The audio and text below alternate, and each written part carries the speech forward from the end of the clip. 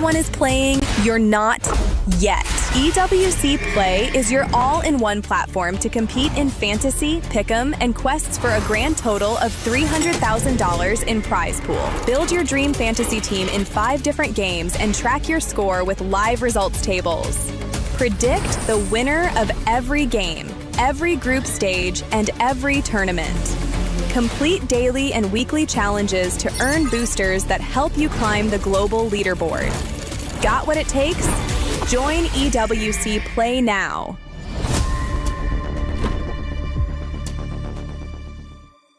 Do you genuinely believe that you are the greatest MLBB player of all time? Do you believe your teammates let you down at EWC 2025? Do you think I'm overrated?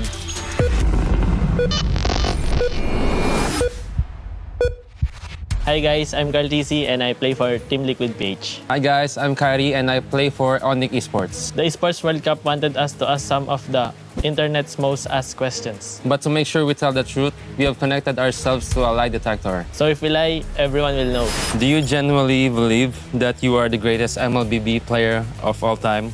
Yes. Yes, he does. Yeah, he definitely is. I think maybe because of all the achievements that I won. Yeah, fair enough. He won everything. Do you consider me your biggest rival? Yes.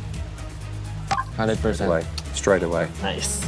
Does it bother you that I have more followers than you? No. Ooh. I think you're testing me there, aren't you? No, I'm telling the truth. Do you ever look up how many followers you have? No, not really. Because I don't really care. I think he does care about how many followers he has and his fans. Do you believe you are the best player in Onyx? No. I think you are the best player. You believe you're the best player. I think I am one of the best players. I mean, I think I am one of the pillars of Onyx. Is there anything I do better than you? Yes. Which things? In Assassins and also the face. Yeah. I'm happy to hear that. Would you ever join my team if you were offered the opportunity? Your team? Oh no. No.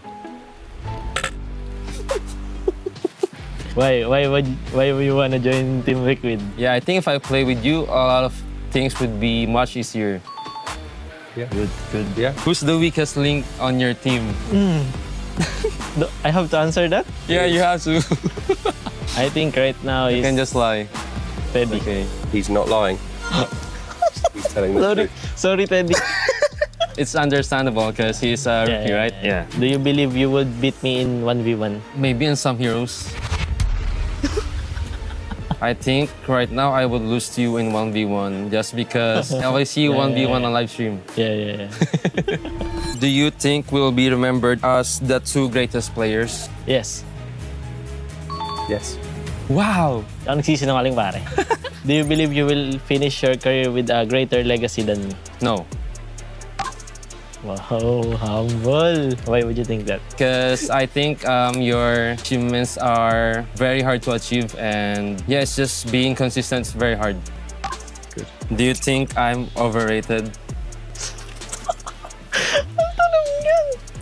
No. Thank you, Carl. I'm just surprised with the questions. Do you feel more appreciated by Indonesian fans than Filipino fans? I see. If I... okay. Yes. I think you love both of your sets of fans. Good fans in both countries and there are also bad fans from both countries. Do you think you will still be a professional player in 5 years? Yes, but I think maybe not in Mobile Legends but other games. Oh. Yeah, I was seeing a pretty big reaction there, but that's because you've been in other games. Yeah. That makes sense. Do you worry that you will eventually fall off? No. I think you worry about it. I worry that I might get tired. I've been playing non-stop and maybe getting a bit of rest is good. Is there anything about my gameplay that you wish you could copy? Yes. Which gameplay? I won't tell you because you might use it against me. Okay, fair enough. Who receives more unfair criticism, you or me? Me. Yeah. Why? Because I have already won a lot and I think they're still comparing us. Yeah. He's doing very well, isn't he? Tell Yeah. him the truth. Yeah, he doesn't lie. Straightforward. Have you ever sent a negative comment about me to one of your teammates? Yes. What is it? Can I know? I always used to say that I'm better at Assassin's Creed more than you, but they would always say, you're better than me overall. Do you believe your teammates let you down at EWC 2025? No. In which part did they let you down? After losing, it's just I see the flaws of my team and I just couldn't help but compare my teammates to TLPH. Yeah, even though I trust my teammates, but yes, you just can't help it. Do you think your team this year is stronger than last EWC? Yes. I think I know why. Febby? No, not Teddy. I think, yeah, kind of Teddy, and I think also because of our new coaches, they improved so much. Okay. Do you believe this is the year you win EWC? Yes. Why? Because he's not on your team. But there's also a lot of strong teams, but I do believe that we can win. Okay, that makes sense. Yeah. Last question. You need to focus, Carl. Yeah, let's go. Do you consider me a friend outside the game? Yes. Those questions were not easy. I'm glad it's done. It was very tough.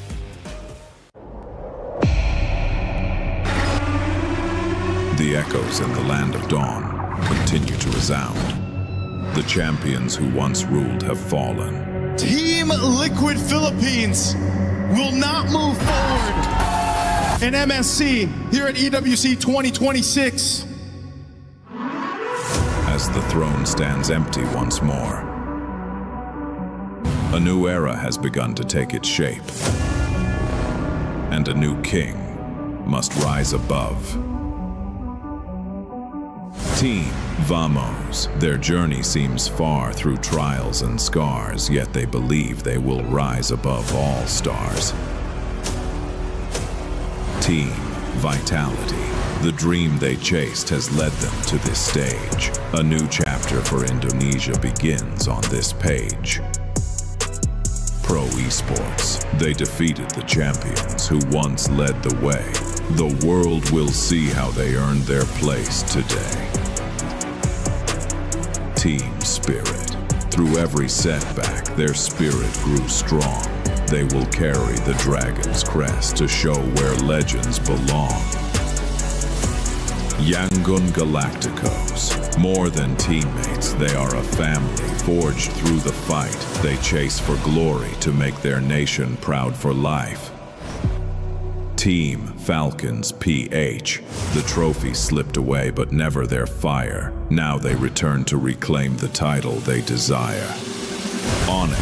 Their road is tough, with new challenges across the lands, but they'll face every battle and make their final stand. Aurora Gaming. The world has begun to speak their name. This is Aurora Gaming's time to reign. 8 contenders remain. Some fight as the new hopes of their nation. Some fight for a glory that was almost within reach. But all 8 paths lead to the same legacy. Play is in our DNA.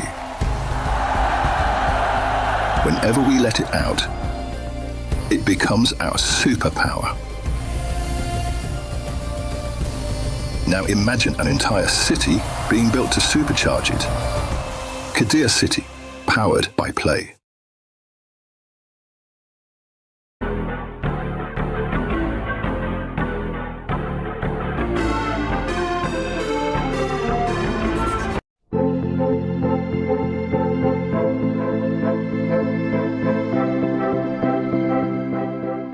The human body was built to move.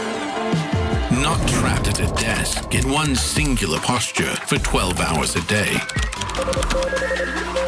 It's time your chair evolved. This is Secret Lab Titan Evo. ergonomically engineered for you. Gamers, hybrid workers, artists, backing your every move.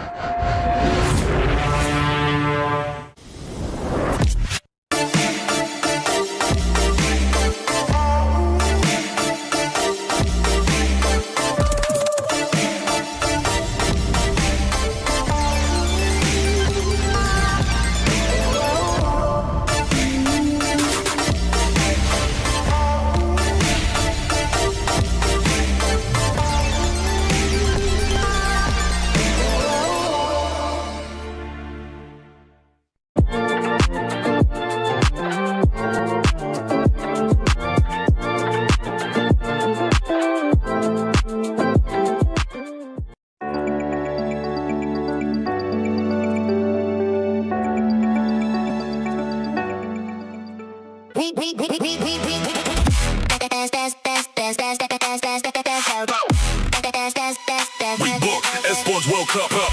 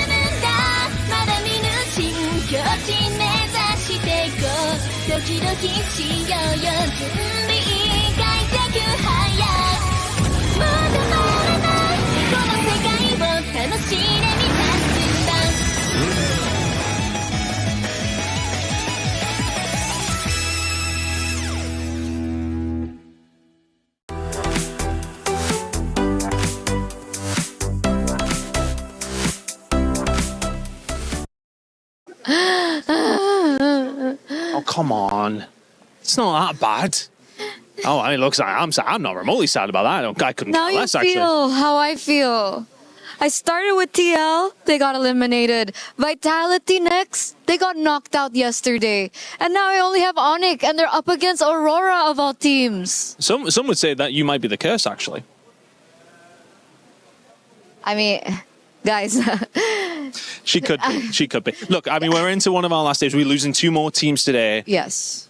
First game coming. I mean, look, there's some really tight games. We are very much at the latter stages of the tournament now, aren't we?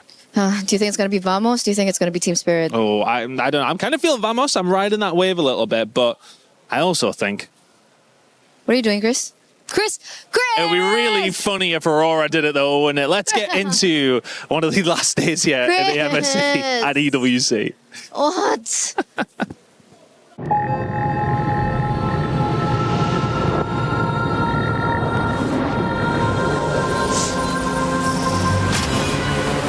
In the past, we were always in Asia. This year, we came to Paris.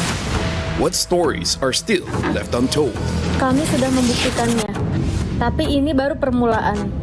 Tiada siapa akan ingat siapa nombor 2. We need the win. Bukan sekadar keinginan, tapi tekad. Hindi ang pag-abot sa tuktok ang pinakamahirap. Ang corona ang mahirap ipagtanggol. What happened last year became fuel for us this year. This time, we bring it to the fight and finish it. A new lineup, new chemistry, new fire. Once champions, not settling for podium finishes. World champions, defending MSC champions. As the final boss of MLBB, can anyone stop them? Names have been made, stars have risen, but now they need to show the world what it takes to rise above. This time, the world is bigger than ever. Like every year, new challengers step on to the world stage. Some carry the ambitions of 2 continents. Some fight for the pride of home turf. Some have never stopped chasing the throne. So who will finally rise to clinch the title? This is where unresolved stories find their ending. A new shot at glory. One more chance at redemption. We are back. Kali ini, sekali lagi. Bulan atau tidak, Pareho lang ang chance namin. No one is untouchable. Let's fight. Bukan ako kalau bisa. Two champions, one game. Paris breaks through limitless possibilities. Welcome back, ladies and gentlemen, those here in the building at the Lenovo Legion Gauntlet at EWC 2026, and those online, welcome. It's MSC. We're in day 2 of our knockout stages. We've sent 2 teams home yesterday. We're going to send 2 more today, but that also means on the flip side, we're sending 2 teams to the semifinal, which not only guarantees you $150,000, but a chance at club championship points and one more shot, one step closer to glory in MLBB. I'm your host, Rain Day. I'm going to be with you all these days with the amazing, talented crew here at MSC. We were lucky to work with Renmar and Mirko on panel, joining me for the first part of today. Yeah. Looking good, wearing the pin, Thank you. and we're excited for another knockout game. I'm feeling good today. I slept like a baby. I went to bed. I had some sweet dreams. I feel amazing this morning. Don't you guys? Don't you? it's alright. It's alright? It's alright. What, Yeah. did you not get your coffee yet, or what? What's up? I got my coffee. I got Did good you did? breakfast. Yeah, but it's alright. All right. It's all right. alright. Cool. It's alright. You know, energy drinks are coming out in the next couple of days. He's getting ready. We're conserving Mirko because he's got a lot to do. Unlike Renmar, though, I didn't sleep like a baby. I slept with a baby. My daughter's actually here, and so at this point, she kept me up for about 3 hours. That is neither here nor there, though, because we have the energy for what is upon us, guys. Let's break down what happened yesterday in our STC Rewind, because it was a day full of challenge, of opportunity, and yet, of course, there was also some domination. Ooh, domination. Yangon Galacticos, what they did to pro esports. You can put that up in a museum in terms of asking why or how can you dominate MLBB in this fashion. I didn't expect it. I thought it would be much closer. It really didn't feel like we got to see pro esports. We saw more of Yangon Galacticos. Absolutely. Then in our second match, we saw Vitality stop Falcons going to the semifinal. Oh wait, that was in my dream. My bad. Yeah, that was Yeah, wake up, man. So you did Stomping sleep a little. Vitality. I guess you did sleep. You know, some good sleep. Got that deep sleep to get that sweet dream. Unfortunately, very far from reality. Haji, this man right here, really dominated Vitality a lot of those times with the Selena picks, and I think we're going to see a different prio. I think it's the same for Yangon and Pro, right? Yeah. We're seeing a shift in priority. We're seeing a shift in gameplay as well. Teams that just stick to their identity, rely on their strengths instead of trying to play the meta game all the way, find more success so far in the knockout stage. So I'm wondering now if day number 2 of knockout stage will be a similar, routes for a lot of these teams. So again, rely on their identity, or do they still try to stick onto the meta? Yeah, day 1 of knockouts really proved even more my theory for this meta, that you have to be very creative. It's good for you to have your identity locked in with the idea that you just have enough flexibility to keep it within what you know, but leave some surprises for your opponents. And Falcons definitely surprised Vitality, especially Haji. Performances on the Selena, the Farsa, a hero we thought that couldn't make it in this meta, showing up. Oh, crazy. You can see the reaction of Brigadier Gideon right there. Oh, man. And you know what?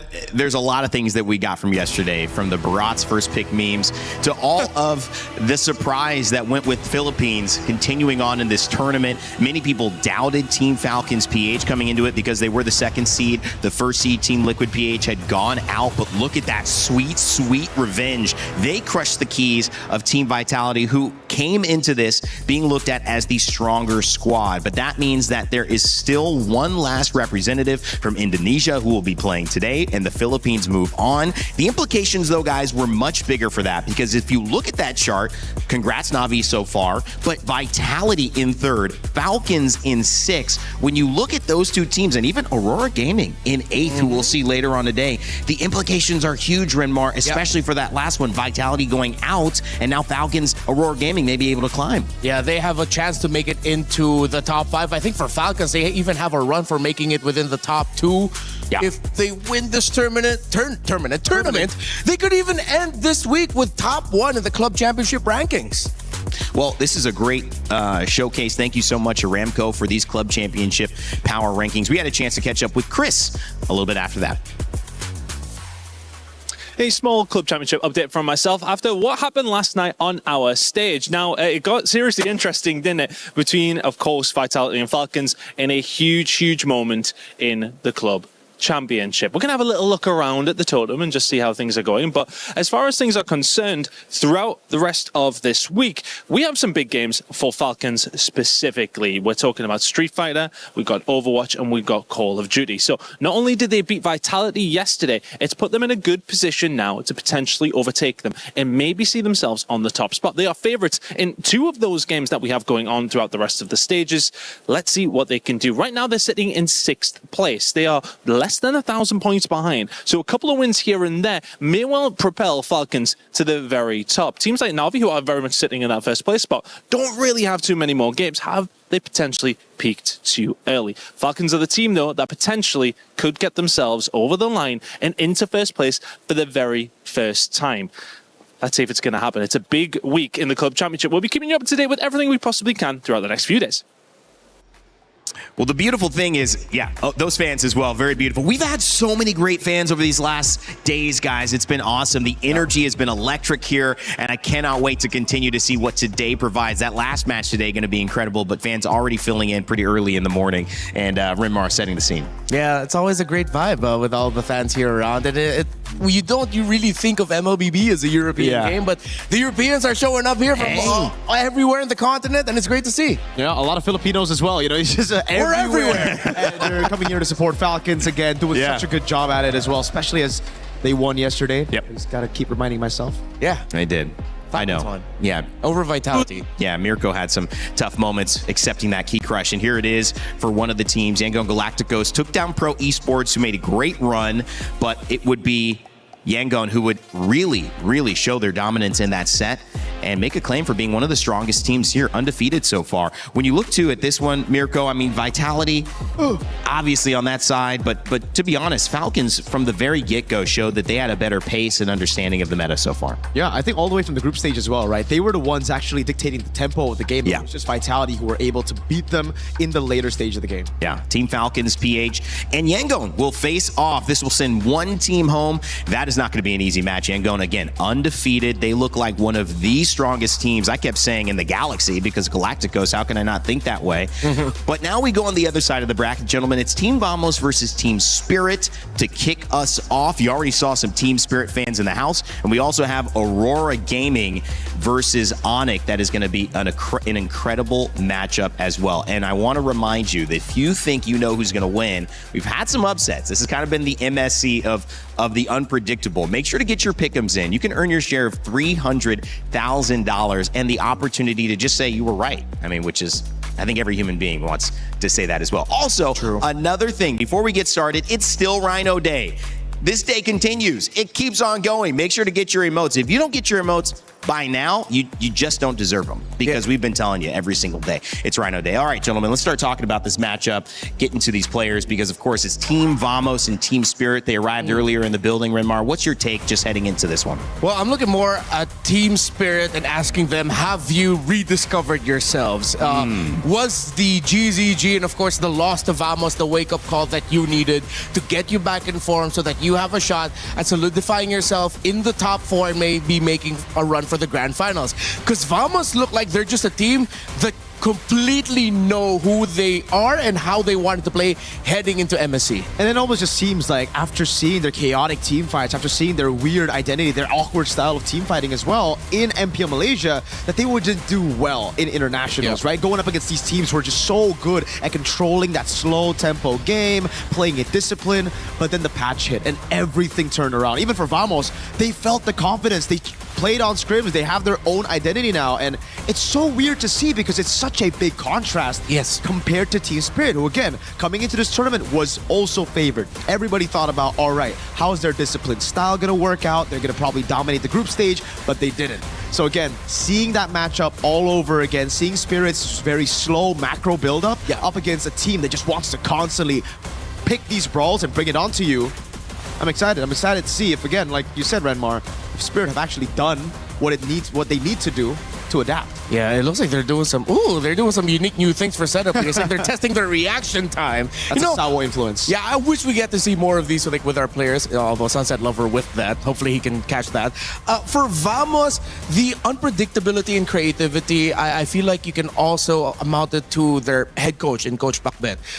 Long-time coach in the Philippines, he was always a guy that we called one of the drafters of the universe, because he would show up with some things that are out of this world, out of this galaxy, and then make it work.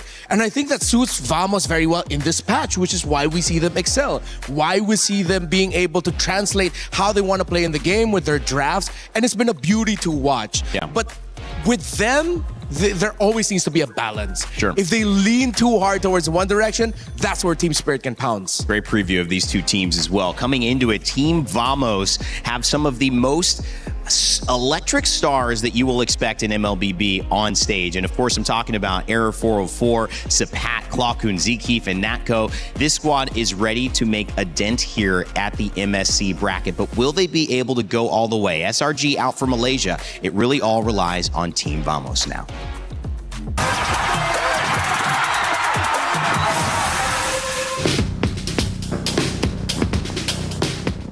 So firstly, Team Vamos started at Season 14 MPLMY, and then we qualified to M6. When I left, they never qualified to international tournament anymore. I'm joined back to Team Vamos middle of Season 17, and we made it. We go to MSC right now.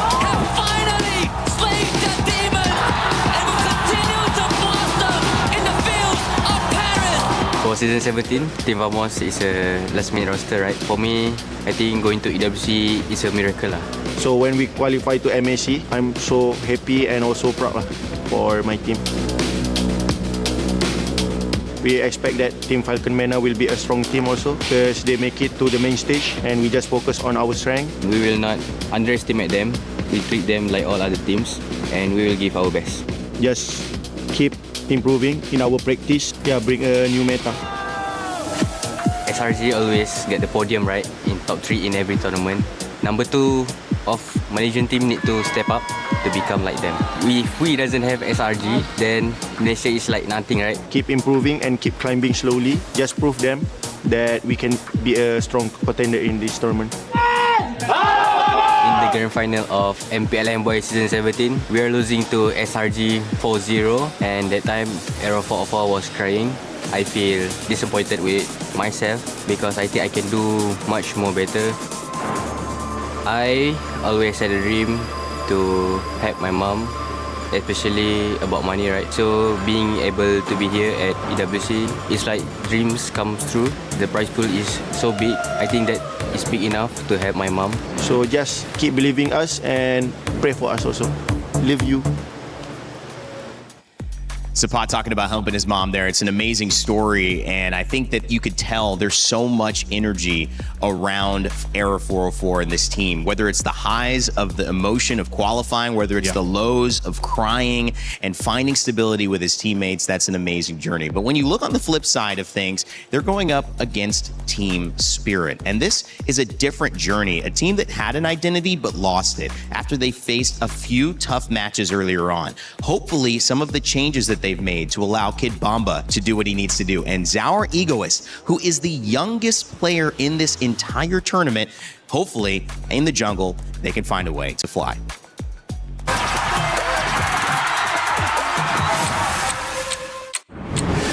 Team's still winning, how can I flop? On the rise and it just can't drop. I joined Team Spirit in the very first season and in MCC, and then we won 5 seasons in a row. Bridges burn, tables turn, highs and lows, gotta figure it out. So in this MSC we have Zaur Geist in jungle and not one shot, and I think Zaur is just a young talent like Donkey in CS2, and he have better communication with team. His mechanics are also great, so we trust in him a lot. It's not that we didn't want to work with him earlier, it's just that it so happened that everything came this way, and he's only in the team now. But obviously the good thing about him is that he's 16 and obviously very talented, so I have high hopes for him. It's really going to come down on how he's going to feel in the game. Onyx Philippines and a heartbreak for Team Spirit when they had the lead. I mean, if you've been watching MSC up to this point, you know that even if you have a 7, 8, 10,000 gold lead, the game can still turn around. It's very sad to lose like that, especially in the last game where we had a 10k gold lead and then... To the rest of the world, we have been known as a team that's more concentrated on their micro, more on fighting. We tilt, we choke. That's the opinion of the other teams. But this year, this tournament, we have new goals and we really have been working on our attitude to get better in game and outside of the game. So I really hope that we won't let the fans down and that we're gonna give a good show. This MSC, we hope to prove that we can beat Tier 1 teams in South Asia. In a way, starting from zero, but also in a way, knowing from your past experiences and trying to improve everything. We're always confident, but this time it will be better results and not only words.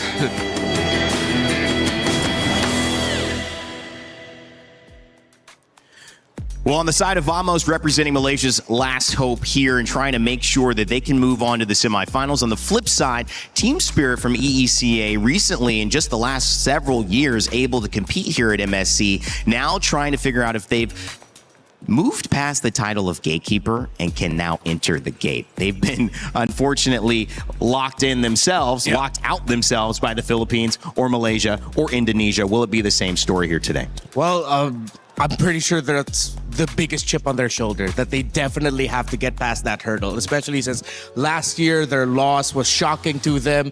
They haven't made it to top 4 at MSC just yet at EWC. And this has to be it, especially after the loss that they suffered against Vamos in the group stage. Yeah. This is the proving ground. This is the time to really step up. And as Hiko said, put action into the words. Yeah. Hey, they had the Vamos run in the group stage, right? They were the ones that actually went undefeated last year. Yep. They were the ones who chose Onyx Philippines, and that's why it hurt so bad for them that they lost earlier. I mean, we saw the clip, Bomba, devastated by that loss. Yeah. Against Vamos this time around, they're coming in as the underdogs. And I always feel like for these regions, Spirit, Aurora even, and Yangon, they do better when not a lot of people are actually thinking they will win. Now looking at the votes, though. There are a lot of people who think Team Spirit are going to win. 73% of you think Team Spirit is going to win. Why do you think that is? I mean, you mentioned yourself, Mirko, Vamos coming in. I would say Vamos seemed to be the stronger team coming into this. Same. For Team Spirit, they went through that journey of, okay, we are this, but then they went down. It's a journey of self-discovery. Meanwhile, Vamos has been consistent. Now they're at that point where they're innovating. Yeah. Our Spirit now at that point where they can match that, because if not, then they're going to be falling behind in the drafts. We are so lucky to be able to see a meta like this evolve. We reached 70 unique heroes. I think 90 is the number we wanted to reach. We still have a few days, and we'll see how many games this goes. Yesterday's games were quite short, but today, do you think we're going to get to our final best of 5? Do you think we're going to see some 4 or 5 game sets here? I think so. I think especially for our second match, right? Yeah. This match, it really comes down to who gets a tempo. I feel like if Vamos stomp Spirit game number 1, we might be on track for a 3-0. But if Spirit were able to, again, slow it down, then we can get those 4 or 5 games in. Yeah, and you know what? Also, I think Zaur Egoist and Air 404, we talk about this. Who's going to take over? Because initially it was Hirara, Ling. And now that conversation has completely changed, Renmar. Yeah. It's going to be a little bit more difficult, I feel like, for Zaur, because now you have to keep up options for utilities open. Air 404 has just been on an absolute tear, incredibly talented. But I'm looking more in the gold lane. We need to feel some Hiko mania up in here so Team Spirit has a chance. I feel like take him away from the Claude, put him into faster scaling gold laners. I agree, putting him on a winning matchup, put Zaur on a hero that can capitalize on that. We were talking about it yesterday about those picks for Young Galacticos as well and for Pro. So right now for Spirit, it's the same thing. Set your side lanes up for success and capitalize with an assassin. We've been focused so much on the jungle and the EXP because that's kind of the natural symbiotic relationship. But the gold lane has proved to be the answer or the problem. Which one will it be for Team Spirit and Team Vamos? Both teams coming in with a lot to prove. Let's kick it over to the stage and begin our Series 1 of the day.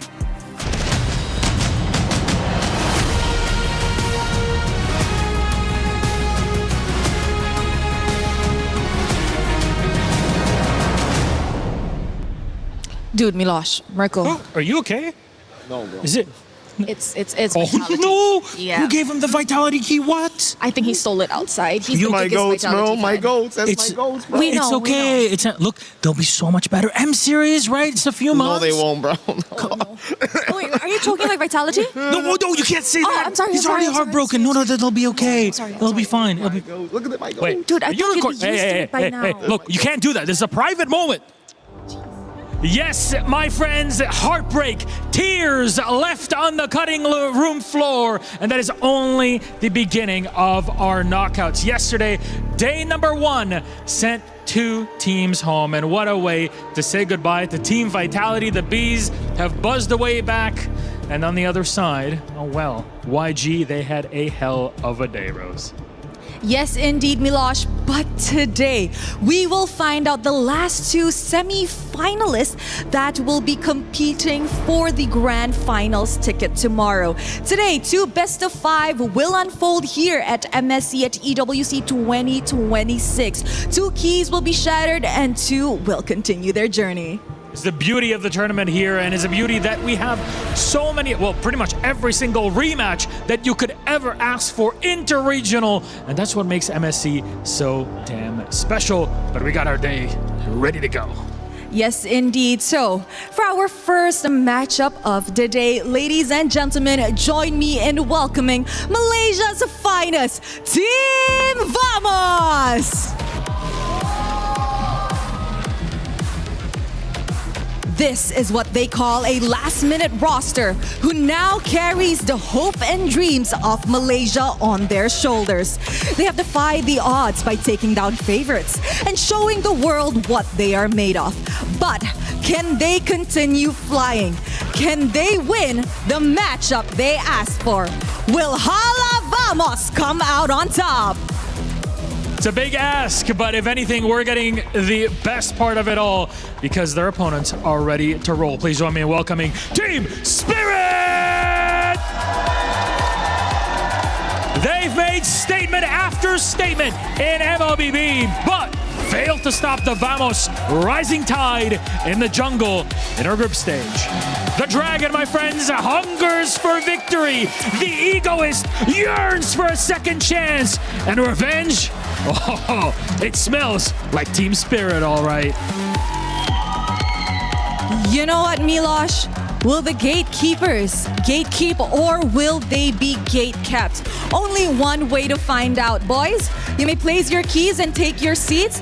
And of course, to our captains, don't forget to meet in the middle for a little handshake, fist bump, or maybe nothing at all. We'll see what we get out of it. They asked for this matchup. Respect between our teams, gatekeeping, slay queening, and they're ready to get into it. Only one will head to the semi-final, and the other, he's crushed just like their dreams.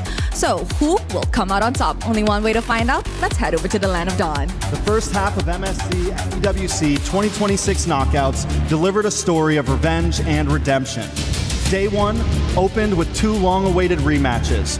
First, with Yangon Galacticos denying Pro Esports revenge, securing Myanmar's second top 4 finish since MSC 2022 without dropping a single game.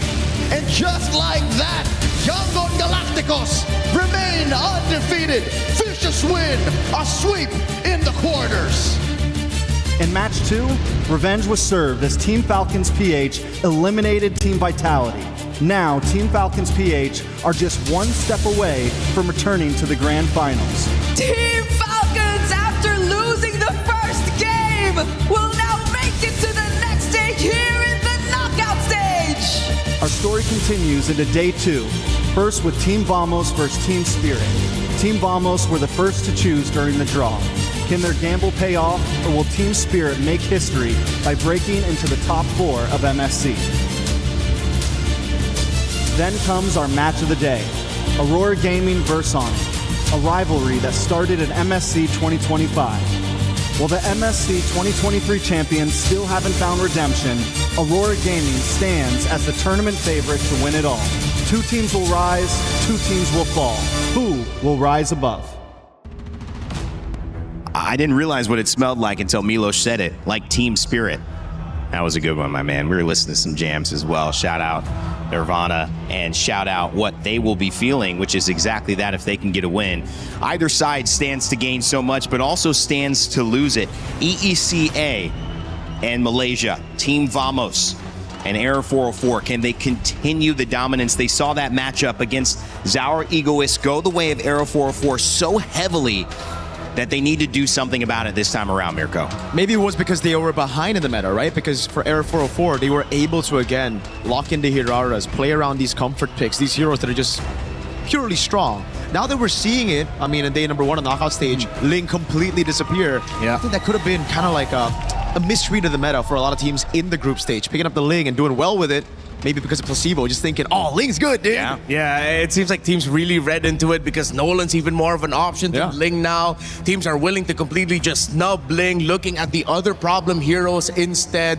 Let's see if that will still come into effect, considering that the matchup is Error 404 versus Zaur Egoist.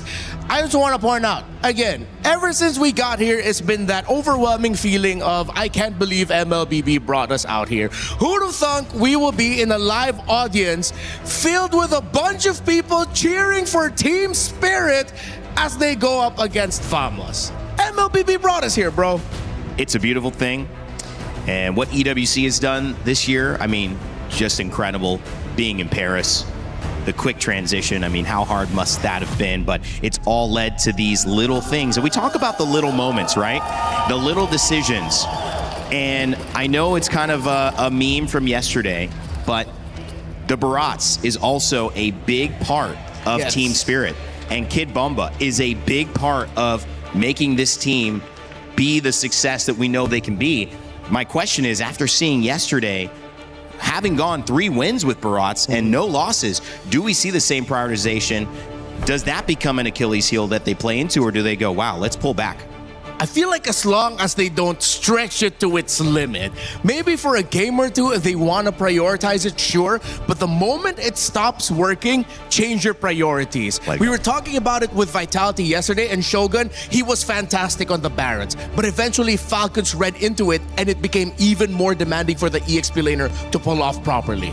You see, there's one thing about utilizing these flex picks, right? It's great if you can actually utilize it well. If you don't, it just becomes too one-dimensional. That's right. If you look at Vitality, the way they utilize the Barats pick, it was first pick, but it was never played in the jungle. So it was never a flex pick in the minds of Falcons PH either. They were like, all right, the Barats gonna go straight XP, especially then with the Paquito, right? They just kept on putting in jungle. The one game they won, it was in gold, but then after that, it was just, again, kind of a habit for them to pick up the Barats, but always put an XP. So now if we want to see Spirit pull up those flex picks, we need to see it in more roles than one. They need to be able to utilize that flexibility of the pick. Yeah, and I will double down on that if ever Spirit want to make this a little bit more difficult for Vamos to read out the draft, then first pick that Barats and then shock the world by putting it into the hands of Zaur Egoist. You're not gonna expect that at all. Wow. No one expects that. Goes the only Indonesian gold laner still competing in the MSC 2026 knockout stage.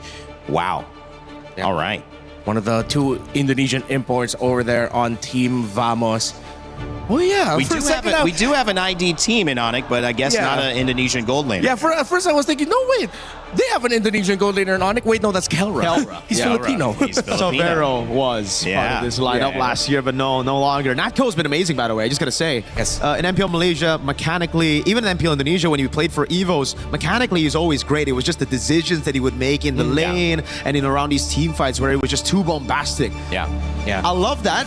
This meta really rewards bombastic, really rewards taking those gambles. So, hey, love the Natco playstyle so far. Yeah. So we're actually having a little bit of a delay in the draft, so we're going to come back to it when it's ready.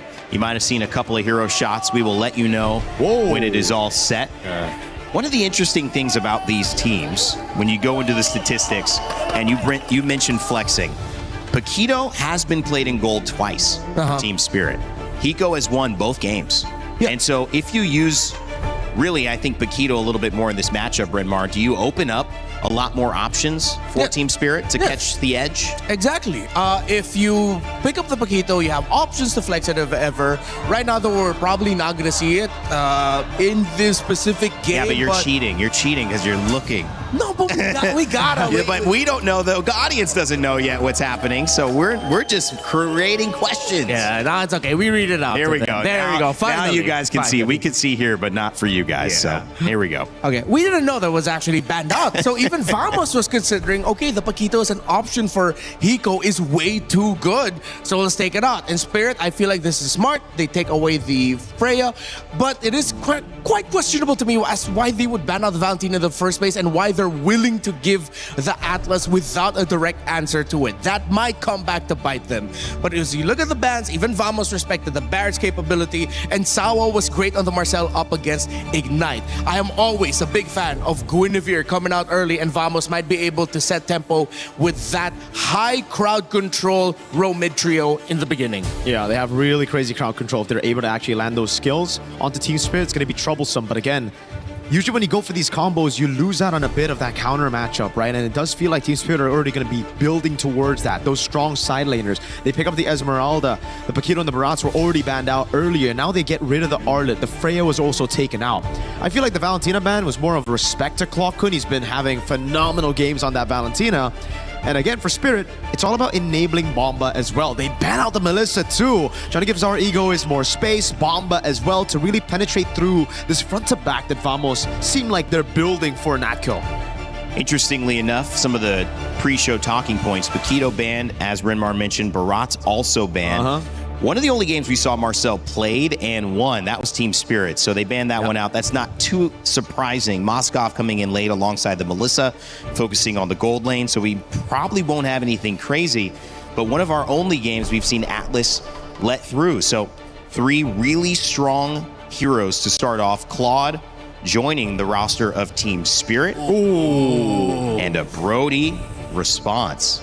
It's really looking like Vamos just won across the board. High crowd control, row mid trio that could give a lot of difficulty for this Assassin Herrera early on. The Brody into the Claude. They might have already just won with 4 out of the 5. Wow, that's how strong you feel it is. Yeah. Wow. All right, what can Spirit do here? Hiko still has that final pick. Yeah. Gold lane's already picked up with the XP. Now it's all about the mid lane. So, what about a Eudora? At this point, I don't think the Eudora, not against the Guinevere and the Atlas right now. You're going to have to go for a little bit more poke, maybe range as well. It wouldn't be too crazy for them to actually play with the Yve, but the Bene should stop. Wait, that's a Khalid, never mind. We've been seeing this, by the way. Benedetta Khalid. Wait, so is that is Benedetta? Because the name is Benedetta, the image is Khalid. Yeah, it looks like it's Benedetta. Okay, it's Benedetta. No, you know what's funny? This has happened a lot. It happened yesterday too. Yeah.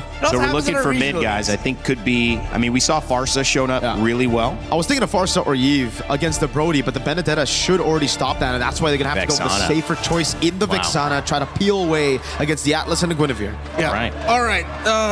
This Vexana pickup, I feel like, was the great balance of it all, but then you have to pick up Purify, which means you won't have the flicker, but at least you'll have the counter engage with the fear right up in front and then the knockup from your ultimate. I still feel like we're gonna see Vamos take control of this game. That Roman trio is deadly. If the team fights are all AoE and if Vamos can force those 5v5s, I agree. But if Spirit can utilize those lanes and punish them before the team fights, they can do it. They've been punished in the lane before. We saw Kimbamba sometimes lose that start. But if he can get it, is Team Spirit the team to beat here? Team Vamos comes in as the favorite, but you think it's going to be Spirit. Let us know in the chat again if you think that's going to go that way as we kick off for Series 1, Game 1. And it's going to be, I believe, Leo and Trex. Hola and Privyet, everyone watching from all over the world. This is the opener for Day 2 of Knockouts. Team Spirit facing off against Vamos. It's Trex and Leo at your service. I am extremely excited for this series here. Yesterday we had some fast ones, a 3-0, a 3-1. I got a feeling this one could honestly go the whole distance, Leo. I'm glad to see that despite the rocky road that Team Spirit had to go through in the groups, they've evolved. The past 72 hours since we last saw them in action has seen them evolve their drafting patterns, which our panel actually did well to point out. Looking at the emblems right here. Did you see this Vexana coming through? I mean, debatable, but this is one of those picks that we saw one before. It has worked. It has given some options, especially against something that wants to kind of more walk towards you or dash towards you. It's not the most, and the non-flicker mages are kind of coming back too. And she is forced to flicker here, given all of the straight lines that Vamos are drawing through. The heart of the lineup, Sepat on that Benedetta. Error 404 on a Guinevere that can literally find you wherever you are. And of course, Zequeef, who could just find massive Fatal Links who can only really be purified by Kid Bamba and Hiko. Looking at this matchup, Nako versus Hiko. It's weird that this long in the tournament we haven't really seen Hiko Mania take off. We haven't at all. And even last World Championship, I feel like we haven't really seen Hiko in that prime state. It's been a couple tournaments, for me at least. The Hiko that we once knew that was extremely aggressive. And I don't know if it's just Team Spirit taking a more passive route. We had that interview with Bamba not too long ago where he was like, I just want to go even in my lane. I don't even need to win it. And I think Team Spirit is trying to get that discipline. But I think right now what we need to see them is the aggression. They need to know when's the right time to push it in. Even 2 minutes in between these two teams that we expected a lot of aggression from. The turtle seems to be a fragile dance. Sepat gets spotted up by Sawa, pulled out off camera. Sorry, egoist. A very clean off-cam pick, and I think it's a good trade. When you're able to get some traction in the gold lane, sometimes it can be worth giving up that turtle. Zar, though, he's going to take a little bit of damage. Should be able to get away from this. He's on the Harara, nothing major. And Team Spirit, even after losing the turtle, take the gold lead. Zar with a quick gank down. Nako tries to get away, but the Retry gets the slowdown and helps secure that first blood. 2v1 with Team Spirit getting a 500 gold lead off that exchange. I still can't say it's worth it. I can't with my whole heart say that that was a worthy trade, but looking at EXP diff, this puts him up by almost a full XP bar up. Zarigo is off to a great start. Sawa still not at level 4. Zequeef has already reached it. So this is something that I think we have to consider. Zequeef can just jump in, grab these two since Sunset Lover does not have one. Oh, massive Requiem! Beautiful knock-up. Sawa goes down. A little bit more damage with Fatal Links as Vamos just tries to get away. Kid Bamba with the rotation down. It's actually surprising. He's out-rotating the Benedetta right now. He's winning out in lane as well. Team Spirit making some plays in the map. Contrary to what he mentioned in an interview, you said he just wants to go even. This is not even at all. He's literally bullying Sepat, moving faster elsewhere, and I think that's what allowed for that 2v1 down bottom. There was a lot that Vamos was dealing with on the other half of the map. But now, with that kill into Vamos' hands as well, things have kind of evened out. Sepat, this is the first Benedetta we've seen in the XP lane so far. We haven't seen a Benedetta picked up. We've seen it a lot in MWI. We definitely did. Whoa! Another knock-up, another Violent Requiem. Sepat lands them time after time. Sawo continues to be the target of the time. He flickers away, and Zarigo is able to respond with a kill of his own. Brave Smite. Mind you, this is not a revitalized Belleric. He just went up, punched him straight in the face, stole some life, and flickered back. The godfather of MLBB and ECA showing a lot of wild. Cocoon goes down. As Vamos scrambles, Team Spirit going to be able to get a little bit of a placehold on this turtle now. Air 4-4, it's not even a contest for it. Vamos knows they have to back off. This is the aggression we were looking for. Team Spirit finding plays on the map. All right, throughout the group stage, I figured that one-step conversion was the key. And how's about this for one step? One misstep, a failed bait, a pickoff straight into a turtle take means Team Spirit now, everything they're building up to is worth it. I'd say 1,000 gold. That's enough evidence to say that the first 5 minutes belongs to them. What's amazing about that last play too is Sawo willing, knowing, I'm going to hang out just a little bit. Whoa. Another Violent Requiem though. Into a Purify! Kid Bamba might survive this! Well done. He's back onto the tower. Should be okay. Able to get away. Very clean. And this is what we were talking about with Kid Bamba up in the CXP lane. Just dominating down on the boss side though. Hiko with a nice blazing duet. Zequeef forced to go back onto the tower. Nako wants to try to get involved with this as Clocken walks up as well. Team Spirit though got what they came for. They cut the wave. They're back on the map. Approaching 2,000 gold mark. The Dragons are soaring towards a strong mid-game berth. Treks throughout the group stage. Team Spirit has had a love-hate relationship with the Claude. It's a good hero on Hiko, don't get me wrong, it's just they've always paired it with a weird Ling or a lineup that's always dead on the other half of the map, but this time, I'd say with Kid Bomba finding his new footing, getting a little more of that Bomba swag, I think the Claude is doing much, much better for them. Yeah, and I'm just happy to see Hiko on a marksman again, obviously. A nice pick on Sawo. Sawo will be okay, but the knockup in response to the Eternal Guards. Zakif forced to run away once again. Vamos continue. Oh, but wait a second, from the bottom. Someone comes in with a beautiful blazing duet from Hiko as well. The kill on Nanako secured. There's gotta be some part of Vamos that thought, let's not put purifies on our heroes. We're going to be the aggressors, and there's nothing wrong with that. It's just, I don't think they expected Team Spirit to be this aggressive. Looking at this lineup, you're thinking, hey, Hiko won't be as in your face. Sunset Lover will be keeping himself scarce. But that's not what's happening. Team Spirit has picked up the pace. This is not the same Team Spirit we saw in the groups. Yeah, and it's like they see every single attack coming before Vamos can do it. Here comes Kid Bomba, though. Sawo as well with a nice Wrath of Druid. On to Nako and Sepa. Sepat unable to get an angle in, but Sawo taking a lot of damage. Torn apart memory, secures the kill onto Sawo. Now Hiko comes in, able to find Sepat. Air 4-4 as well. Will go down. Zakif holding back as Team Spirit loses the turtle, but comes out on wins and kills. 1 for 1, I'd say a roamer for an XP laner. 9 times out of 10 is a good trade. Team Spirit now up 3,000 gold, pushing top lane in tier 1. I'm pretty sure it's going to go down. Bottom lane as well. Look at how well Spirit took this fight. That one pickoff, that one trade, the fact that Sawo got his ult right where he wanted it means Team Spirit was going to go where they wanted and get that conversion. Top lane falls eventually. Team Spirit not only winning out in gold, but winning out on the map as well. And as I was saying, it feels like every time Vamos wants to make a play happen, Team Spirit knows it's coming and is so quick to respond. From about the second fight we saw happen where Saw was able to get that flicker away to down in the bot lane, when Zaur shows up in the nick of time, every time Team Spirit is right on top of it. So far, Hiko is just everywhere. Needs to be in the neutral objective pit. He's there. Double waving. He's there. Natko, I can't say the same. Again, taking this down to the fact of it's hard for them to get vision, and it's hard for them to get the engages that they need to, since they're both thinking, we need to find the perfect fatal links, and we need to threaten Sunset Lover and Hiko. It's just, Hiko has a Purify. Sunset Lover will be hiding himself up until the very last moment. It's hard for Vamos to play the same pace that they did in the groups to be able to be the #1 team out of all of the teams. Fastest games, cleanest record. They're trying to repair that now. And it's going to start off of Zkeef. I think if Zkeef can, for some reason, pop the Purify on both side laners, then that's a starter. It can't be off of Sawo. You can't do Fatal Links on Sawo to start off a combo. It's very true. I think they definitely need to find those targets, but how do they even get there, right? They don't have huge... I guess you got to get the knock-up from Air 404. Someone needs to bait it out. It's him and Sepat. Yeah, somebody has to make it happen. You do have the Petrify as well from Sepat, so there is ways to combos, but it's definitely a lot of checklists to start off these team fights for Vamos. Lord has spawned, lower quarter.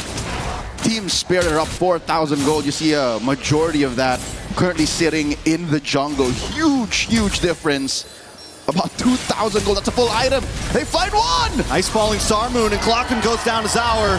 Zakif just watching as his teammate falls. Sepat into the backside as Team Spirit claims over the Lord Pit.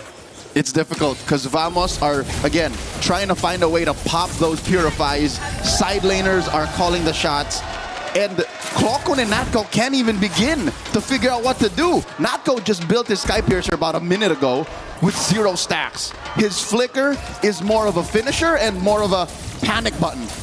These two aren't starting anything until they figure out that silent situation and Zeke finding the perfect entry.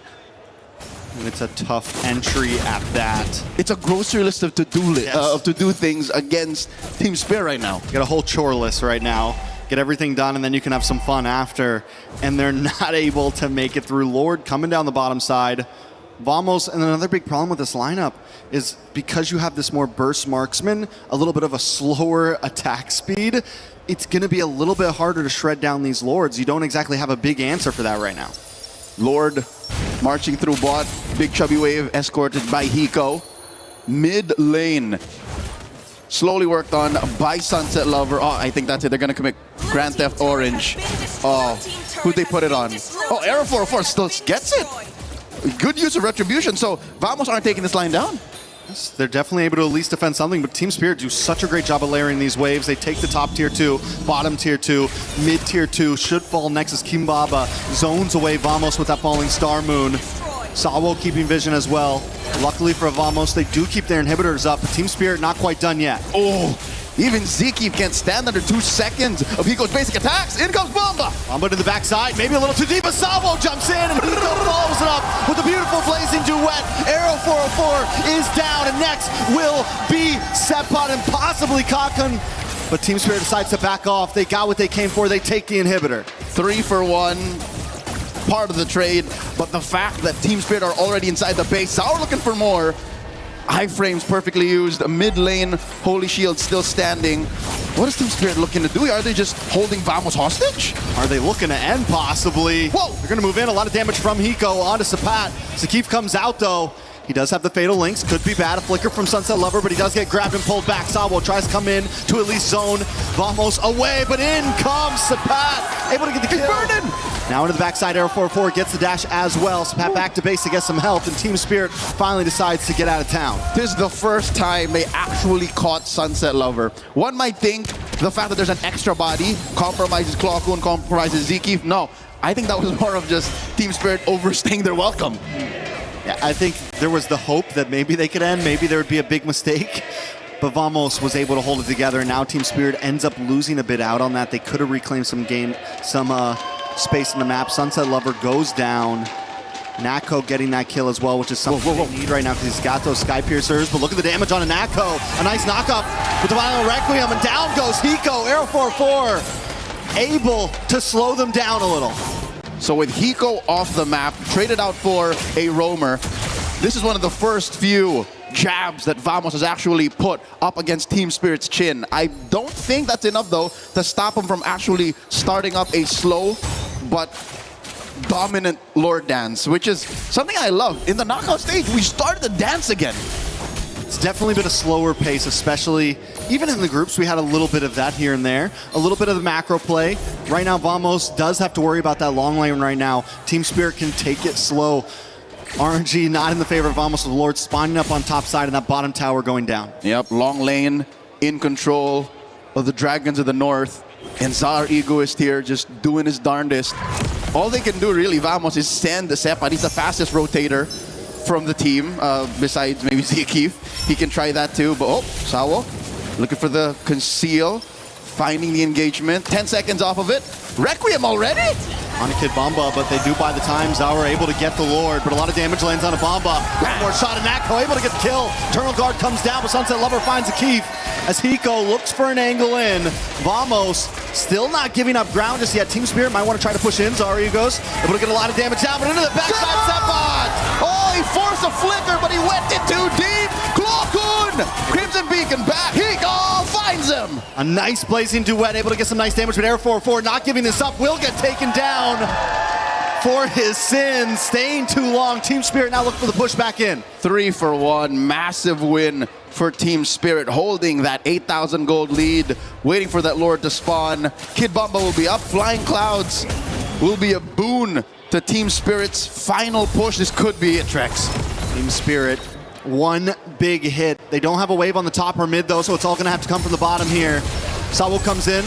The Purify does pop, but the damage is too much. The Keef goes down, and Lord is getting closer as Zaurigos takes Nako down to about half health. Sunset Lover low, so he's forced to back off. Zaur in the backside, able to find Clockun, and the Lord connects. Immortality pops. Kid Bomba there as well with falling Star Moon onto air, but they're locked on the base, and Vamos still can't defend. The Lord does finally go down though, and Team Spirit just can't end it yet. Wave gets cleared out. Sepad is the only hope And a Benedetta might be the only X-Player to be able to do this. Zarigo is escorting that wave. Top lane inhibitor falls. Arrow 404 and 7 holding on. The base up next. Team Spirit clean it up for game number 1. Very well done at this point. Ending that game with about a 7,000 plus gold lead. Vamos scrambling through most of it. So Narmastad, winter is here, finally. The Dragons of the North showed their teeth and are on the board against Vamos. What a game. I'd say what? A good 80% of that, it was up to Team Spirit. Completely up to Team Spirit. A few moments where Vamos were able to at least fight back, fall even in team fights, or even a few moments that Team Spirit messed up, like when they stayed a little too long in the base there. Just to punish. Just to punish. And they were trying to finish. So far, this is the best shape we've seen Team Spirit in MSC 2026, even against Guangzhou in their clincher. They weren't this clean. They figured out who they are in this metagame in Scarlet Embers 2.0. Very well done by Team Spirit. So where do they go from here, right? Does Vamos have a big answer? I'm sure they'll break it down more later, but taking a look at this game, Team Spirit, you said in the very beginning, they look different, not just in draft. We got to see a slightly different variation of the way they want to come into this game in draft, but even in their gameplay, we wanted aggression from them. Once they smelled blood in the water, they were on it. They continued to fight back. Every time Vamos looked for a pickoff, Team Spirit was there with an answer. And this gives me thought or two. I think our panel should be able to break this down. What's going on with Vamos? They're usually the team, again, that plays the cleanest. The easiest equation, 1 + 1 is equal to 2. They took so many steps to try and figure out how to take down Spirit. Next thing you know, they're doing high algebra. All the while, their base started to get taken down. I'd like to think that there's a lot for Vamos to figure out. We'll leave it to the panel to break it down after game number 1. Rain Day, it's all you. Thank you, Leo and Trex. Wow, some emotional stuff there. You see Kid Bomba's mom and sister in the crowd reacting to his big win on Team Spirit, as they should. What an incredible start there for them. And as we continue on in this game, the answers are going to now have to be found by Team Vamos as Spirit come out swinging. One of the questions we had, Renmar, Mirko, was, will this Claude work again? What can we do to see Hikomania? It was a late game pick, they said, but in just a few minutes, that game was a 7,000 gold lead for Spirit. Claude didn't seem very late game to me there. Yeah, Spirit decided to expedite the process. They gave up the first turtle and then ganked the Brody, meaning that Hiko was comfortable in the laning phase. That simple little adjustment made huge differences for Spirit. And it was also just subverting the expectations, right? When you pick up a Claude, it's weak side automatically, the Brody on the other side. You wouldn't really expect Team Spirit to be ganking that lane. Instead, you'd be expecting Team Spirit to actually go and contest for these neutral objectives. So really good eye, really good vision and decision from all of the members there. Because again, even up against the Guinevere, we've seen multiple teams try to double down on neutral objectives against Guinevere, and it doesn't pay off. And it's not that Guinevere is the guaranteed win on an assassin right now. We know Era 404 can do so much, but we have seen more success with the Harara, and we have seen more success with these different choices. And now it's kind of gone back to it where you see that given to Zaur Egoist, and he has a fantastic game. But break down these stats, guys, because across the board, it was Team Spirit from beginning to end, Mirko.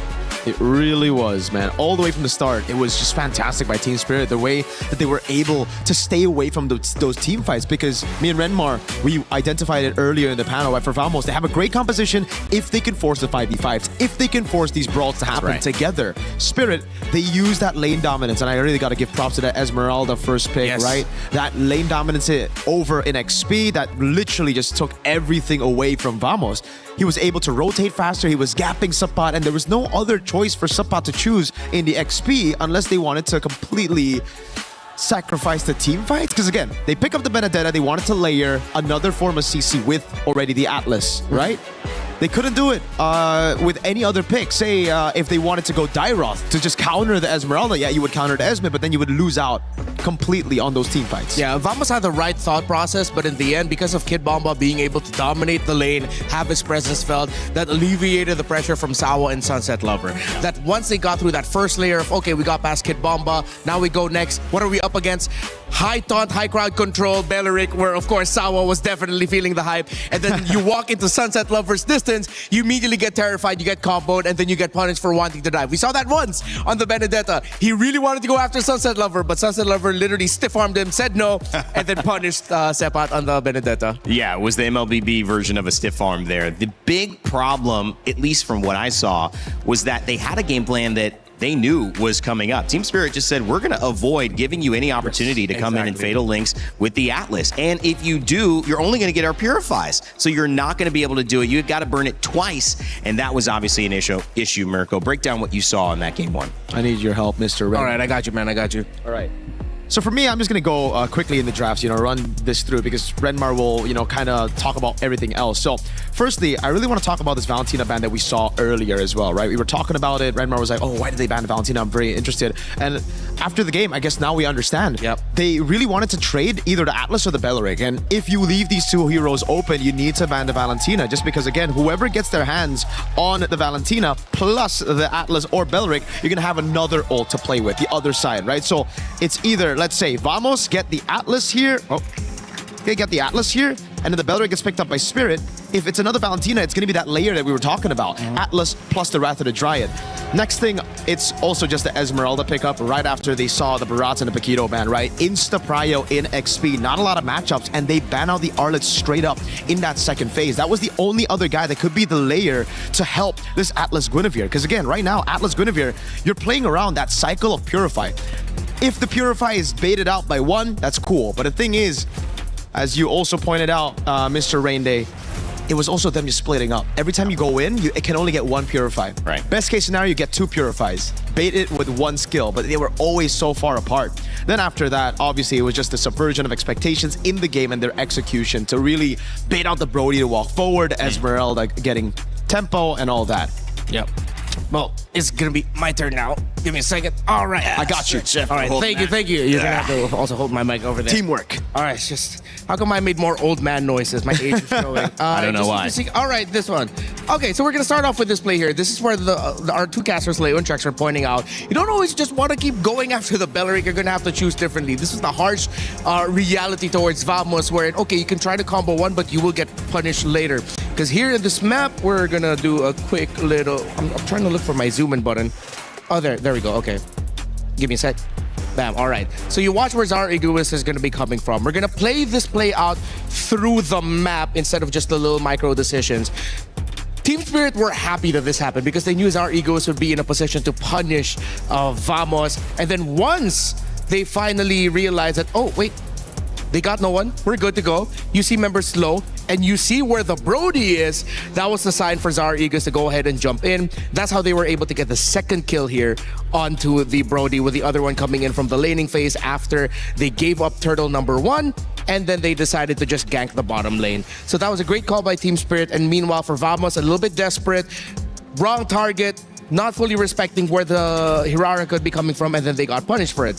And then the second one would be how Team Spirit also handled this. I love where Sawa and Hiko came from. They decided to conceal from the bottom side of the river, and then with Vamos already set up, again, this is what they want to do. Their formation wants to fight. So they had full setup for the turtle. They didn't know where the Belleric and the Cloud was, although they could surmise that they could be coming from the bottom lane from an opposite side, which is why they put Clockun over there to potentially sense. But at that point, Sawa's just going to ignore this juice in. Doesn't care. So he'll be able to get a great taunt off. Meanwhile, Hiko locks in into Clockun, and Hiko does a really brilliant BMI trick here. He goes in, he BMIs. Because the Benedetta sees him, Sepat sees him, he decides, you know what? I'm about to go down. Kid Bomba is absolutely destroying me on this Esmeralda. Let's see if we can get this Cloud out here. Force out his Purify. Just a bit. Hiko, bang. Gets out safely.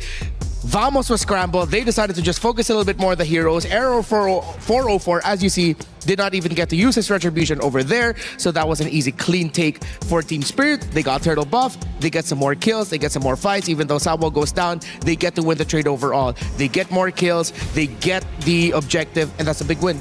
And Nako's irrelevant. I mean, you circled in on the retribution, but you also saw Nako back there, full health, 0-2-0. And on the other side of things, you see the impact. Hiko is not only fighting against Clawcoon, gets him to half health, so Zushin can't poke in on that fight and contribute any CC or any damage, but then comes back and almost kills her again after he's been effective in the turtle fight. So both of these things, to me, like, those are great points you guys pointed out, but I think maybe the biggest thing was clearly winning that side lane and putting Nako in a defensive position, not being able to use a matchup that should have been in their favor, right, Remar? Yeah, it's difficult too for Vamos. I understand their frustration because even in the team fighting, there's like, they're coming from the sides. Where are they coming from?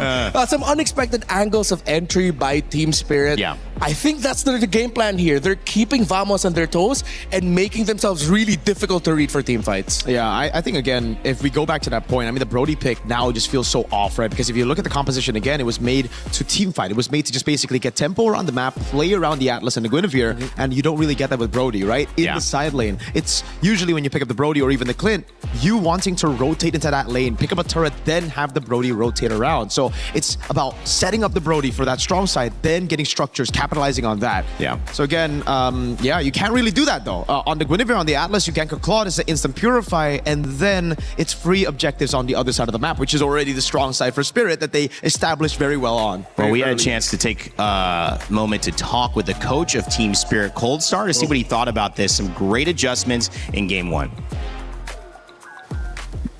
Hey, Turner here now with Coldstar, Coach Coldstar. Welcome, Coach. Hello, thank you so much. How are you feeling coming to this next match?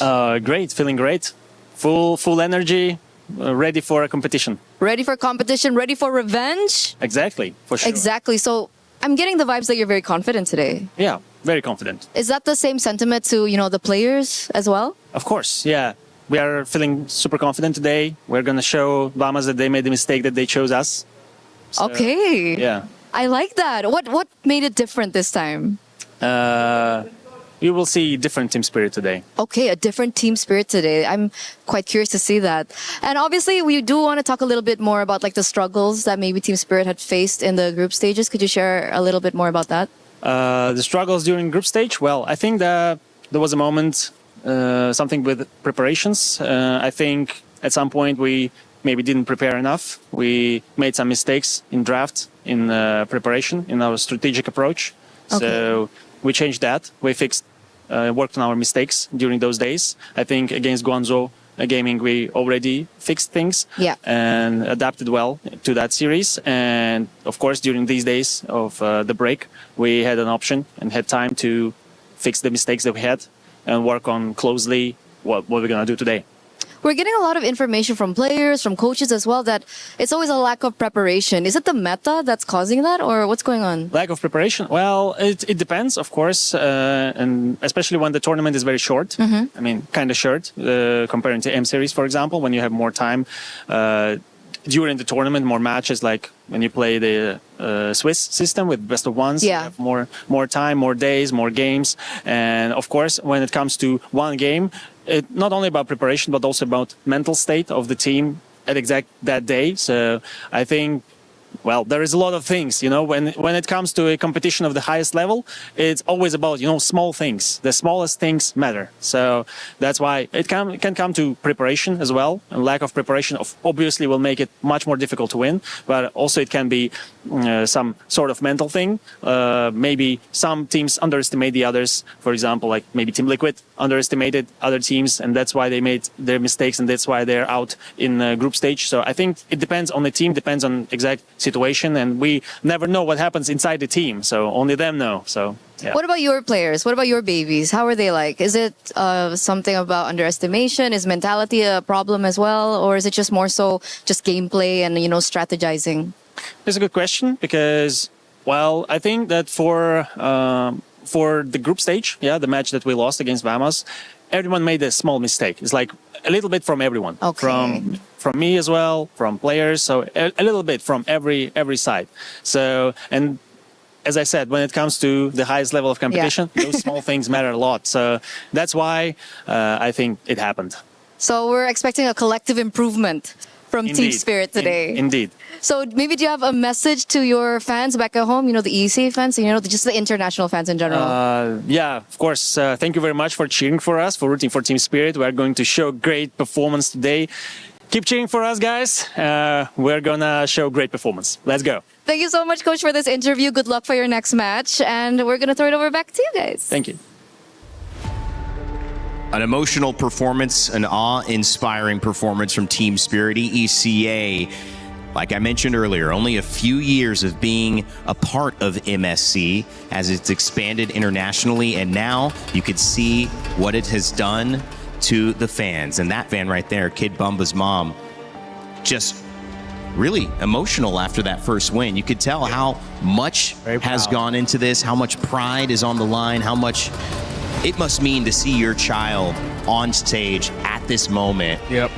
And then coming out on top. You got Kid Bomba on stage, you got Mom Bomba and Sis Bomba. I like that. Triple Bombas. Yeah, they're very proud, and they're very sweet.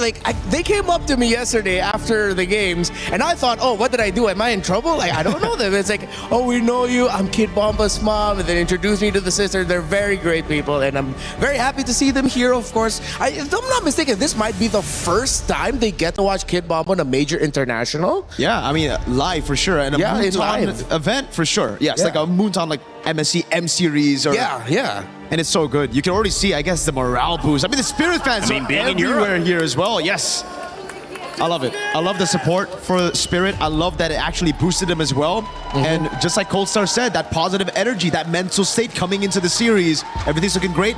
They even called it. You're looking for a great show. It could be one thing, the tiniest things, Cold Star said. So we'll see what tiny adjustments they make. On the side of Vamos, they say, we're not going to play the Belleric Atlas game. Yep. That makes a lot of sense. I think you have way more preparation, stuff to study from, stuff to learn from in this tournament with Belleric and Atlas. Maybe on the sidelines or only one of them available, and they decide to do that. Go back to the Valentina ban and also the Esmeralda ban in order to prioritize the Paquito, which, guys, could be a flex here. Yeah. See, I'm actually more of a fan of this, right? If you go for the Barats or the Paquito, you go for the Paquito first here just because you can flex it 3 waves. Especially considering Spirit don't really want to play Zaur Egoist on a Barats jungle, right? So even if they pick it up, you know for sure it's going to go on Bomba, not on Zaur. This is a good one. Bomba's amazing. Hiko has 100% win rate on it. We haven't seen Zaur on it, but it's going to be good as well if they are able to just, again, establish control early. Yep, so many options, especially with a Valentina, Atlas, Esmeralda taken out. It's perfect choices for a Paquito first pick. But Vamos does something surprising. With the Barris, yeah, it's flexed, but they paired up with a Jushin right away. Yeah, I wouldn't be too surprised here. They go for the Hirara again. We know Zaur wants to go out on those assassins. And he didn't get it last game, which is important. Now for Spirit. Do they want to go Uranus? Do they want to go Uranus straight up, right? Against the Barats. Thing is, error on... Yes, they do. They're calling in the bluff because I think it's similar. Again, from yesterday, the Barats pick. Everybody knows it's not going to go on Nile. It's going to go on Shogun because Nile wants to be on carries. Here as well. You look at error, you really think he's going to go utility Barats? Nope. Guinevere is like... That is the limit of how utility is going to go. Yeah, because even Guinevere, as utility as it is, it has some sort of carry factor that we mentioned with Ling disappearing. Here comes Nolan. So it's not Hirara Ling as we were placeboed into believing, as Mirko pointed out. It's Nolan and Hirara as the actual trade.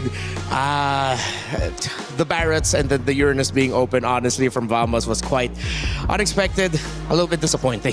I thought they would just go Uranus there, you know, with the instead of the Barats pick after seeing the Paquito and how it could be flexed to 3 lanes. And Spirit didn't even need to bring it into the second phase. They were like, oh, you're revealing your cards early, so we're also just going to counter you. Well, you know, you could see Hirara and Nolan picked up again. It is the second game, to correct myself earlier, on Zaur for that. But Nolan, probably a lot more comfortable here for Arrow 404. Absolutely. And we've seen Nolan rise in just value generally in this tournament. Melissa banned out as well from the side of Team Spirit, so she won't make it through yet again. I think it's going to be the same matchup now for Spirit. They should ban out the Moskov as well. Try to force Vamos on a Claw. They even... the Clint was a pretty good answer yesterday as well, to be fair, against the Paquito. I thought they were going to ban out the Moskov, so they forces the Claw, but this is a very similar thing, right? Yeah. Moskov Claw, you can still bully him. It's just that it gets really annoying with the Moskov Spear of Misery. Gord actually gets banned out, which is quite interesting. Trying to take away that... It doesn't really look like a Gord comp to me, though. Bit of stun, bit of damage. Yeah, honestly, at this point, they can just trade the long-range poke mages instead. They didn't go think of the Eve. core because they're so mobile. Yeah, like Eve with the Valentina gone. I think we go back to like Eve Farcel trades. Man. Oh my forgot. god! Forgot about so Marcel. used to seeing this guy not show up in draft. I did not realize he wasn't banned It's just out. usually auto ban, man. Yeah. Oof. Oh, maybe Spirit also overlooked that. Yeah. They're gonna hide their last pick, gold lane, for Vamos. Spirit are gonna have to reveal all their cards. We know already where the Paquito, Hirara, and Uranus are going, so it's about the mid and roam right now. To deal with the Marcel, to try to get control early, what do you go on mid and roam? That's the question. You need to go for Prio. But is it Cho? Do they really want to go Cho? I've always been a guy to say don't pick Cho into Marcel, even though it is very skill-based and players have gotten better for it. Eudora? They can pick off. Matilda. They can Matilda. Yeah. Wow. The Eudora, pretty solid against the Nolan. Going to be very annoying. It also enables the Hirara quite a bit. The Matilda's there, and they still go for the Brody. Okay. You can deal with the Paquito somewhat in lane. Yep. But that Matilda, if everybody just comes flying by at you, dude, it's going to be a rough game. So it's all about early game. It's all about that Turtle 1. It's all about snowballing for both. And maybe they have the answer here. Obviously, the Marcel has been one of the most dominant picks when let through. Just alone with that, are you liking Vamos' draft a lot better? Well, I really like the Marcel, but it depends on how they are able to pull off that early game. I can see some angles where the Marcel could give a lot of difficulty for Spirit, but equally, Spirit might just not even care about the golden hour. All right, well, we'll see. Is it going to be golden hour here? Marcel let through yet again. Will he continue his dominance here at MSC EWC 2026? Let's send it over to Leo and Trex for game 2. Back in the land of Dawn, we're going into game number 2. We're expecting Vamos to equalize, given that they are going to die on this hill. They're once again playing the Brody and the Zushin. Let's see if it works better this time. I do think they have a little bit more of an engage capability with this Marcel. That's the trigger finger, right? They also have the Barats on Sepat. It's definitely a very different lineup around the Brody. You have some way to make space for him to actually move around in these team fights. And you're winning in the jungle. Again, the Nolan into the Hirara is a slightly more advantageous. Oh, G-Keef taking a bit of damage here. As I was saying, a bit of a more advantaged head-to-head against the Hirara, which Zao Egoist has to figure out, but one must consider he has momentum on his side. He's, again, just playing the same hero, pressing load game. And we already see the momentum that he's trying to create, even his routing there. Instead of just going straight to orange, he makes a quick pit stop in the mid lane, looking for some possible pressure. They're able to get the Litho Wander, so Team Spirit already showing after the momentum of game 1 that they want to keep on attacking. Yep, Zikif here, escorting Error 404 for a little side lane small camp action. Pop in Bomba, putting him at half health. And I think this should be a successful small camp steal.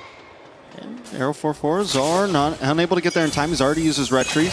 But the attack onto the top side, Sawo getting space. Both teams, though, still taking it slow. Zauer going to try to take a camp of his own now. But a lot of damage. Lands on Error, but actually gets back onto Team Spirit. He's going to move back onto his campus. Sawo continues to harass here. If this was anyone else other than the Matilda, it would have been a difficult situation to try and clap back. Maybe just a Minotaur with a motivation roar would have popped you off from the burstiest hero on paper in Mobile Legends. This is an equal turtle dance that we're starting up. Looks like Zauer might go for his purple first. Nice deadness welcome. Sawo able to flick back though, but still gets pulled in. Sunset Lover looking for the engage as well. All of them brought back in. Vamos. But look at the damage from Bomba. Arrow 404 goes down. Turtle goes into Team Spirit's hands as well. And it's hell for Vamos right now as 3 members drop right when they thought they had it. I'll take that deal any day. Twice on Thursdays. Sawo for 3 and a turtle. Let's see that again. All right, everyone gets brought back in. A nice play, and Vamos feels like they have it, but Kid Bomba in the midst of them, continuing to get damage. Oh, they're just too grouped up. All right, triple stacks on the Ionic Edge, I think, is what did the job. And I think just Sunset Lover getting superconductor stacks on everyone. Sawa says it's worth it. Oh, okay, so top half of the map, again, different story from game 1. Can they get it flipped over on the bottom side? At least it's a better situation for Natco. Natco did not die in the first 2 minutes. Natco hasn't gone down, but just about everyone else has. Sakib takes a lot of damage. Vamos, how do you recover from that in a fight where you just felt like you had it? And it's the same as X-Story's game number 1. Vamos creates this engage. They almost get it, but Team Spirit always responds better. And you mentioned it last time, who do they keep on targeting? Who do they keep on getting the kill on? Sawo. But it just doesn't matter, and it's the same as X-Story's game number 1. 40 seconds till the turtle spawns, and Sawo is everywhere. That's just what you get off of Wilderness Blessing, and of course just the sheer mobility that a Matilda brings, which some way somehow kind of counters what a Marcel does in breaking your formation, and what Klokun wants to do with a Zushin to try and get you closer in. Team Spirit can reset over and over again, which explains a majority of, even in the neutral, even when fights aren't happening, why Spirit get to do what they want. Another small camp steal here from Zariguist. He is up by about a level, a full XP bar from Error 404. I'd say Vamos still have to be very cautious about taking this next objective. Spawns in the same spot. Not only that, Sepa takes that long rotation down to boss side, and now he just makes his level 7, almost starts, but he's falling behind Kinbaba once again. Vamos, they're rotating around, but never really making a play out of it, honestly. But there's a nice Detona's welcome. Does land down, and Sawo falls. This time Vamos doesn't pay the price for it, at least not yet, but no, he goes there to make sure they get the counterattack. Sakib falls. More damage comes out from Nako in the backside as Sepak continues to hold the front line. Team Spirit looking for the re-engage. Sunset Lover continues to drop the beacon down along with Klokun. Impressive reposition by Hiko, looking for potential targets. Air 404 holding onto the brush. Turtle out of the fourth. Hiko into the backside with a nice 1-2, forcing Air 404 away as Team Spirit gets the second turtle. Team Spirit don't have to force this. They already got what they came for, but they do seem to want to present the attack. Vamos back under the towers, losing another turtle and falling behind more and more. Deja vu. Might not have been as bombastic of a trade, a 3-for-1, but a kill onto Sawo for everything else that Team Spirit walked away with, plus a conversion into a tier 1 up top. This is Team Spirit finding their footing. This is them playing comfortably in the knockouts, while Vamos, again, by picking 2 out of the 5 same heroes, are ending up with the same issues. Once they've used the Detona's welcome, once they've come in with Air 404's Kitten Burst. Oh, another one, Detona's welcome on a Uranus. I don't think they're going to have enough damage for that, but wait, everyone does pile on top. Consecration does pop. They're going to walk right into Zard here. Tower will get away, but still that's, oh, in the mid-side, Hiko finds Natco, and this is the constant response that Team Spirit brings. Every time Vamos drops a test, Team Spirit has the answers. Now they're going to move on to this purple buff as Vamos is kicked out of town, forced away out of their own jungle. Oh man, even the purple buff is in jeopardy, and Zaur just yeets that out of Error 404's hands.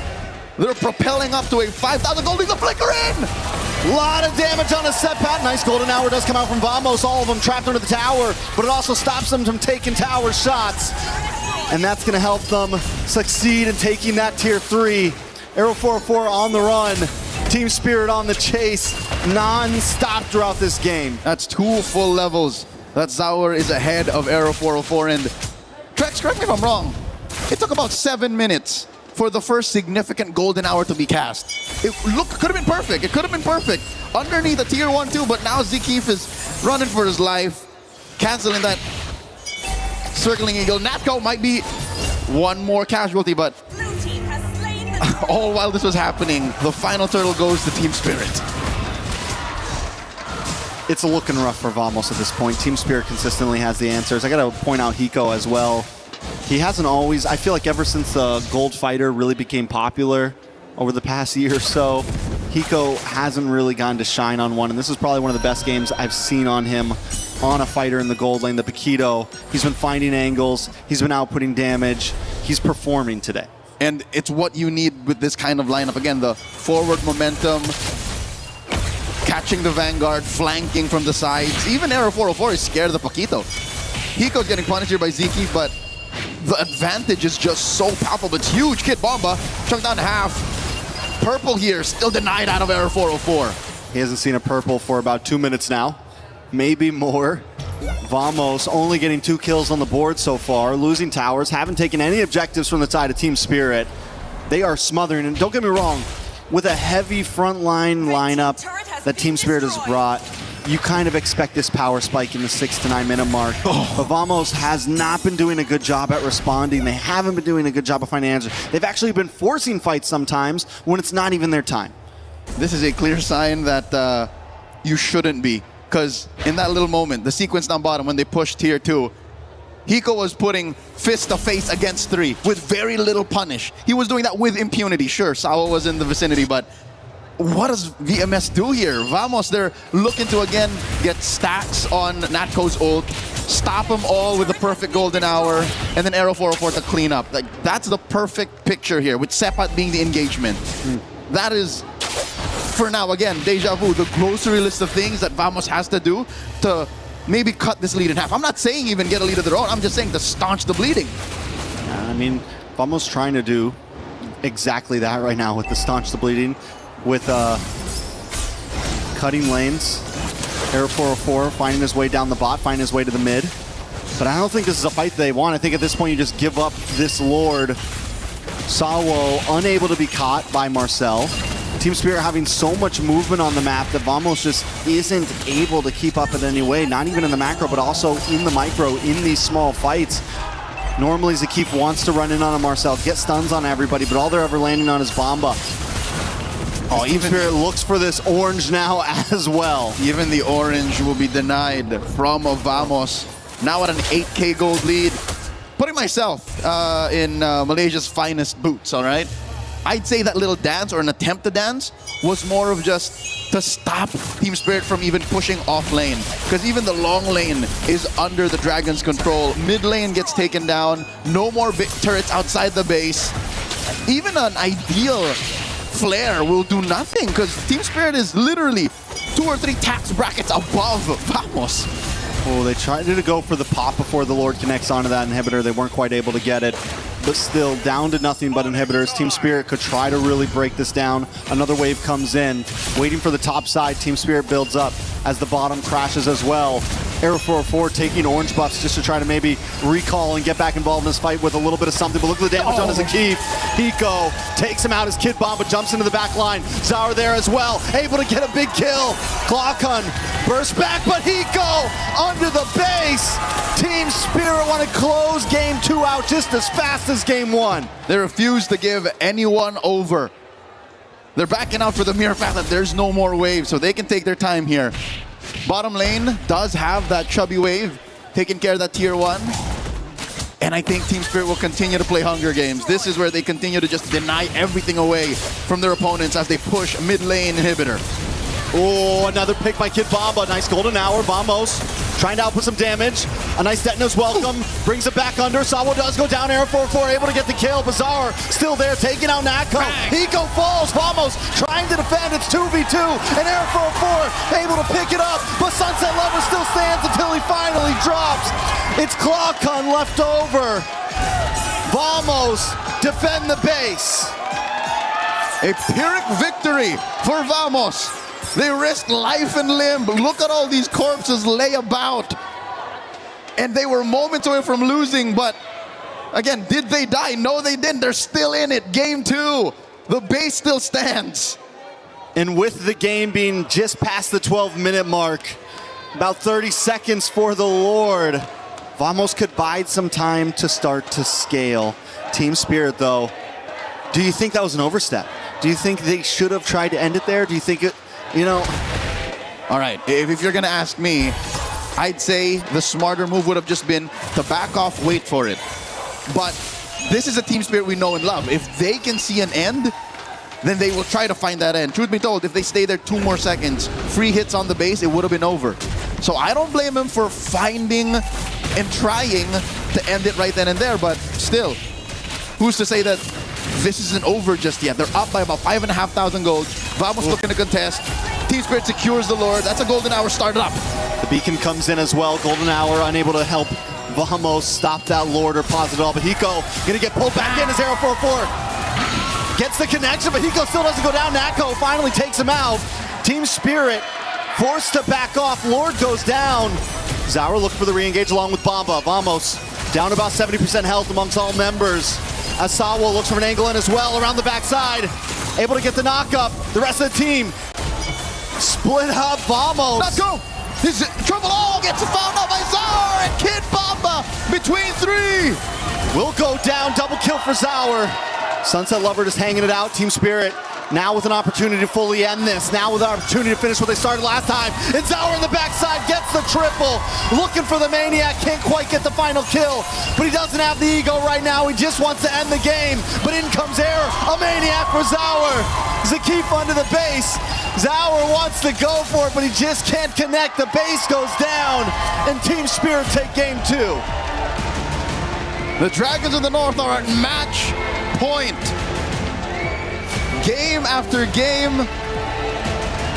they have pushed forth, and they have not denied themselves the play style that we have known them for years. It's now up to Team Vamos to figure out how to rope-a-dope their way out of this 0-2 slump. And that's a long road ahead. It's a best of 5 for Team Vamos to do this. We're talking 3 games in a row.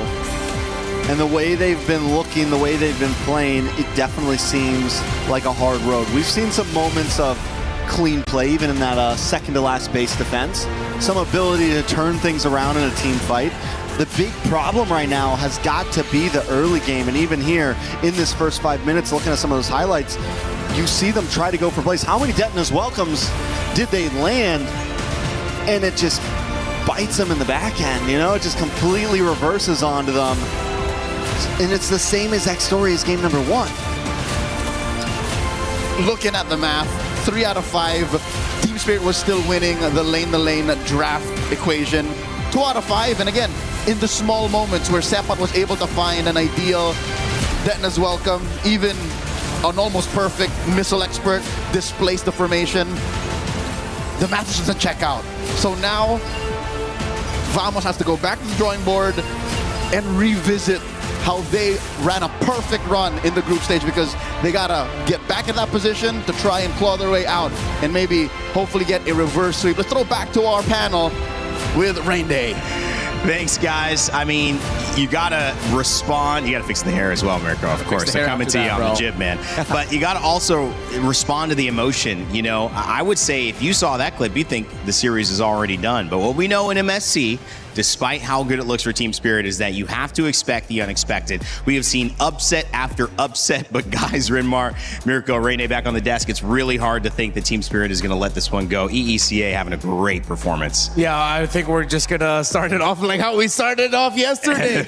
It seems like Spirit really just learned from their loss against Vamos, getting pushed to the limit by Guangzhou Gaming, having to reverse sweep that team just so that they'd make it to this point. Vamos look like they're just absolutely shocked about what kind of team they're up against now. Absolutely, man. There's so many moments in that game where I just had my hand on my head, and that's why I gotta fix it. That's why you gotta fix it back. Dude. Yeah, I can back that up. Yeah, definitely. That's what happens. Bomba has an unkillable buff for some reason. Again, could be the family buff here. It's the family buff. It's for sure the family buff. But my goodness, 2 times now, right? In game 1 with Esmeralda, game 2 with the Uranus, he gets away from a 4-man gang. This time, chomped down, and Nolan comes around as well, and he baited the entire team. And that, I think, was the big push to the snowball for Spirit. Yeah. There's actually so much. It feels like so much prio in game from Bomba's performance, but not in draft. They're not like, hey, let's first pick this and just leave everybody else to figure something out. Esmeralda was open, so they took it. Uranus was the 3rd pick for them. They're not giving anything away to get these great picks. It seems like, funnily enough, even though Team Vamos did everything they could to diffuse Kid Bomba in their first meetup in the group stage, now it seems like they're overlooking him too much. Yeah. I feel like, again, for Vamos, they're really taking these picks a bit too fast, and they're really afraid of those flex picks from Spirit, right? Like the Paquito came in and they insta-rushed the Barats. I feel like, again, this is going to be a very good thing for teams who actually have utility jungles in their composition. Yeah, Error is not that guy, bro. You don't want Zaur, you don't want Error to be on the Barats. So when you pick up the Barats, it's just basically revealing your cards early, and that's why they got the Uranus insta-counter. They revealed all their cards, even though they had a flex pick in the Paquito. You were exactly right. And we talk about the little things, which Cold Star mentioned, the coach, earlier when we had an interview with him. That is a little thing there. That is a very little thing that they maximized all the way. And it was just those little things that built up in the game as well, right? It was winning those lanes. It was Hiko taking Quantum Charge instead of Lethal Ignition as well. Massive change. It's such a small change, but it changed the way that Team Spirit's composition could play in these fights. With the Lethal Ignition, you just expect, all right, insta burst, go in, get out. Here, he went in, he backed away. So many times it caused so much confusion for Vamos because they were like, all right, we picked up the Juicin, the Marcel, and the Barats for these longer fights. But Team Spirit are never committing. So it ended up being Vamos having to use those abilities for nothing. And I feel like that sums up the story of the series so far for Team Spirit. They've been getting crafty with it. They're really pulling out all the stops to make sure that their idea is, we know we're up against a team that wants to go all gas, no brakes. How about we're the ones who set up those little roadblocks, those little checkpoints? Just make them go through the journey a little bit slower. And Spirit, they look comfortable with that because they know that they're outsmarting Vamos in every team fight and in every big rotation around the map. When you're from Los Angeles, where I live, you know of a couple canyons, PCH, Topanga Canyon. The twists and turns, you can't go full speed. You have to know the difference. And sometimes the benefit is when you know the area versus you don't, you're comfortable in that. And it feels like Vamos, and this is just my thought, look a little uncomfortable in this stop and start. Exactly. Yeah, they're used to just going all out. They're not used to having to recalibrate a little bit of how they're going to be fighting. And then it goes back again to what their performance was like in MPLMY Season 17 in their grand finals, where it felt like they were just up against an SRG that once they realized, hey, we're up against a team that really want to take it into the fights heavily, let's try to outsmart them. We'll try to find those little weird angles. And it hurts for Vamos because they acknowledge that this is what they went through in the grand finals, and now they're up against it again, and they still can't deal with it. Absolutely. And again, it comes down to, again, for Vamos, their strength is also their biggest weakness, right? Their biggest strength is their biggest weakness. They're very decisive. They're a bit too decisive, right? When they want to go in, everybody does. But when teams get the hold of that, when they download that gameplay and then find ways to counter it by, again, forcing these longer team fights, going back and forth, forcing out those abilities, it puts Vamos in such an awkward spot that we thought they would be able to capitalize on with this meta. But again, with the drafts, they've really kind of relied too much on that decisiveness. They've leaned too much on their own strength and forgetting about how it could be a weakness that could be exploited as well by their opponents. Team Spirit take the second game in this series. Rimar, let us know how. All right, so one play I feel like encapsulated a lot of what happened in the early to mid game and why Team Spirit just ran away with it. This looks so good, right? Oh, wow, they get one. That's the Mathildas. That's the Roamer. That's perfect, guys. We're setting up for the turtle. Zoom out. You get the Eudora. That's just right there. Sunset Lover is rubbing his hands together, feasting. Oh, I see 3 members of Vamos all together. And look what happens once they start the play, once they decide to go for it. Sunset Lover gets a 3-man stun right away, which will set up for Kid Bomba. And again, this is early game. This is first turtle. There's no golden hour just yet for Vamos, but they're fighting as if they already have the golden hour. And Kid Bomba coming in from the wings. It's now his turn to rub his hands together and start to feast as it becomes the story of the little creeping realization that we may have just overcommitted way too early. We don't get a full vision yet onto where Zar Egoist is. Yes, we took out the Roamer, but this is early game. This is where you don't have the damage and items just yet to really pester a Uranus. You took down the Roamer, but the true frontliner is here. Error 404 has to drag out this fight. Vamos has to drag out this fight in the hopes that they'll at least get a turtle out of it, because I feel like this is where they now realize we're probably gonna get punished and lose all the bodies here. Might as well try to get the objective. They try to hold on. Error 404 already committed the dash inwards, meaning that he didn't have the dash out. Zar Egoist got a kill, Kid Bomba got a kill, and again, another brilliant stun by Sunset Lover to finish it off. That is what started the big snowball already for Team Spirit. Because we already saw in the highlights, and it was replayed as well, turtle number 2, once they had the golden hour, Hiko was right on the money. He saw the Rome Marcel, he saw Zekif, and he decided, wait, I'm up Paquito.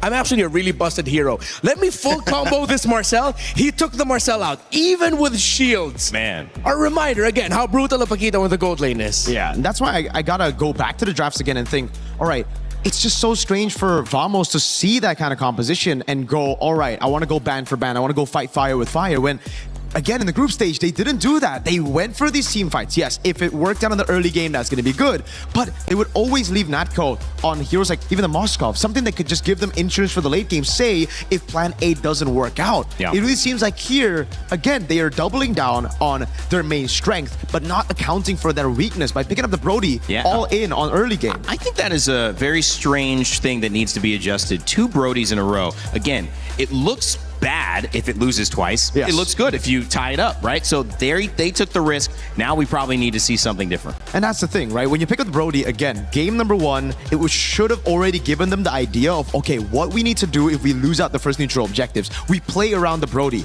We go and take these turrets. We let the Brody play around us, and therefore we get a 5v5 with the Brody already ahead. Yeah. They didn't do that in game 1. We thought that was a mistake that they could have fixed. Game 2, they did it again.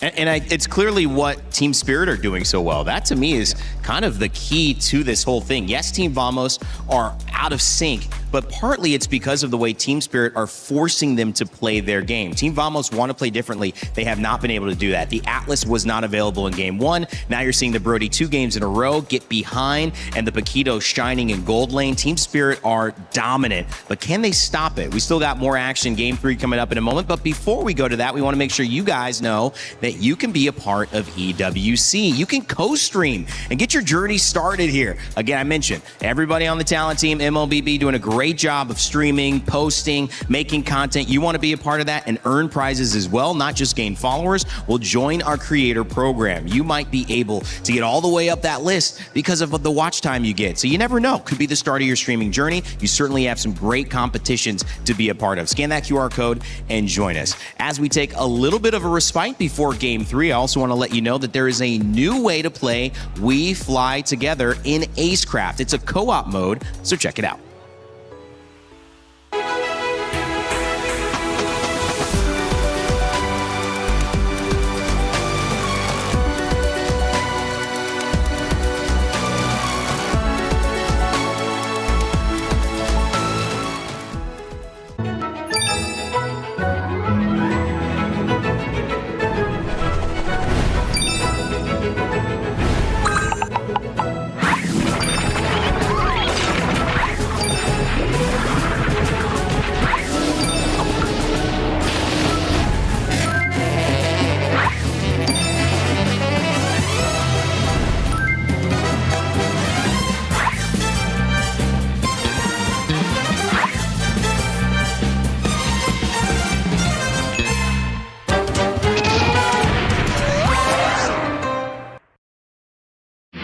A lot of people are haunted by their past. I'm inspired by it. They're not just playing for themselves, they're really playing for their entire family.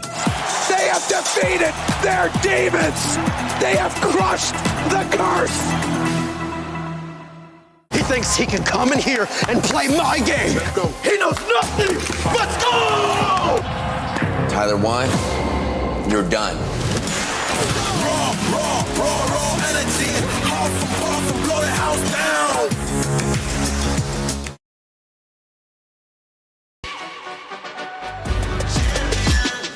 This ain't no regular thing. I came for the ring, you know what I mean. You see my name in the lights, better get right, champion.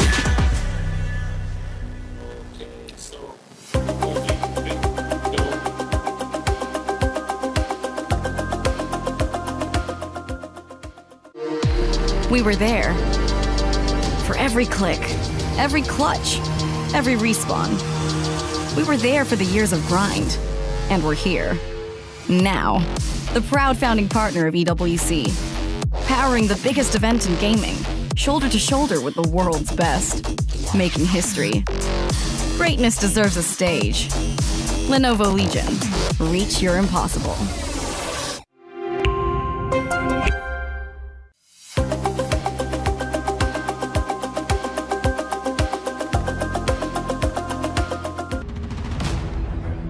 Greatness certainly does deserve a stage, and we found it. It's the Lenovo Legion Gauntlet, where the prize trophy, MSC, is up for grabs here with MLBB at EWC 2026. Rain Day, Renmar, Mirko on the panel as we get ready for a third draft that has a lot. Here's the story so far. Team Vamos came in as the favorites. They put Team Spirit down in the earlier stages and have the upper seed here, but it was the Malaysian squad that would suffer the very first loss to Hiko and Team Spirit, who had a new plan thanks to Coach Coldstar and Kid Bamba, who would jump off to the races in the EXP lane, not once, but twice, and put the EECA representatives up 2-0. It is now the final game. If they can do it again, it will be a clean sweep and the farthest we have seen this team go at MSC. And if not, we will have another game with Team Vamos maybe getting back on track. But Mirko, all that stands in between them in that game is a better draft. How do they do it? It's by setting up those flex picks, it's by picking up those prio picks, it's by understanding the fundamentals of the current meta better.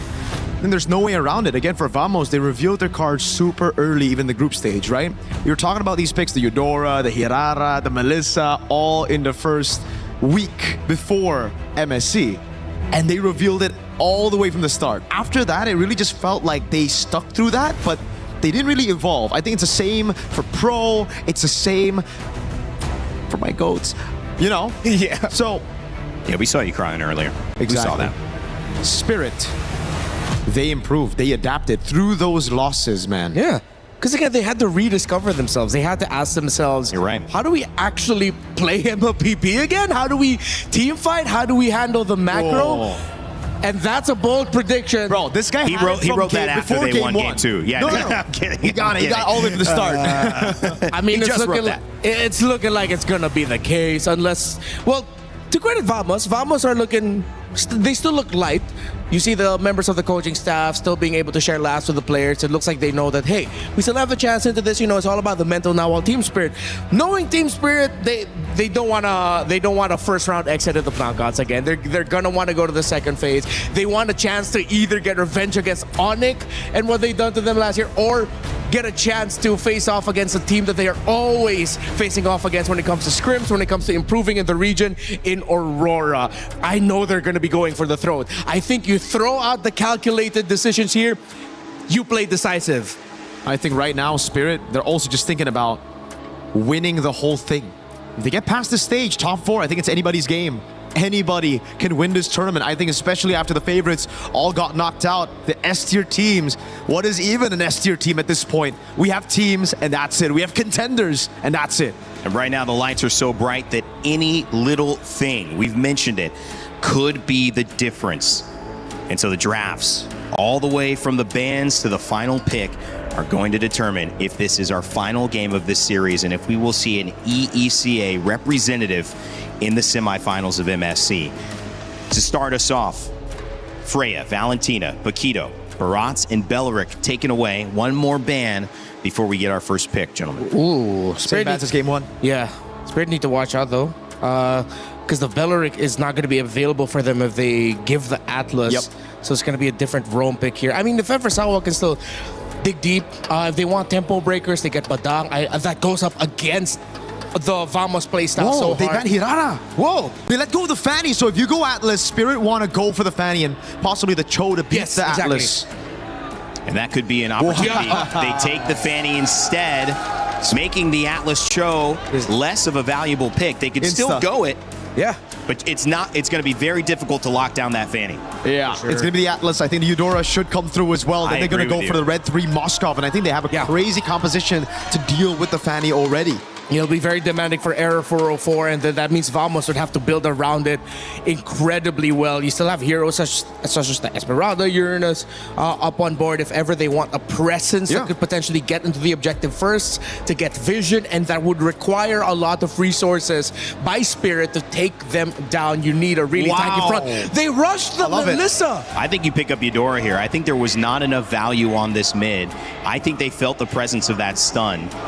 And I think it's smart to take that away. And to play devil's advocate on Vamos, guys, I know we're reacting to this, but that Atlas did not work. That Atlas did not work for Vamos. And I think they are okay not trying to play around a Fatal Links anymore because Team Spirit already showed that they struggled it. So for me, I think Vamos are feeling okay. And now they take the Esmeralda. Right now, it's going to be confusing for Vamos, and that's why they don't go for the Eudora, right? Because there's an Atlas on the other side. The Eudora, notoriously horrible against the Atlas. The Melissa pick is so good against the Fanny. They pick it up early, and it's going to be good against the Harriet, too. Yeah. So right now, what Spirit need to do is, it's either they again set up for Bomba, or they have a crazy pick for later, right? They save it, and they just pick up a jungler now. Because the thing is, oh my god, is it too crazy to say that they can go for Baksha? The jungle?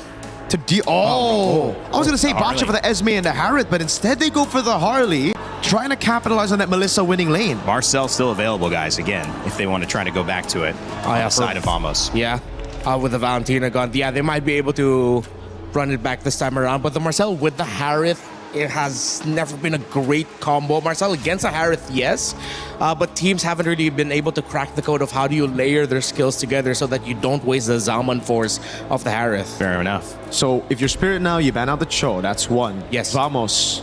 What do they ban in the XP or mid? That's the question. What Eudora? I'm thinking if it's crazy enough for Spirit, even though they're gonna be slower in the EXP lane, a glue would mess up the lineup.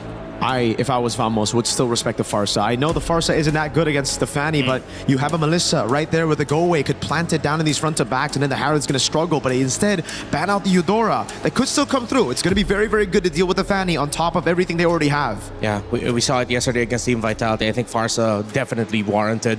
I'll ban it alongside the Eudora, and then whatever mid laner that Sunset Lover's going to end up with, it might be another thing that you can expect, which is the last time we saw Melissa with a Vexana for Vitality in the group stage against Falcons. That worked out well. They might be able to play into that. He's already played it before. In game 1, she came out. We also have the Valentina banned, so you can't see that.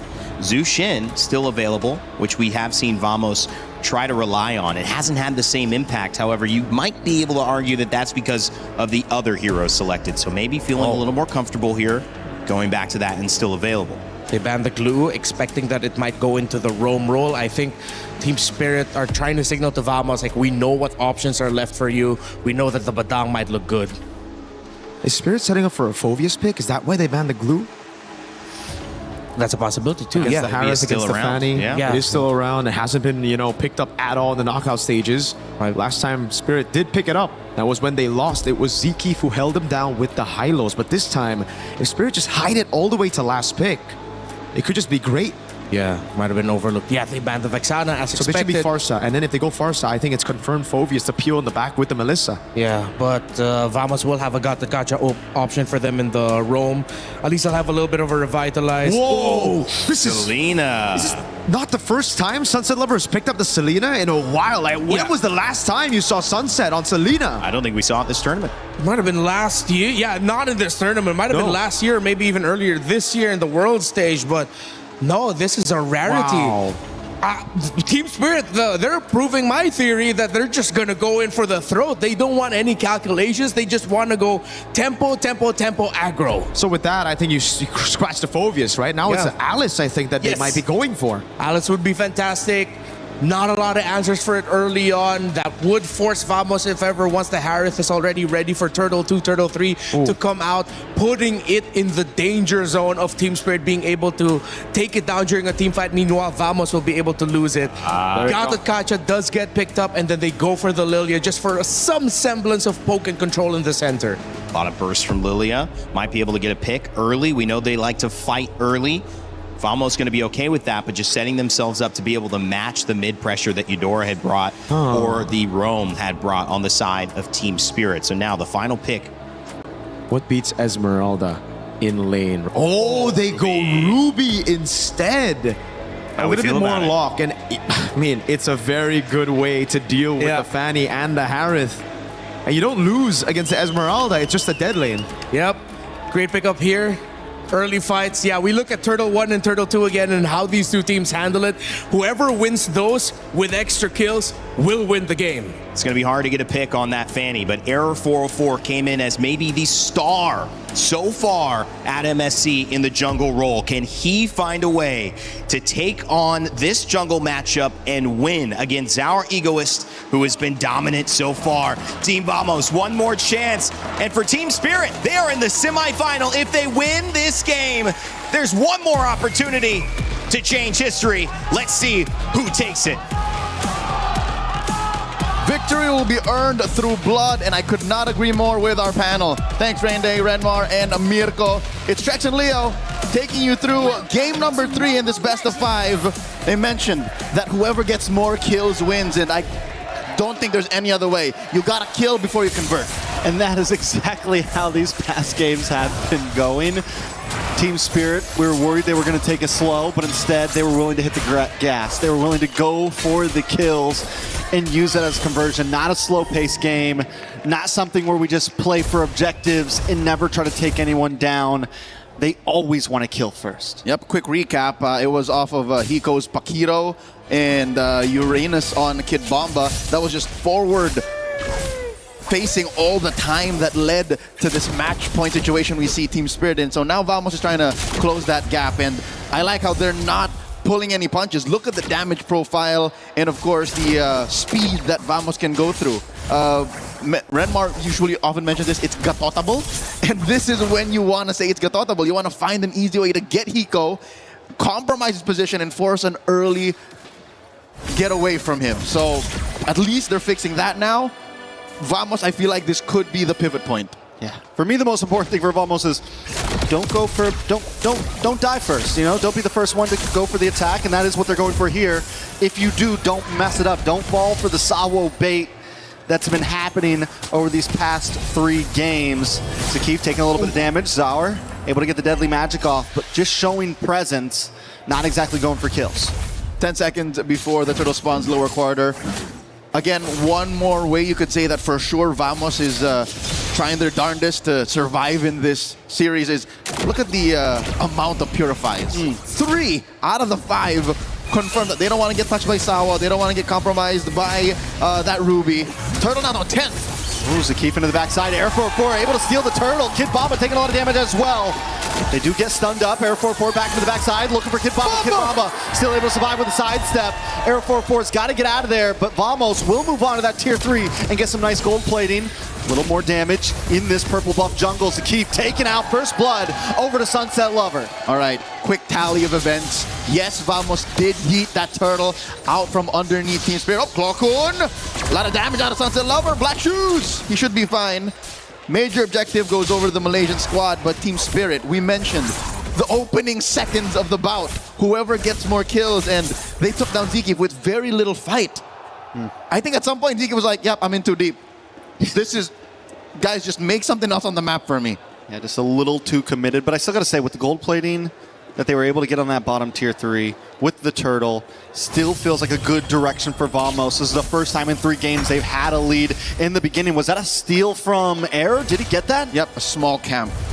And that Wins should a put win. him up about maybe close to 1,000 up. So we saw a little bit of the action in the XP lane. Gold lane, though, the fact that Hiko was able to like leave a little bit, join a little bit in mid, and then jump over means he should be close to at least where Natko is right now, but it's close that it's clear that Vamos are on a different tempo now. So at least that decisiveness, that maybe even to a fault, over decisiveness shows that they have a plan, and now they're finally trying to get to it. Deadly Magic's put on the Clockun. He should be fine. I think up to this next turtle, about 20 seconds up, is where we see the 1,000 gold lead broken here by Vamos. And Sunset Lava underneath tier 1! And he gets away with it! Right in time with the blade of Heptases. Beautifully done. Arrow 4-4 getting a kill on the map right before turtle as well. And I don't think it's for a lack of things to do for Team Spirit. Look, they have Sunset Lover, they have the Selena, they have Kid Bomba, given he was down in the bottom lane dealing with Sepat. Sawo couldn't exactly get a confirmed freeze, or I don't think you're going to waste an ult on a Fanny from underneath tier 1 like that. So I think Vamos have found the perfect speed. This is the Goldilocks spot for them. Not too cold, not too hot, just the right amount of pressure to be able to get to that 1,500, maybe 2,000 gold lead up leading into Turtle 2. And And it all started with the draft, I feel like, them taking that blue side instead. Up on the top side, though, Air Force 4 gets the solo kill on to Zauer, finally punishing back. And this is what we're talking about. Vamos have a plan in their head. They have a winning image. And sometimes it doesn't have to involve the major objectives. It sometimes involves just stepping on your opponent's neck and stopping them from moving. Zakif engages, in comes Error! Error does get knocked up, pulled up by the Fatal Links, but Clawkun still able to get the kill on to Stunset Lover. They're gonna move on to this turtle now. Zauer is nowhere to be found. No way for Team Spirit to contest this. As mentioned, the award-winning film Whiplash, this is to my tempo. This is Vamos just rolling that drum to their beat, taking a turtle too handily here. And Team Spirit, for the first time in the series, are on the back foot. You'll see here, minute one, Trex. Minute one, they've been trying to condition Team Spirit to take those fights underneath tier 1. And we saw, I believe, an ult Arasawa to try and punish that dive from Air 404. It wasn't enough. So where does Team Spirit go from here? They do seem to be slowing it down a little bit. Unlike when Vamos was losing, where they would kind of over-engage even when they were behind, Team Spirit isn't exactly looking for fights. But Vamos is closing in its grasp right now. With that tier 3 down on the top side, we're going to be able to start seeing Nako getting involved in these fights. They're going to go for the rotations around the map. It's not just going to be a 3v3. It's going to be a 5v4, something of that nature. More than involved, I think Natco will start fights. Sometimes even with just a rogue Zaman Force, because that's how ahead Vamos is right now. Just to put it into context, Sepat hasn't been in the bottom lane for maybe 30, 45 seconds, and that's enough for Kid Bomba to try and equalize. But look at where the turrets are. Literally. Air 4 can just visit, maybe sneeze on the turret, and it would fall. That would be permanent damage to Team Spirit's potential to farm, because top lane has already fallen. So this is what we were looking for. In the early days of the group stage, this is what the meta demanded. Easy conversions, kill for a turret, quick take, and then it snowballs. That's what's happening. Sepat jumps in. Nice. Falling Star Moon does come from Sepat, but the damage starts to come out from Hiko. Nice pulling with Fatal Links, but this Monk Force drops down, and Vamos doesn't run away. No, they engage more. Team Spirit loses Salwo. Hiko continues to get free shots off, but Vamos not giving up on this push. Able to take that mid-tier 3 down to about half health as Sepat holds down the front line. Team Spirit looks to re-engage. They dive down, and Hiko gets the kill onto Sepat. It's 1 for 1, but Vamos still holds the lead. Oh, Error walks in to that brush, holding her for Zauer. So close. I believe the window is closed. Trex, Zauer Egoist can no longer threaten a single member of Vamos, not alone. It cannot be off of his back. This is where I think we've seen over the past 2 to 3 months the heyday of, I hate to say it, the utility Harley. He has to just either be cleanup or just the gap closer to take these objectives, and then he goes from there. He has to use his space escape to try and push waves, because right now it's all off of Hiko. Hiko might be the only hope for Team Spirit to get a good mid-game berth. Sawo, though, going to look for an engage, even with Team Spirit being behind Air 4-4. Able to get the turtle. Jumps onto Hiko. Hiko does have to go away. It might not be the right target. He's going to move off. They're just controlling lanes at this point. Little poke here and there, but nothing too major. And this is all Team Spirit could do. Make sure that the damage dealt to their side lanes doesn't extend to mid. So they see this big fat wave down bottom. They're standing Kid Bomba. Top lane, it's Zauer who's going to clear that up. And Vamos, all they're doing is finding that next big fight. Finding where Sawo's willing to fade the links, where Kid Bomba might think, oh, I'm offended here. But they know that Team Spirit is short on damage. They know that they can't fight toe-to-toe just yet. So there has to be a crafty way for the math to side over to Team Spirit. Because Vamos right now, look, they're just taking it slow. This is a clear sign that a team knows that their damage is on par. Oh my lord, a single swing overputs a third out of Hiko's life down. A single swipe. Hiko might not even have time to hit the go away if he's not careful. It's getting to a point where we'll have to preemptively do it when these fights start, because if anyone jumps on top of him too quick, he's going down. All right, fortunately, Hiko has been getting some farm, and that's speaking relatively, because look at how well Vamos is freezing these waves. He's just butt down maybe 500 gold away from Natko, and Kid Bomba gets caught! Keith able to set up for Nako. Nako able to get the kill on to Kid Bomba, and Nako keeps it going. Jumps on to Zauer. Sawo trying to come in and help out. Does have the Fatal Links. Able to pull one in. Purity does pop for Nako. Sabat able to get away. The Deadly Magic brings down to about half health as Team Spirit doesn't really want to force a fight. They just don't want to lose a tower at this point. But Air 4-4 does want to force it. Jumps on a Sunset Lover. Onto the tower with the cutthroat. Gets him. Takes him out. And Vamos moves on to the mid side. Nice and easy. Vamos was corralling Sunset Lover. I think they were just cajoling him to say, all right, you could do this, and then says, psych! Throws him underneath the bus. Just like that, the lead has grown to almost 6,000 up. I don't think Team Spirit should even contest. This should be a free Lord, but wait, Sawo, what's he thinking? He doesn't have a Fatal Links. Sawo doesn't know how to not contest at this point, no. It's just vision. But Team Spirit maybe should be using this to take a tier 3 up top side. Do they really want to go? They don't need to go for a Lord right now. Use Zower to play the map right now instead of forcing Vamos into a fight that you might not win. I agree. Use it as if like a baby Fanny, like a baby Ling. Baby Fanny. Yeah. Fanny at home. But it seems like Team Spirit, despite the 5,000 gold that Vamos has on top of them, want to keep him honest. So, which I get. Because look at this lineup. Look at Team Spirit's lineup. None of them can clear waves as easily as one might expect. So maybe they don't want to defend out of the base. But also, now that I'm thinking about it, an I'm offended inside the base would be lethal. That could be a turnaround that Team Spirit can play off of. Maybe a singular wipeout, but that's neither here nor there. Maybe if you can just slow it down here, right now, in the Lord Pit, they'd rather take that fight. They take their chances here. Speaking of I'm offended, can Kid Baba land something now? He does get vision into that side bush. Team Spirit don't want to give it up. Maybe they do. They finally back off. Someone makes the call of, this is not the play, guys. Let's play the map. Let's let them have it. Let's go for the defense. And guess what? You can't purify the map. That's the thing that Vamos is thinking right now. They have layers upon layers of insurance. Playing the map doesn't force them to use their Purify, which is almost single-handedly the one resource that Team Spirit are struggling to deal with. Because Sunset Lover, I hate to say it, is a non-factor right now. His arrows are landing a little too far off. Zkeep comes in. I'm offended, lands on his Zkeep. Nako with the re-engage, drops him on force. The damage still just too much. And Team Spirit doesn't quite have enough. Hiko does drop the goal away, and look at the damage! Nako still gets away, one more shot, he gets the shield, and he survives! Team Spirit just can't luck out in this game. Oh! But he still goes down. What was that? He walked into a trap! Is that what happened? It must have been the only possible explanation. So Sunset Lover says, Leo, who's not a threat now, but that's not what we were referring to. We were referring to Purify's getting popped. What? The damage on Sunset Lover, we underestimated. The possibility of a late game Selena turning things around like that. I mean, he had like 10% health. The damage will less than. It was like 4 or 5% with a shield. A trap, I feel like that's fair game. The trap got the kill. Where was it? Somewhere around here. Had to be in mid-brush, yeah, mid-river brush, something like that. Okay, so that does keep the Lord push very manageable. Yeah, they still have their tier 2. The inhibitors standing, tier 2 in mid.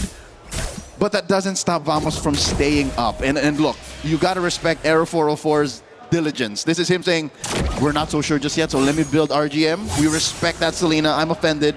Kid Bomba throws his shot out. I think if we get past the 16-minute mark without Team Spirit losing, you might be cooking. Seppat here in the middle of 5. Pat once again taking so much damage. Not going to be able to survive this one. Deadly Magic will lock in, but no. Seppat still lives. And Zkeep jumps into the mid of all of Team Spirit. Kid Bomba forced to use the flicker just to get away. Vamos hanging on by a thread in every fight. XP laners, the vanguards of their squads, this close to death. All this while, Aero 404 just wanted to commit Grand Theft Orange, so they're continuing to choke out Team Spirit, playing for this Lord, spawning in about a minute lower quarter. Looking at the items, wow, it was just 2 items. Trex, it was literally just a book and a glowing wand. That's all it takes. The burn. Okay. The burn, though, a little bit of damage, plus the burn. Double burn. Natko had 0 defense. So he was just going to take that either way. Looking at the gold lane, again, just about 500 gold between Hiko and Natko. And Hiko hasn't died yet. So I'd say as long as Team Spirit can keep their inhibitors healthy, can at least venture out of their base, maybe, 10, 12 leagues out, they should be fine. I mean, honestly, the fact that that first Lord wasn't able to bring everything down to inhibitors and not even take possibly inhibitor means it's already going to be about 14.5 minutes. 15 minutes by the time this first Lord goes down. 2-minute counter. It's going to be hard. Team Spirit could honestly just play defense here. That's what they could let the Lord come at them. Whoa. They should be able to shred. Sabo doesn't want to play defense. Zakif getting pushed away. Into the backside, though. Air 404. Able to get some nice damage down onto Zauer. Kid Bomba as well. Team Spirit, like I said, they could play defense. They probably won't lose off of one more Lord push. And then you're in mid to late game at that point. Passive push up top. So this dance has been beneficial to Team Spirit. Still cannot deny the mechanical and momentum-based gameplay of Aero 4-4. Dodging a couple ults. Big knockup. Lord of 10. Saved by the Lord. Saved by the Bell. Kid Bomba takes the Lord, though, with the steals to keep on the backside. Able to make sure he goes down as Seppat moves on to Hiko. Sabo with the Fatal Links. Able to pull 2 members away. Nako able to get some free shots back in response. Team Spirit back to base. They have a Lord. They have a defense. And now they have an advance. A Lord for 2. That's a bargain. Again, looking at Team Spirit's lineup, it's not a lineup that can defend inside the base. Wave clear isn't a commodity they can go off of, but look at the trade. Look at how well Kid Bomba just dug underneath. That Zaragoza was too far off. So that was a Hail Mary play. And it pays off at this point.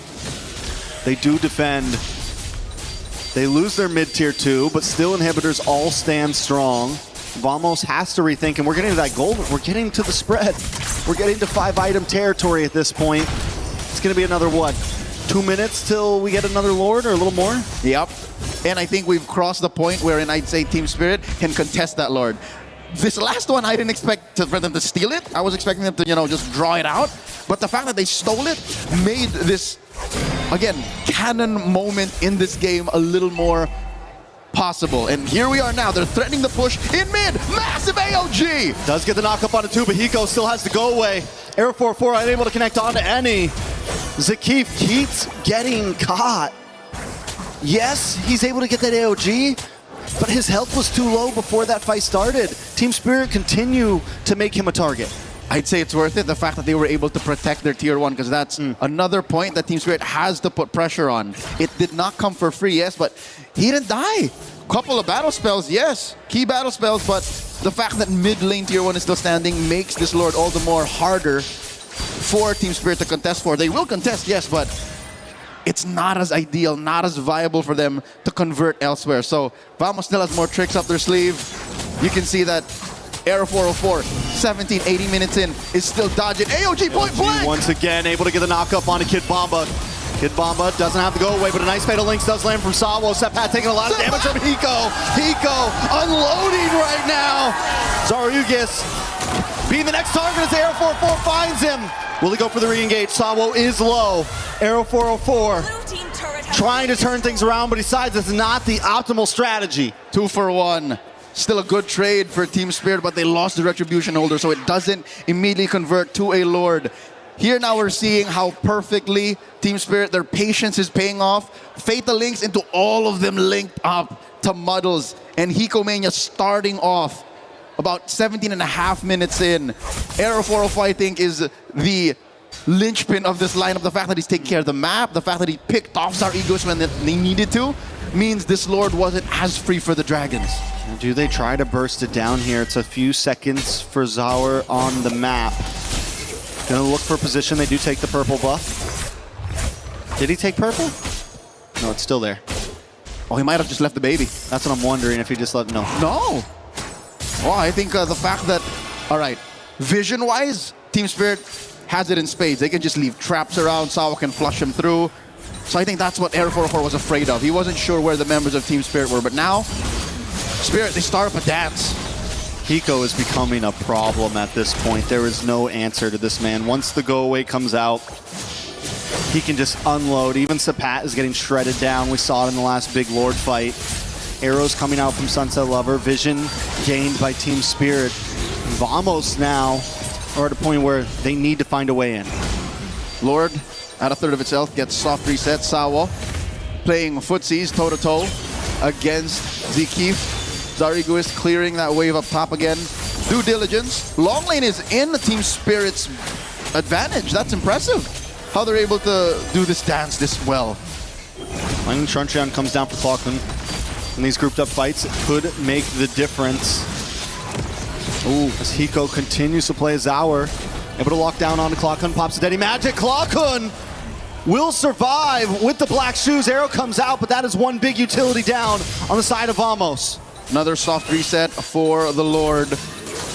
Ult spent on either side. Zekiev here has an immortality already, so he can use his body as a shield. Can engage. Lord at half health. Man, the way that Hiko is consistently pressuring this Lord means Vamos can't take the risk of playing the long lane. They can't play the map right now. They need a full reset. Step out on the backside. Look at the flicker in, and Samo finds error! Samo will pay the price for that. Vamos without a jungler have to make this play happen now. They have to change something, but Team Spirit isn't gonna let it happen. Hiko will not let it happen. Sapat's on the run, Clockun's on the run, and Kid Bomba won't let him get away. The mid, Zekiev with the AOG back to the base. Team Spirit take the win and take the Lord in that fight. A sequence out of order. The lead is gone. They've evaporated the 5,000 up they've been sitting on for the better part of 10 minutes. Hiko underneath the Lord at point blank range. Lifestealed his way to bullying 2 to 3 members of Vamos out. Kid Bomba now forcing a black shoes out of Clockun. Kid Bomba doesn't have the I'm offended anymore, so they should be safe, but he's never gonna give it up. Sepat there as well. Lord slowly marching down top side. This is the only advantage that Vamos has right now. Lord is going to be evolved, so as soon as this makes it into where fights happen, Team Spirit is going to be calling the shots. That's a Spirit Lord. And at this point too, Vamos, they have their tier 2, so that's at least one advantage in this push, in this defense, I would say. They can slow the inevitable. They can slow the inevitable. Big wave in the mid side. Air 4-4, because of this slow push on the Lord, he's able to kind of play the map a bit, but Team Spirit doesn't care about the other lanes. They want to Hail Mary it down this top side. Okay, a lot is on Clockun right now. He's going to need a Spirit fight in 20 seconds. Zari goes put down a third of his health. They got him offended from Kid Bomba though, on multiple members, followed up by Fatal Links. Arrow 4-4. Forced to wing away. Zekiev will drop next. Immortality does pop. He doesn't have the AOG. He's not able to get away with it at least. And Lord breaks through as Team Spirit close the distance. Arrow 404's got to get in there. Sapat's got to get in there. They got to clear the wave, but they can't. Team Spirit lock on the base. Revenge is served in quick fashion. The Dragons, Team Spirit, will go on to the semifinals. Harosh, Team Spirit, despite the grueling climb through groups, it seems like knockouts are the Dragons' nest. 3-0, taking Vamos out. We came into today thinking that Vamos were the favorites. We came in after their big wins thinking they were going to be a challenge, but Team Spirit shows up on their first round of the knockout stages and shows that they are still a force to be reckoned with. This last game in the series, Game 3, the match point bout was a testament to how well Team Spirit prepared for this mentally. They did not tremble. They did not trifle with what ifs. They played to the late game. As soon as we crossed the 16, 17 minute mark, Trex, they were a different beast. They knew that we know how you play. Arrow 404, there's only so much you can do to guard your flanks. Clockun, we know you can clear waves this well, but look at the rest of the map. Bottom lane, that was all them. They penetrated with very little effort. That was a lost lane where Team Spirit wasn't even fighting. They were able to just buy time, even with that one Lord that Kid Bomba steals. Even before that Lord, when they get the kill onto Natco and slow down the push and stop Vamos from being able to take that tier 2 in the mid side. Every little piece mattered, every small trade to get them into the game where Hiko was just unstoppable, where the team was just unstoppable. You could see the scale slowly tipping in favor of Team Spirit as that game went on and on and on. And I don't think it's for a lack of conviction or for forward momentum from Vamos. It seemed like in 1, 2, 3, Hala Vamos was going to come online, but I guess it's just guarding your sixes. Late game is where Team Spirit comes alive. We forgot that throughout their career, throughout their run, dominating the ECA, they are capable of things like this. And I think, look, even Error 44 was thinking about how do we defend, how do we clear. 20-something minutes is what it took. And Team Spirit gave no quarter. Ladies and gentlemen, you see the celebration on stage. Let's go to them now and hear a word from our winners. The Dragons successfully gatekeeps the semi-finals in a clean sweep up against Team Vamos. And on stage we have Kid Bomba from Team Spirit. Wow. Kid Bomba, let's go straight to the point. They were the first team to pick in the draws and they picked you. You successfully won this rematch up against Team Vamos. And there are so many supporters in the arena cheering for you, shouting your name. And I heard even your family is here who kept on crying and yelling throughout the match. How are you feeling right now? Feeling amazing. We knew that we would win. We knew it would be a 3-0. They didn't do the right choice choosing us. We just played bad the first time we faced them. Now we show them the real team spirit and we send them home. Oh, wow. Kid Bomba, you said you knew it would be a 3-0. How did you know? We're just good like that. Oh, period. He's just good like that. Now, of course, let's talk about what happened, you know. In the group stages, Team Spirit, a lot of people were saying you guys looked shaky. A lot of people were saying you guys might actually not make it to the knockout stages. But this knockout stages, Team Spirit looks so different. What happened in the 2 days break that we actually had? What did you guys do? I mean, every team here knew that we are a really good team, you know. We had really good scrim results. Every team here knows that. Every team knows we're a threat. We just had a rough start into the tournament. Now we're back to our prime form, so everybody can be scared of us. Oh! What preparations did you do for this matchup? We really studied them better this time. We didn't underestimate them. And 3-0, that's the result. Yeah, I really do think that underestimating is the most important thing when we're in a tournament because anything could happen in the Land of Dawn. And of course, heading into the semi-finals, congratulations on that, by the way. Your next opponent will either be Onyx or Aurora Gaming. If you got to choose, who do you think will actually make it to the next round? I don't care. We have a clean record against Aurora in International and we beat Onyx the last time. I mean, I'd rather face Calderay again to send him home as well, but let's see.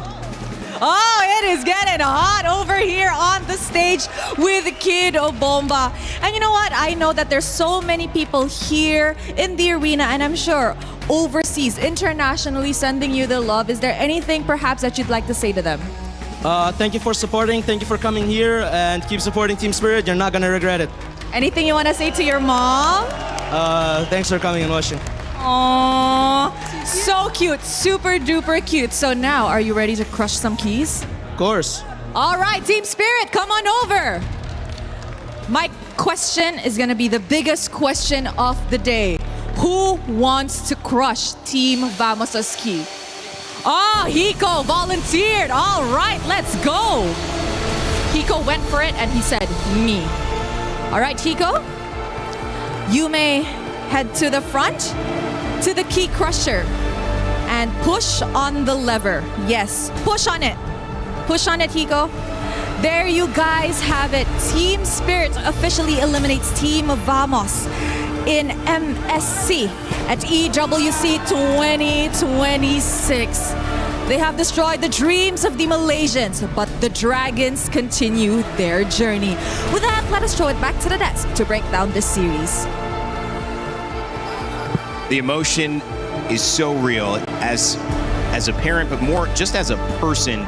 You can tell what it means to see the success from mother, sister to son, from region to EECA to organization, from the coach all the way down to the gold lane. And Hiko, it was Team Spirit all the way with a 3-0 victory to move on to the semifinals. $150,000 at least secured, maybe $200,000, and of course still fighting for that major prize pool, $1 million on the line at the end of things.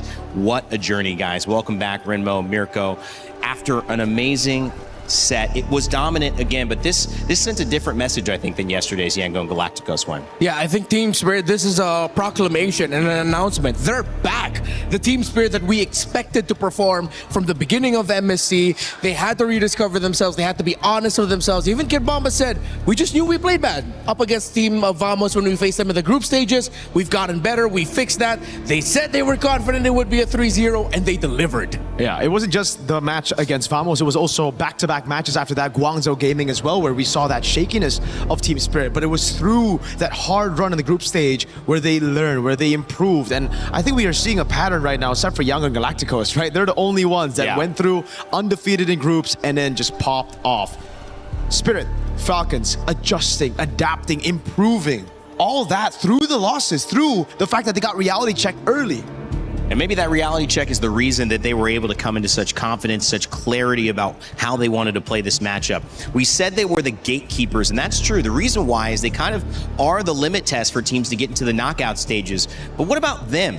Them holding out the gates, but not being able to turn and walk through themselves, often stopped by Malaysia, the Indonesian teams, the Filipino teams. And now all of a sudden, they have taken down the last hope for Malaysia. They have turned this into a story about EECA. And they brought some EECA trash talk as well, which was, as someone, you know, as outside of MLBB and loving being a part of it, it was kind of a welcome thing to see. Yeah, I mean, that's why we fell in love with Kid Bomba and the boys from back then. It was Deus Volt. Now with the banner of Team Spirit, of course, they love to bring that reality to the exchanges, to the social aspect of it all when it comes to esports. Yeah. I mean, for us in Southeast Asia, a Southeast Asian dominant game, we're not used to it. We're used to humility. We're used to being humble about it. Good horrible, luck, have horrible, fun. horrible. All of that horrible. We want more of this. I want to see more of the Western teams start winning because I want to see some personality up on stage. Yes, and it's not a critique, it's a difference, and it's something I learned, but it's also something that when you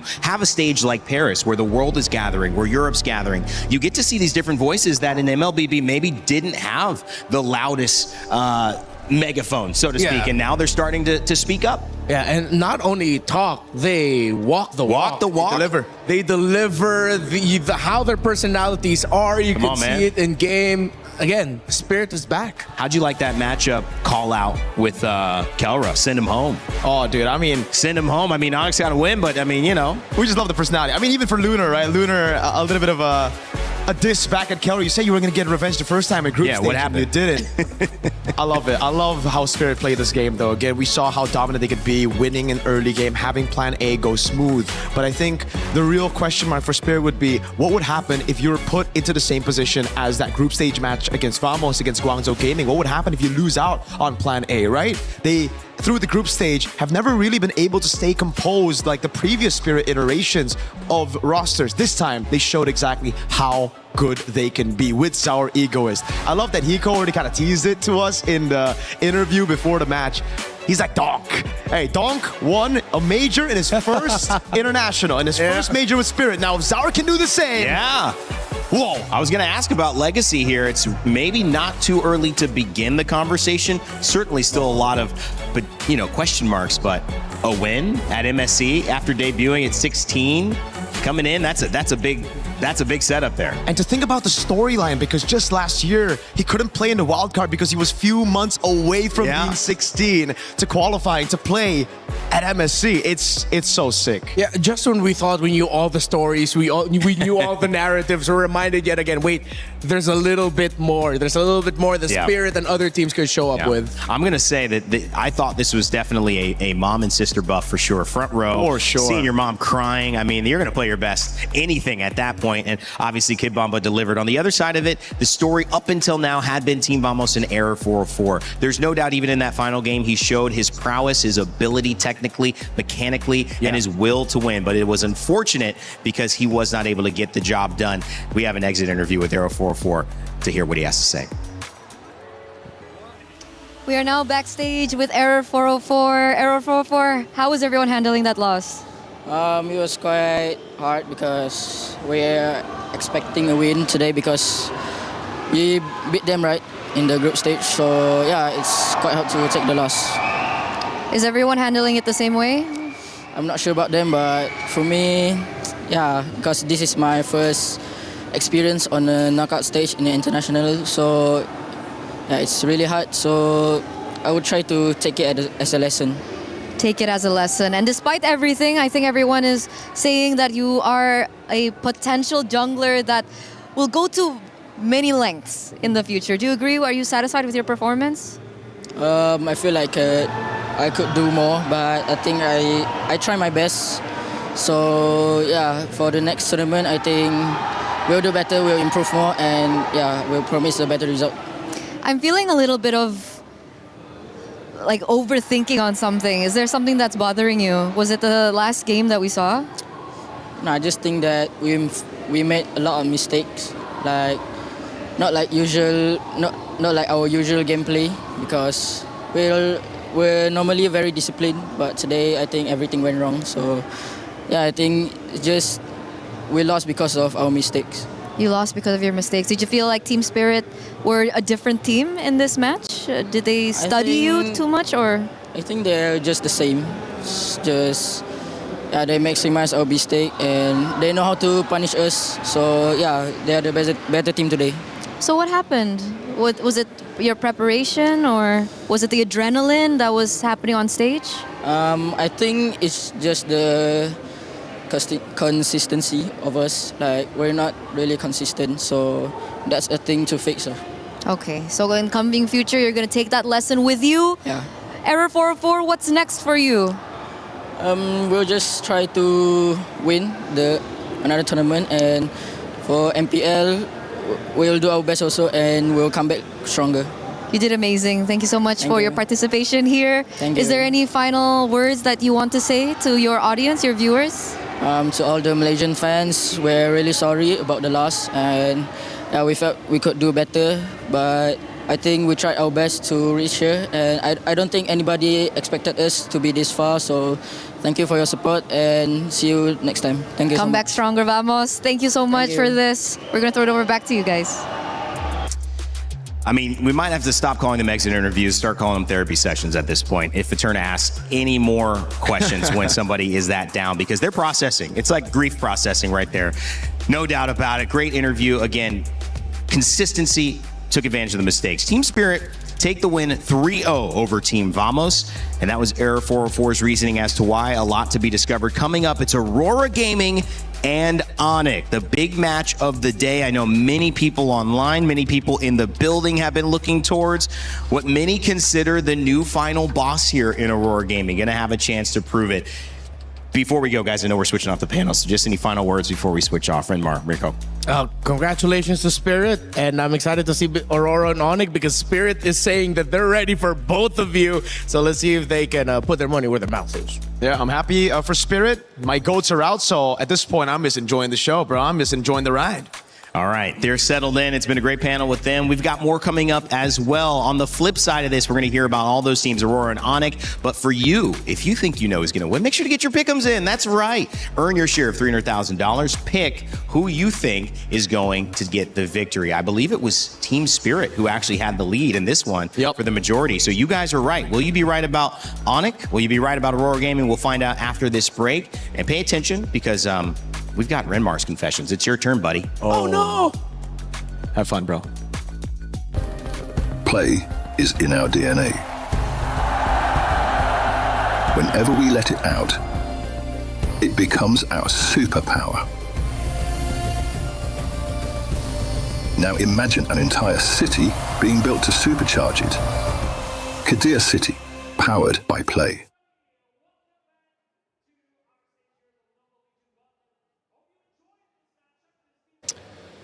This is Renmar's confessions. He doesn't know we were doing this. Chris, what you guys dragged me out of the green room. I was chilling. Beat I was machine watching. in immediately. Just having a nice Saturday morning. Okay.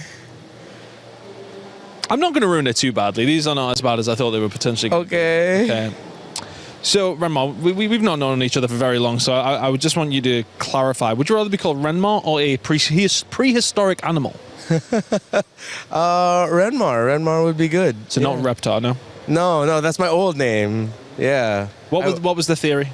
The what? The theory behind that. Why Reptar? Yeah. I think Oh, I know. I remember because someone in a work group chat wanted to type out my name, and they typed out Reptar, and they said it was a typo. But I don't believe it because there's no way you can typo Reptar typing out Renmar. No, it's completely The letters from the keyboard are too far. So I think they just called me that on purpose, and it stuck. You don't like that anymore, no? We've moved away. I still don't mind getting called it. It's like a throwback. A throwback, okay, Yeah. okay. I'm just checking if you'd spilt anything on your clothes today. Wait, what's going on?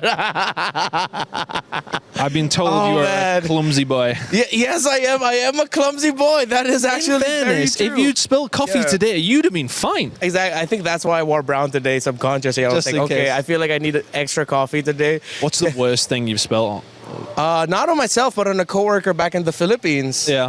Hot soup. Oh, 30 minutes before broadcast. Makeup had to spend a lot of time drying it out. no. He smelled like hot soup for the rest of the broadcast. But I mean, if it was good hot soup, then that's fine. It was. Okay. Someone has dubbed you as the most likely to fall in love with a stranger. Could you tell me why that is? Was it Eterna? I don't know. Why do I feel like this was Eterna who said that? I am a very proud, hopeless romantic. Not so hopeless now anymore. You are in the city of love, though. So, I mean, you know, you've been any lonely walks, you know, like taking a book. Not lonely walks, but like I had the day where I walked like 25,000 steps around Paris. Nice. Yeah, it was sweet. Yeah. Nice. Anywhere in particular, a little romantic stroll along the next to the Eiffel Tower? Nothing romantic. I did go up to Sacré-Cœur. Yeah. Where John Wick had his final duel. Oh, nice. Yeah, it was really That's nice. cool. up There's there. loads of spots like that. Like we got spots like in Call of Duty. There's a really famous spot that we got in Paris. There's lots of things happen in Paris in gaming actually. Yeah. Come to think of it. Very true. Come to think of it. So what was your actual like esports journey been like, considering you may never be able to escape Rennie's shadow? My dad? How do you know my dad's nickname? What is going on? Hey! No, I feel like when it comes to my dad, I feel like I've never really been under his shadow. He was a lot of guidance from him, considering that he's also... It's useful. Yeah, he also worked in radio, so... He just gave me some general tips at the start, but at the beginning he was like, he didn't understand what I was doing. At least he didn't like get you the job and everyone was like, this guy's just got the job because of that. Yeah, That's a good thing. Like, not at all.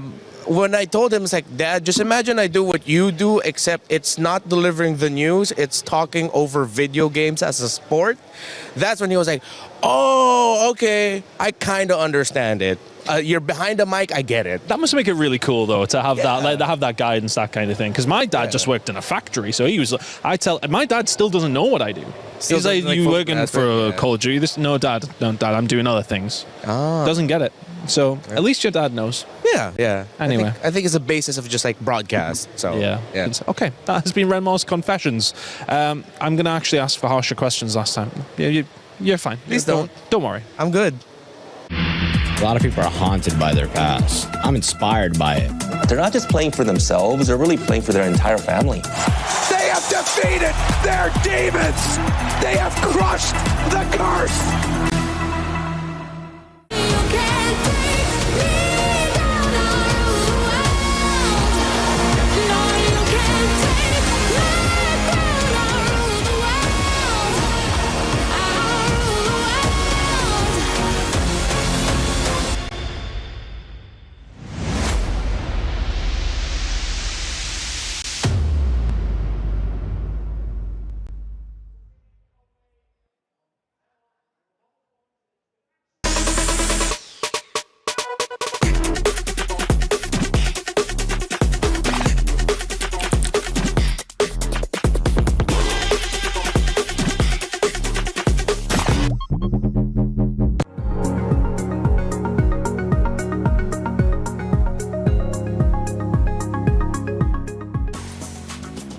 It's Turkey A versus the defending champions of 2023 MSC. If they lose, that means we will for sure see a new MSC champion coming up at EWC. So excitement for this second match of the day. It's going to be Onyx going up against Aurora Gaming, and we have so much to talk about. I'm Rain Day. Welcome back to the panel.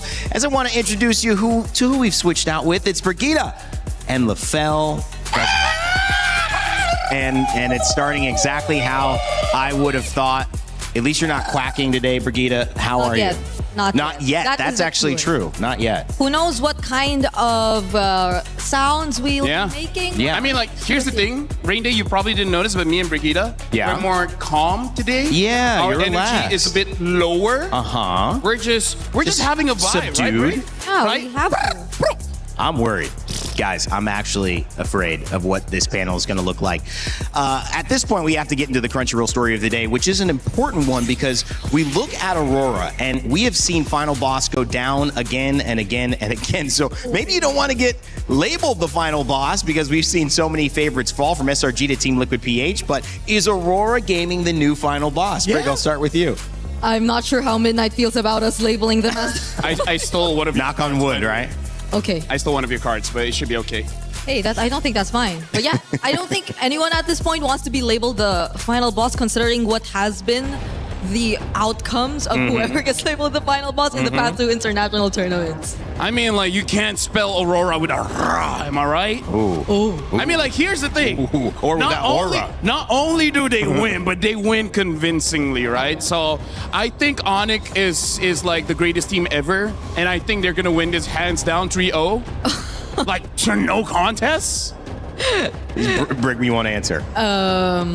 I'm not sure how serious this is about this because I am expecting this to be a really close one. So is everybody else. You always say that. I think Indonesia. Hey, this is...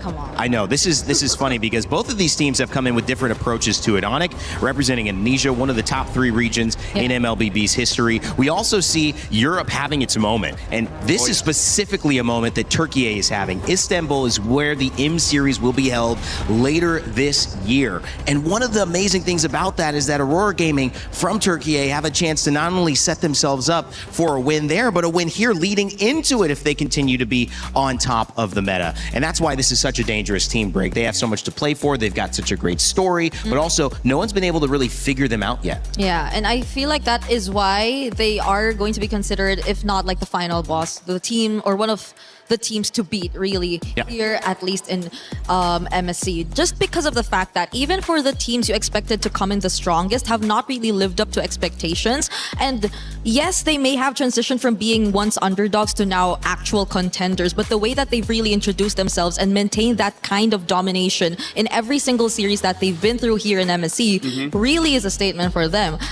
I feel like they've had more dominant runs than any other team we've seen so far. Rain Day, let me just say, I am ready to just throw away the script.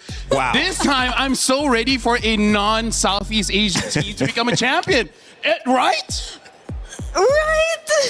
Why is that coming from us, though? Yeah, no, you were the one that says, I don't want any Southeast Asian teams to become champion. That's what you said. Did I say that? Yeah. Now that Malaysia's out, you seem like you're pretty okay with letting that go. No, this is all the pent-up aggression that I've had. Like, even since morning, Brig has been messing with me. And she just kept on doing that. Well, I think it's going to continue, and we'll see if LaFell actually picks up that note card and you see it in his hands later on, because there's a lot of stuff written on there, and if he really leaves it, I'm excited to see how that goes. But let's mention Aurora Gaming, because this is a team that has shocked the world. Maybe they had it in them all the time, but coming into this tournament, there were other teams that we had our eyes on, from Lunar to TNZ, Rosa, Pagu, and Siggy Boom, who I felt started this tournament with a bang and continues to try to be dominant. It's interesting to see if Aurora will be able to keep surprising their opponents. We had a chance to catch up with TNZ, their jungler, before this.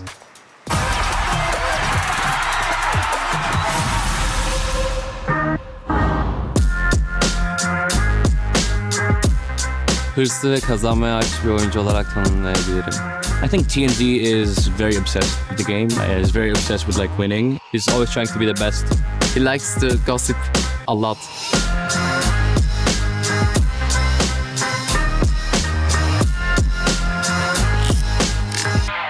Yani ailemin dediğine göre 2 yaşımda bilgisayardan Spider-Man oynuyordum. Ben biraz böyle Spider-Man hayranı olduğum için 6. sınıfta ya da 7. sınıfta ortaokulda bir arkadaşımın önerisiyle başladım. Orada bir tane karakter vardı, yani Spider-Man'e benzediği için sırf. Yani çocukken çok heveslendim, öyle başladım, oynamaya devam ettim.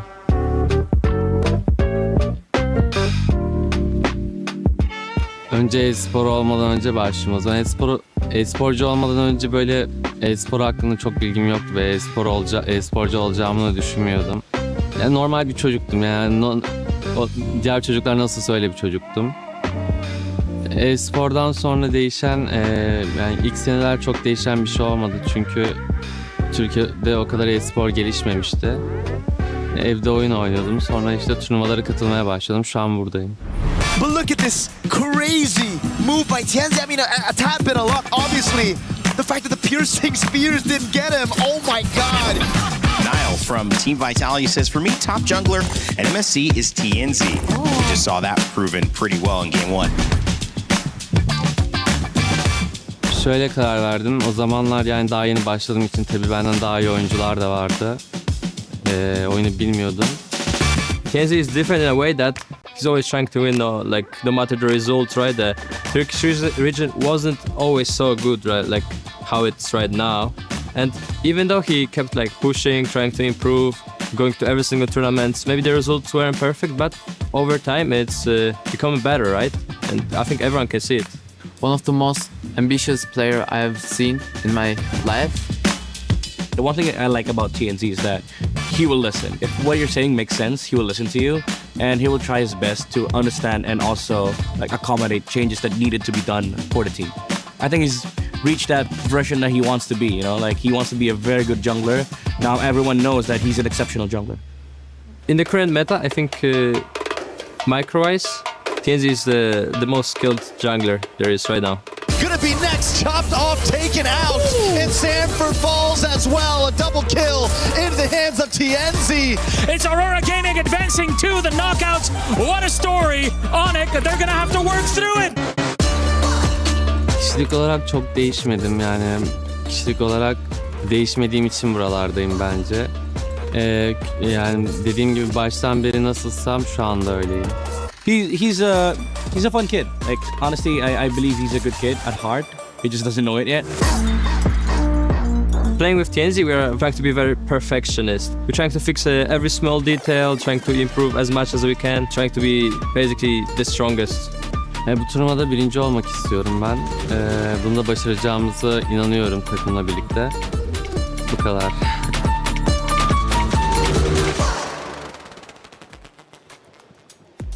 All right, well, LaFell still doesn't have his note card. He's been dancing the entire time with Briggs, so have I, and that's why I'm going to throw it to him in a second just to show you what we're going on. Again, we have one more piece before we see if he actually picks it up and uses it. Otherwise, he really is just doing this off the cuff. Thanks, guys. Okay, let's go into Onyx, because, of course, they've got a great story as well. Lutpi, Kyrie, Sands, Kid Boy, and Kelra, who has received trash talk from multiple different sources, including Aurora Gaming, and now Team Spirit as well. Their coach, CW, had a chance to catch up with us before this match.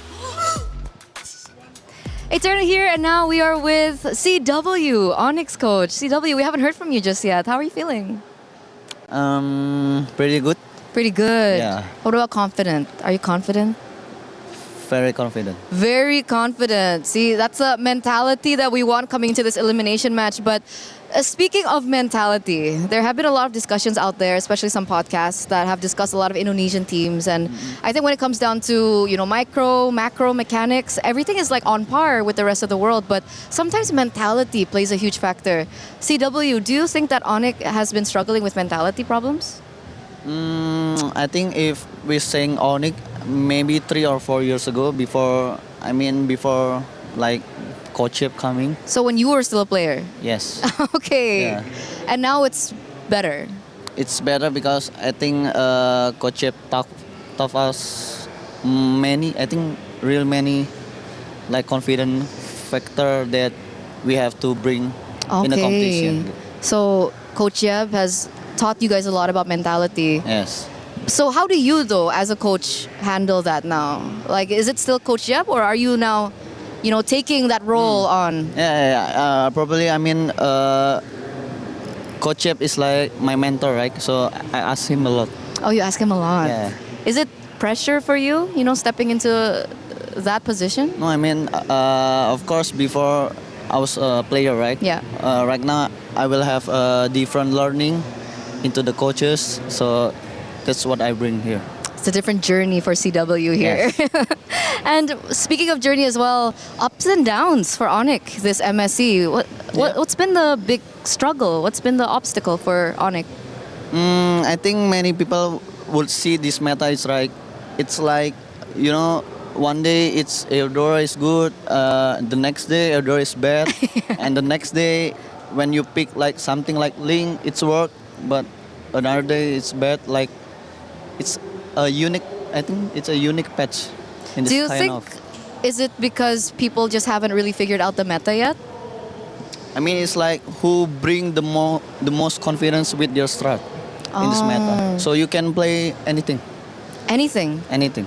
So there's no priority heroes in different roles right now? Of course, there's some like priority hero, but if it doesn't suit the team, I think it's not working. Okay, so that's the struggle that Onyx has been facing right now. No, I mean before knockout. Oh, before or the knockout. So now everything's okay? Yes. Yes! We settled it. You settled it. Yes. 0 to 10 confidence level, coach. 9.9. 9.9, that's so high. Because 10 is like, it's perfect score. It's perfect. And there's no one perfect in this world. That's why he's coach. It's wise. CW, does it stand for coach? Like you're wise or wise coach? Coach wise? Coach wise. But speaking of, being wise and all that, were you surprised that Vitality got knocked out? Kind of. Kind of. Because I think they are really strong. Especially, Nanail with the Assassin meta. Yeah. Do you feel pressure now that you're the only remaining MPL ID team?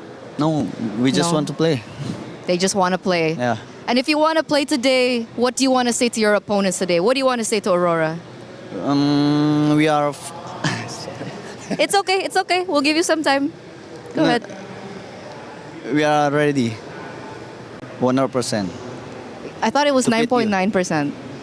I mean, the ready is... Oh, okay. So he's 9.9 confidence out of 10, but he's 100% ready to face you. Aurora.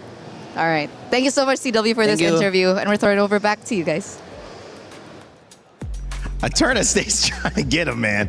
He's trying to get him. I thought it was 99. What's wrong with you? What's really wrong with you guys? That's what I want to know. That's what Eterna's asking. I'm not good at math, so I think I would make the same mistake, right? Apparently nothing, though, with the math being on the side for the fans. 68% think Onyx is going to take this one. 1% off for Onyx to have a nice number. Wow. Now that's a disappointment. I think it's still a pretty nice number. Lafana, know what you mean. I'm a disappointment. No, you're not. Hey, thanks. Either way, one up or one down, you guys would have made a joke about that number. Yes, exactly. Yes. I would have seen the hands flapping, or I would have seen... Oh, God. All right. Hey, but that's a surprise, though. That is. What's a surprise? The numbers. Like, yes, it was. Because you would assume that Onyx had really, really, really high numbers. Yeah. Favoring them. And he does not shy away from being confident, but he does shy away from owning the regional impact. But I'm not going to do that because MPL Indonesia is looking for Onyx to raise the flag for that region. This is one of our MSC champions from 2023. SRG have gone out.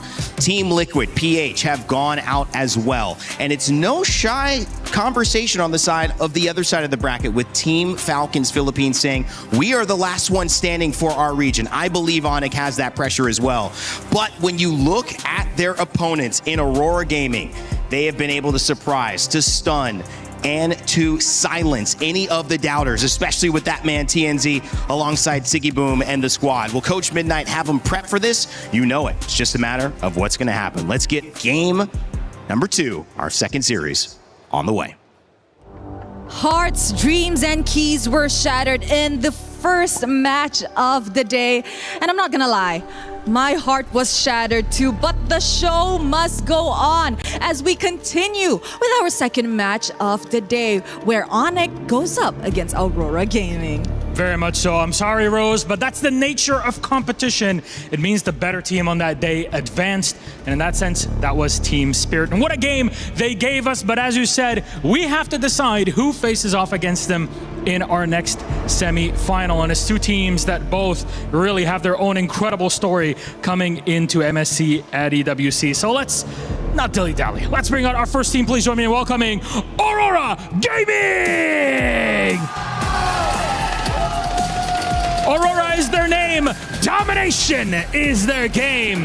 A rematch was called not only to prove that they are the better team, but that the Kingslayers deserve a personal and regional run deeper than ever before. So when the sun rises tomorrow, it'll be a second after a resilient Aurora Gaming.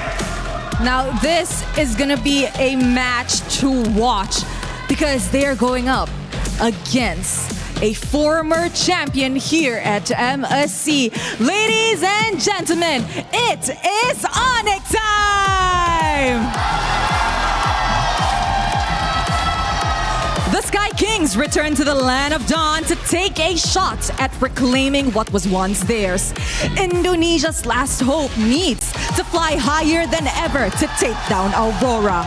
Can they successfully dim the northern lights when they are shining brighter than ever? I'll tell you one thing, Rose. It is difficult to hold on to that crown, even more so than it is to have it in your hands in the first place. So let's send our teams in for it, please. Onyx, place your keys, take your seats. Aurora, place your keys, take your seats. An epic semifinal is upon us. And of course, captains, remember to shake hands. They wish for this rematch, and we are gonna get it. So let's get this game on the way. Move on to the base. Can they finish it here? Another team crumbles. Another team falls.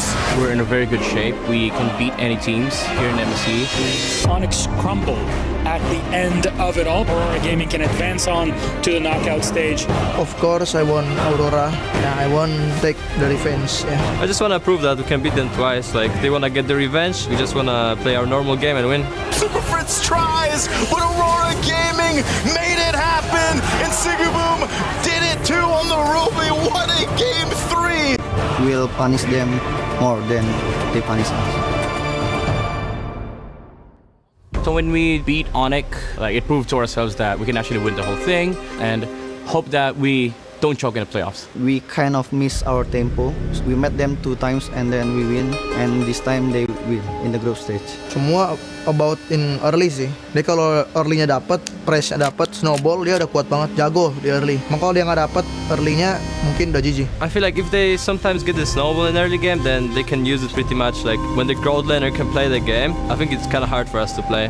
Whenever they struggle in mid lane, it's kind of over for them. I was a bit surprised when they stole some of our heroes when we played our first match. So I think this time Onyx is going to be more ready. They're going to come more prepared. They know they cannot play late game. They always priority the early until mid game heroes. I think Pago now is the one of the best from EWC. They have a very stable gold laner, and also like jungler, Kyrie and Kelra, those two. Big X factor would be the roamer, T-Boy. I just take my revenge. For our group stage match, you also said revenge. You wanted revenge earlier, you failed. You want a revenge now. Don't expect too much, right? I think we are aiming for like a 3-0 win or 3-1. We just do the same things that we've been doing before, we can actually just win. I hope we can show the full potential of our team. One of the best group stage runs ever. TL then Onyx, are you kidding me? For Pago, my friend. Tunggu pembalasan dendam kita, dan kita akan kalahkan kalian di knockout stage. Don't cry. Aurora have just taken out 2 of the biggest teams in MSC back to back cleanly. For T-Boy, I would say, just hope you get your strong heroes. It's the battle of the last and closest rematch that we had. Among all those quarterfinal rematches, this was the only upper bracket decider that went down to the final match. It's one of the reasons why Aurora was a final pick, and one of the reasons why they were actually going up against Onyx again. We were doing some theory crafting as well. We said if they had actually won, they would have had the fastest time. They would have picked first. And the question is, would they have picked Onyx again? Because the rematches went before them, they were forced into this rematch, but I think they're both happy to say, we want to prove we beat you for real, or to give Onyx a chance to say, we want to get our revenge. Yeah, I can feel it. I can see it, and we, I think, would all agree that Onyx also want this rematch to happen just because of how things really went for the past series that they've been up against each other. And even Midnight was very vocal about how he was already surprised with how Onyx stole away a couple of the heroes that they were planning or expecting to use themselves, and he's just expecting that Aurora or that Onyx this time would be much more prepared to go up against them.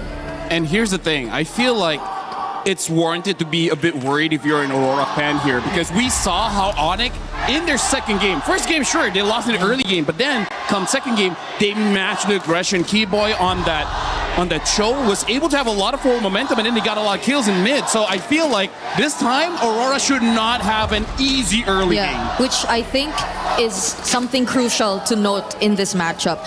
It was mentioned that, at least for Aurora, they've observed that Onyx, everything crumbles, especially when things go wrong in their mid. But Onyx acknowledged that Aurora probably also doesn't want to play for late game. So the drafting might be something that will reflect that, and whether or not they've already adjusted to these things that are probably a bit lacking from their playstyle. I mean, here's the thing. If you want that to happen, you kind of have to take down Sigibum. But here's the thing. I don't see Sigibum losing any of his lanes. So, I don't know. So far, Aurora, in terms of marksman, they only use the Melissa. Yeah. I don't know if they have anything else. I think that's another thing to take note of, because I think a lot of question has been put onto Onyx and their gold lane. Yes, he is indeed acknowledged as one of the most stable gold laners there is out there, but we're yet to see how stable he is when you're forced to put him on a fighter gold lane. On the other hand, though, Sigibum has been nothing less than stable, has been nothing less than consistent in terms of the gold lane, regardless of whatever hero you decide to put him on. Speaking of the gold lane, Kelra, he's had 7 different heroes that he's played over the course of 7 different games. Hero pool is one thing, but effectiveness is another. And that gold lane matchup is going to come down to if they can figure out a way to get him flying. And on the other side of it, make sure that he has a chance to get to late game. The Selena was one of those conversations in mid, so was the Rafaela. The Selena banned early from Onyx. They're already taking away one of the plays. And I'm really liking that because you gotta respect Rosa on the Selena. Unless you yourself want to pick up it on the second phase. But now Aurora, they kind of equalize the whole ground. They ban out that Eudora. I feel like for Onyx, they gotta open up the draft a little bit. But if you want to ban anything, I feel like Hirara would be a solid ban. But instead, they ban the Fanny. And yeah, that's the thing. If you ban out the Aurora, it shows your intention that you do want to have an assassin. And you being on first pick gives you the Hirara. Yeah, they'll get their hands on that finally this time. But for Onyx on the other side, I would immediately assume or think of a Belleric, but this is Onyx, this is Keyboy. He was mentioned to be the X factor here for Onyx, but they still decide to pick it up. It's gonna be a safe option. Here's the thing, Aurora, they first picked this Hirara. I remember before, it's a hyper Hirara where first item is gonna be that Sky Piercer and then basically all utility, including that Rafaela in the mid. This could be interesting there. Aurora setting up for the opportunity to go an interesting mid. Valentina picked up as well, can copy the ultimate of a big roam or somebody who has a big impact on team fights. So warding away certain picks, still, things like the Uranus available. I feel like Aurora should pick up the Paquito because that opens up a double fighter composition. The Paquito is actually still open. Yes, a flex that they can eventually put onto Sigibum. Yeah, I agree. But aside from the Paquito... I mean, like, even Barat's Paquito is already pretty strong. So they pick up the Barats here. And they pick up the Cho instead. And again, I feel like this is just them showing that they just want a lot of early game here. And do they want to take it away from Keyboy, who had a really good performance as well? Yeah, they gotta be very careful about their jungler here. There's just so much setup potential. And it's very specific. It's a lockdown type of composition from Aurora. We haven't seen the Ling, and hearing from scrims, it looks like Ling has really fallen off. So, I don't know. The other junglers, Nolan is still pretty good. If you want to go for utility, which I guess you kind of can, but... Or the Harley. I think the Harley would also be okay-ish. Yeah, there it is. Go for the Harley. I think this is better. Because if they went utility, it's still not going to have a great time. Yep. Even the Akai is just going to get chomped by the Barats. And any other assassin, because I think Kyrie's only used 3. Yeah. So now in terms of the ban here, I feel like for Aurora, just ban... I think betting on a Paquito already helps you out quite a lot here because I feel like for Onyx, one of their win conditions is to force Aurora on a traditional marksman, giving much more value for this Harley. And the Belleric. There's a lot of marksmen that Kellera can actually still pick up if they really want to go for Shred. Because here's the thing, Aurora, I think what's smart about them is that they have this choke. Meaning that true. they can use something like a carry. Right? Like having a choke really opens up quite a lot in draft. You're in a standout from And the Aurora. Rafa. Yeah. But it's Onyx picking next after this phase. So Fun fact, Uranus and Rafa, they have a relationship together. Did they really? Yeah. In the Land of Dawn? Yeah. Are you like lying? Uranus is fond of her for some reason. Yeah. Brigitte can't believe it. yeah, I mean, Just play the hero. You're spilling the talk tea. about it. Yeah. Spilling the tea. I mean, Did they want that coming out at MSC or they're trying to keep that on the down low? Well, It's out everyone now. knows, yeah. It's out now. Nolan also abandoned his daughter, Okay. Nolan and wait, who's his relative? Layla. Layla. Why'd you point at me? I didn't abandon my daughter, man. She was took her to breakfast this morning. You're a great daddy. Thanks, bro. I appreciate just dad. Oh, even the juicing. Okay. I think an Alice would be an okay ban as well, but they banned out the Lapu here, so I feel like they're just gonna have. It looks like they might go for a traditional marksman. Right? This will tell us a lot here on the side of Kiboy picking up. We see the Zushin band, the Lapu Lapu as well, which is, I thought it looked amazing yesterday. Esmeralda is there if Onyx wants that to deal with the Barats. Yeah, they might just match even, the lane. Even the Yuzong would be pretty okay here against Aurora. My question is, are they doing something funky? I mean, that's my question on this. And I know it's going to be very clear probably after this that they're not. But Belleric EXP, I mean, it would be weird. Yeah. But if you get something that can win outside of that, that catches Aurora off guard, I'm just wondering if Onyx are trying to play this in a way where they surprise Aurora. No, honestly, that's a good point because Belleric is not great if you're going up against a very fast EXP laner, right? Like a Benedetta, like a Lapu. But you're going up against a Barat, so you're equally slow. It makes it so that it's not a bad pick. So, yeah. Onyx can still flex the Belleric, honestly. And you can pretty much say the same for the matchup in mid if they really want to rotate faster and utilize their advantage. Then maybe just put something alongside the Valentina that can just be as equally aggressive. But Aurora, pick up the Paquito since it wasn't banned. But the Luyi is the surprise here. Actually, I really feel like if they pick up a Yuzong, they can win this matchup quite hard because it wins against the Barats. And then the bad thing about the Luyi is you have no dash. So once an EXP laner gets onto you, he's going to stay there forever. Final pick here. Onyx, to me, could make a statement. Come out here, try to catch Aurora off guard. And they don't. They go Esma. That's a very safe pick. It kind of nullifies that lane. Yep. And it can still jump on the Luyi. And one of the heroes that can use a Purify, which I feel like this is one of those games that it's okay for you to have a Purify. Yeah, at the very least, they have a Harley. I think I will be okay with that. So they have ways to at least penetrate the back lines and go in for pickoffs because apart from that, the Belleric and the Esmeralda, they, as you mentioned, seem very safe. So let's see how Onyx play this out against this hyper-aggressive lineup that Aurora draft. Onyx knows they're trying to survive. They're not trying to lose early because if they go late game, they can get these fans at the Lenovo Legion Gauntlet even hyper than they are to kick off this first game. It's time to begin our second and last series of the day. It's Onyx versus Aurora Gaming. And to call the action, we've got Naisu and Gideon. Fellas? Thank you so much, Rain Day. Welcome, everybody. The series that everybody has been anticipating for. It's Aurora facing off against Onyx in a best of 5. Everybody's had their opinions of Onyx, but everybody has seen Aurora as a legitimate threat to the throne. But who is going to come up on top here? Man, you know, today and the past couple days have been a whole lot of sweep action that we've seen, and hopefully this one goes the distance here because, you know, moving forward, semifinals next, you want to go ahead and see them bring it the distance, and the drafts will have the distance for Aurora. I mean, the Louis Yi pick has only been brought up, what, one time? This is now the second time Louis comes through. Again, leave it up to Coach Midnight to make these drafts interesting, right? And sometimes that can work for you, sometimes it works against you, but we have seen some amazing setups with that diversion play. Yep, some really great stuff across the board. And I want to see how creative they actually went through. We saw, Coach Midnight already talking very expressively to the rest of his players about what exactly may or may not happen, or certain mechanics. We're not 100% sure here, but really that diversion could be the difference maker. They're playing a double fighter comp, which is already pretty scary when you don't have like a dedicated scaler, so we know that Aurora are the ones on a timer in comparison to Onyx. We're seeing Wilderness Blessings, we're even seeing a Brave Smite coming out of Rosa, which is atypical for low Yis nowadays, because dear lord, like LaFell mentioned, once Lutfi is on top of him, it's going to be difficult for Rosa to get away.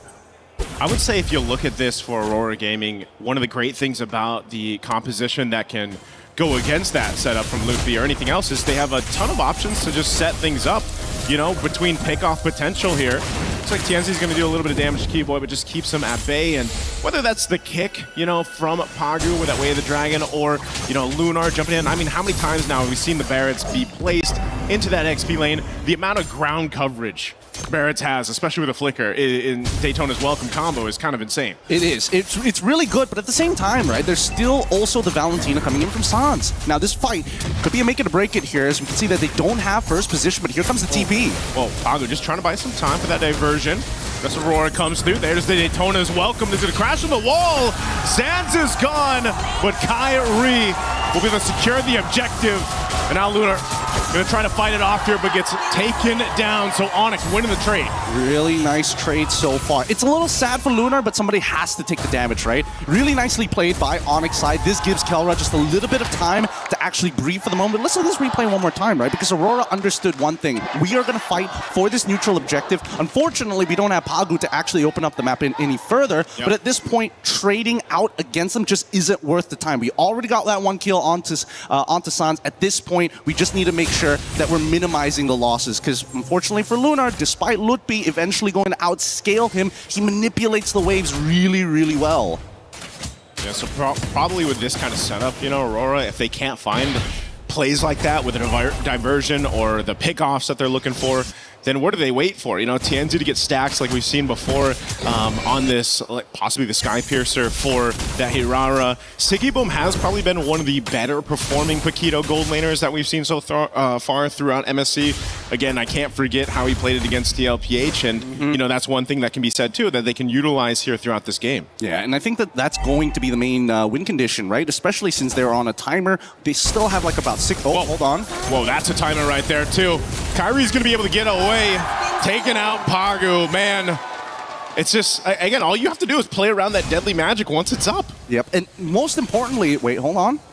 Gonna get a quick TP here just to open up the map and get a good idea of where Tienzi might be looking to hide, knowing that the purple buff is going to spawn in about 12 seconds. This next neutral objective is going to be difficult to contest for. Lutfi has so much of an advantage against Lunar because of the previous interaction by Turtle side, so I think this should be a no contest overall, but that depends on what Aurora is going to do with this, because I'm seeing members making their way up towards this top side, and Kelra, he's only got the Purify, so once BMI is down, he's sort of a sitting duck. They just want to go ahead and trade it out, right? Objective for potential play across the map. Oh, delivery service? Yep.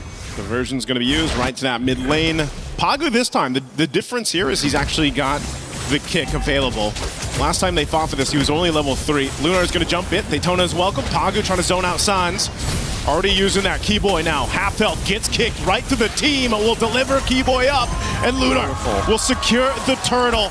So Aurora fighting back, and now they're going to be crashing it down in the mid lane, pushing them back further. Luffy has the shields and space to work with. Did pop the Purify, and will survive. Good use of the Purify there. I thought Pagu for sure was going to get in, clapped on the third hit of G Kundo, manages to walk out of it to save his life. So not bad. It's 2 for 2.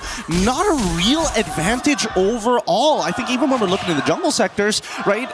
Even Kyrie being able to steal away at least one of these turtles puts him slightly ahead of TNZ, while everybody else just doesn't seem to be on the back foot, right? Yeah. Lunar and Lutfi have evened out. Sigiboom actually has a bit of a lead onto Keller because of that double waving, and we're waiting for it to accumulate to maximum, a critical mass, as they call it. Oh no, Kelra, does he know? Diversion used. Kelra Dive It's angle. gonna be fine. He does still have the Purify. It's not popped yet. Kyrie's gonna re-enter here. They go in. Wrath of Dry to follow up. Pagu already goes for the kick. They burn the flicker from Sands, but Siggy Boom comes in with a 1-2. Able to pick up one, and they'll eat another. Taking out Key Boy. Aurora finds 2. They're eating good today. They're eating very, very good. And Kelra ends up missing the wave this time around. Oh, wait, actually, 1 minion manages to slip through, but Aurora, they're not done yet. They're looking for mid-tier 1. Yep, and Kyrie had to back off of this. So then Luffy just left to his own devices will get taken out, dissected from the team.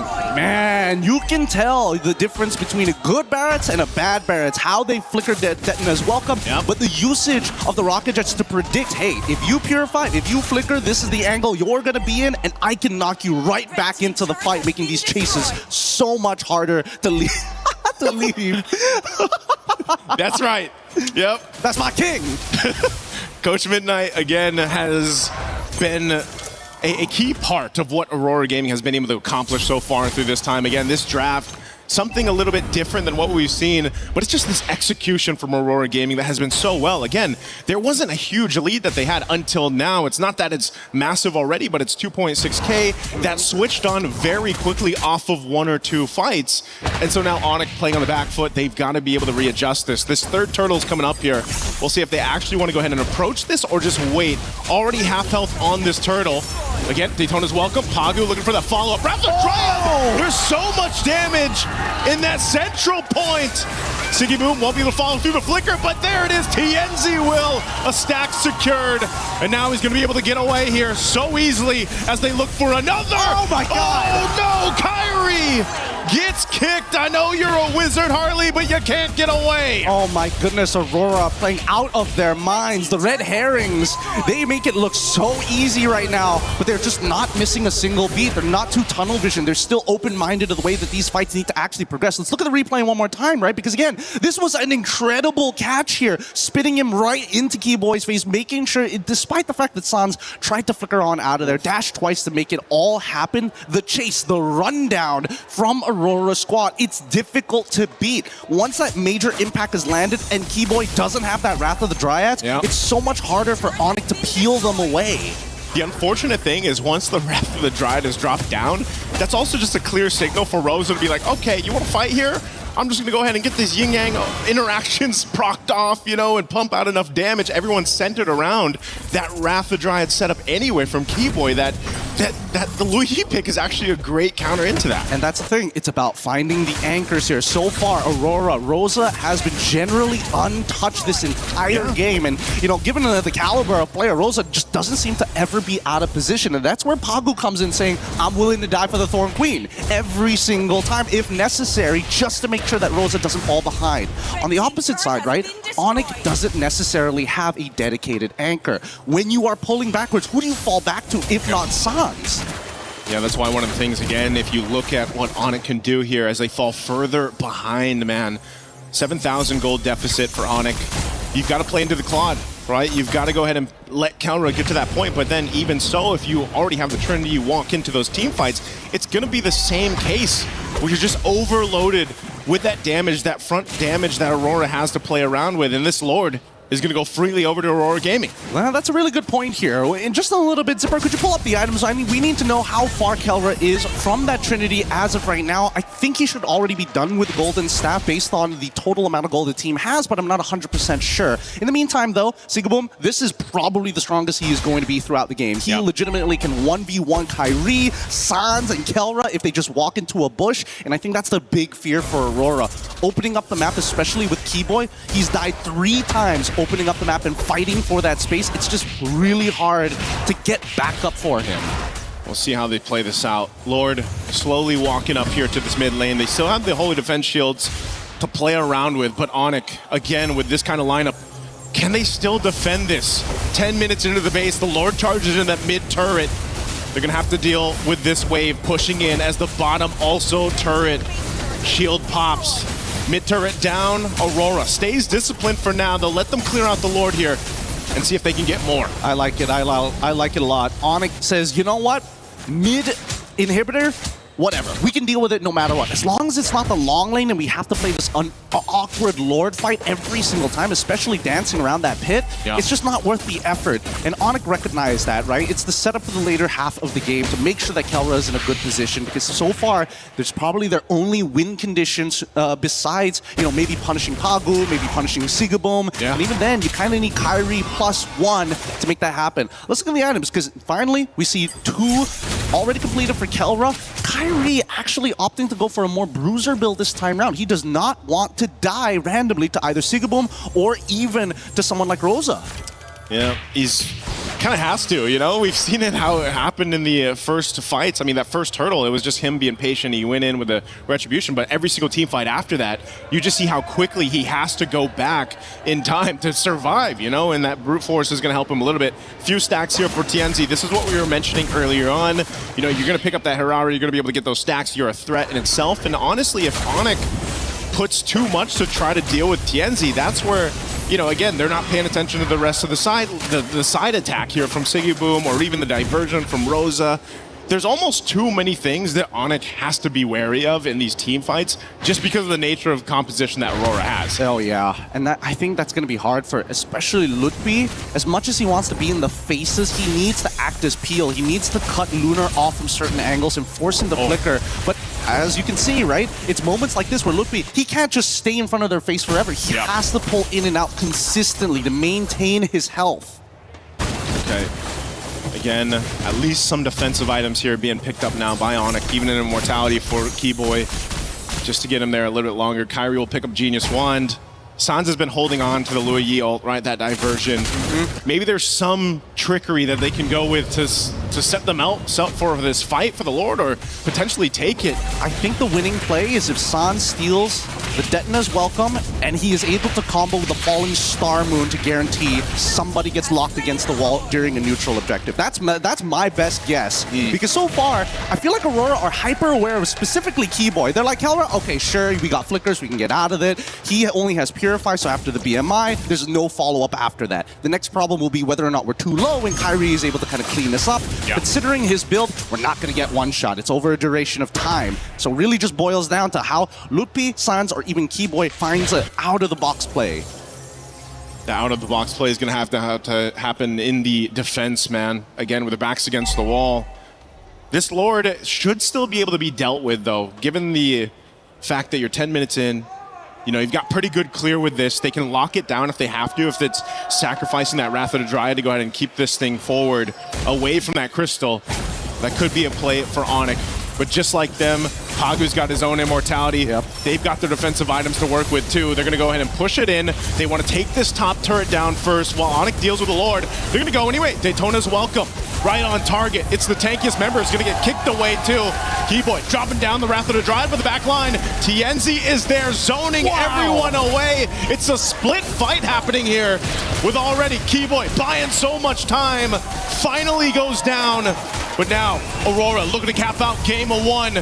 Onyx on this defense. They got to clear out these waves. They're still charged up. TNZ will jump in. Able to take out Kelra. And that's going to be it for game 1. Onyx facing a tough loss against Aurora Gaming. Beautifully played by TNZ. That's how you maintain your lead as Hirara. Just abuse the fact that a lot of her damage is directly tied not only to her items, but specifically from the level. So once you hit that level cap, it's only like 3 seconds before you get both of your combo abilities back up.